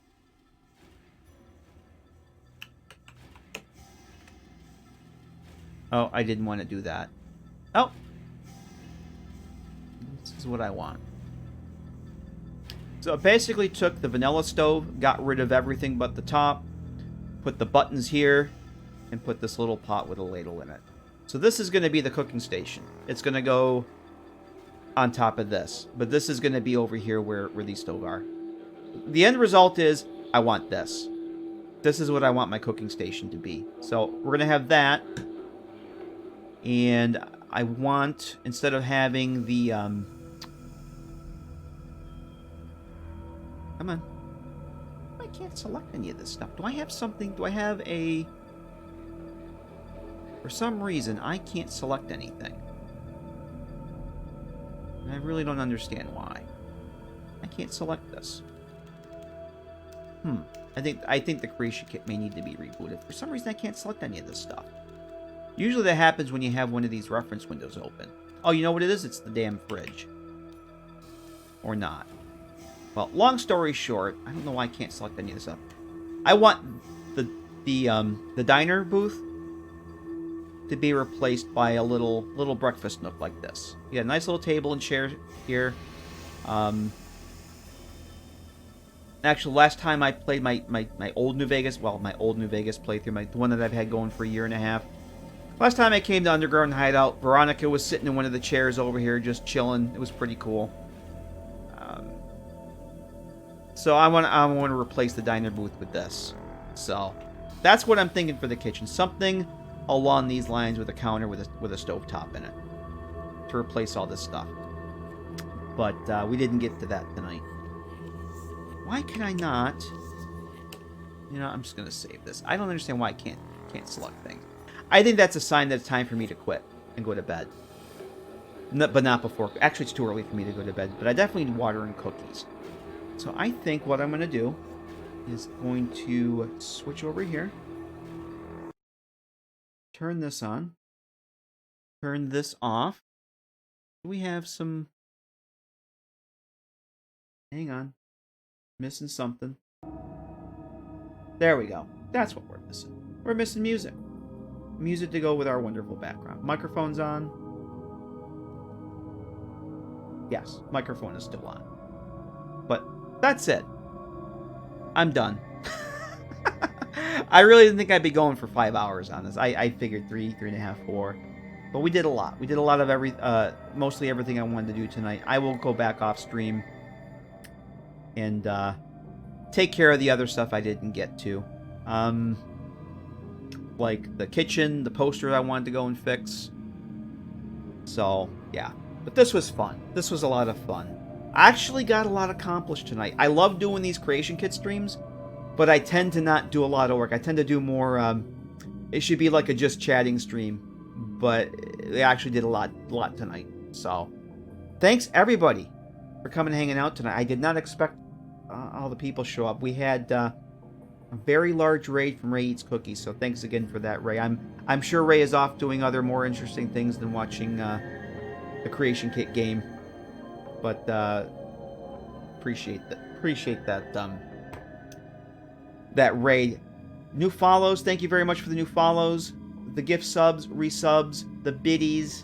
Thank you very much, everybody, for your eyeballs and ears, as a wonderful streamer has said. Thanks for your eyeballs and ears. Just thanks for coming and hanging out. It's very much appreciated that people want to watch this stuff on the internets. It boggles my mind. But thank you, everyone. If you're new, I'm going to drop a couple links in the chat. There's my YouTube channel, and there's the Twitters. When I know I'm going to be streaming, I will post announcements there, so you can check that out. And earballs. Yes, thanks.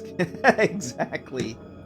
KCASP, thanks for that follow. Right under the wire. Welcome. Thanks for that. And this is a link to my mods over on the Nexus, mostly for Fallout 4. I do have one tiny little New Vegas patch that I have up there, if you want to check those out. And when will I be streaming again is the next question. I'm thinking Wednesday or Thursday. Long time lurker, first time follower. Oh, thank you very much, Casey. Appreciate that. Welcome. My pleasure. Glad you enjoyed it. The fact that people want to watch me do this stuff boggles my mind, but it's a lot of fun. It's a lot of fun having you guys here to get ideas, bounce ideas, deal with questions, and just have a few laughs. It definitely makes time go by a lot quicker. That's for sure. I can't believe we've been on for 5 hours. It really doesn't feel that long. But yeah, I'm thinking Wednesday or Thursday. Probably Fallout 3.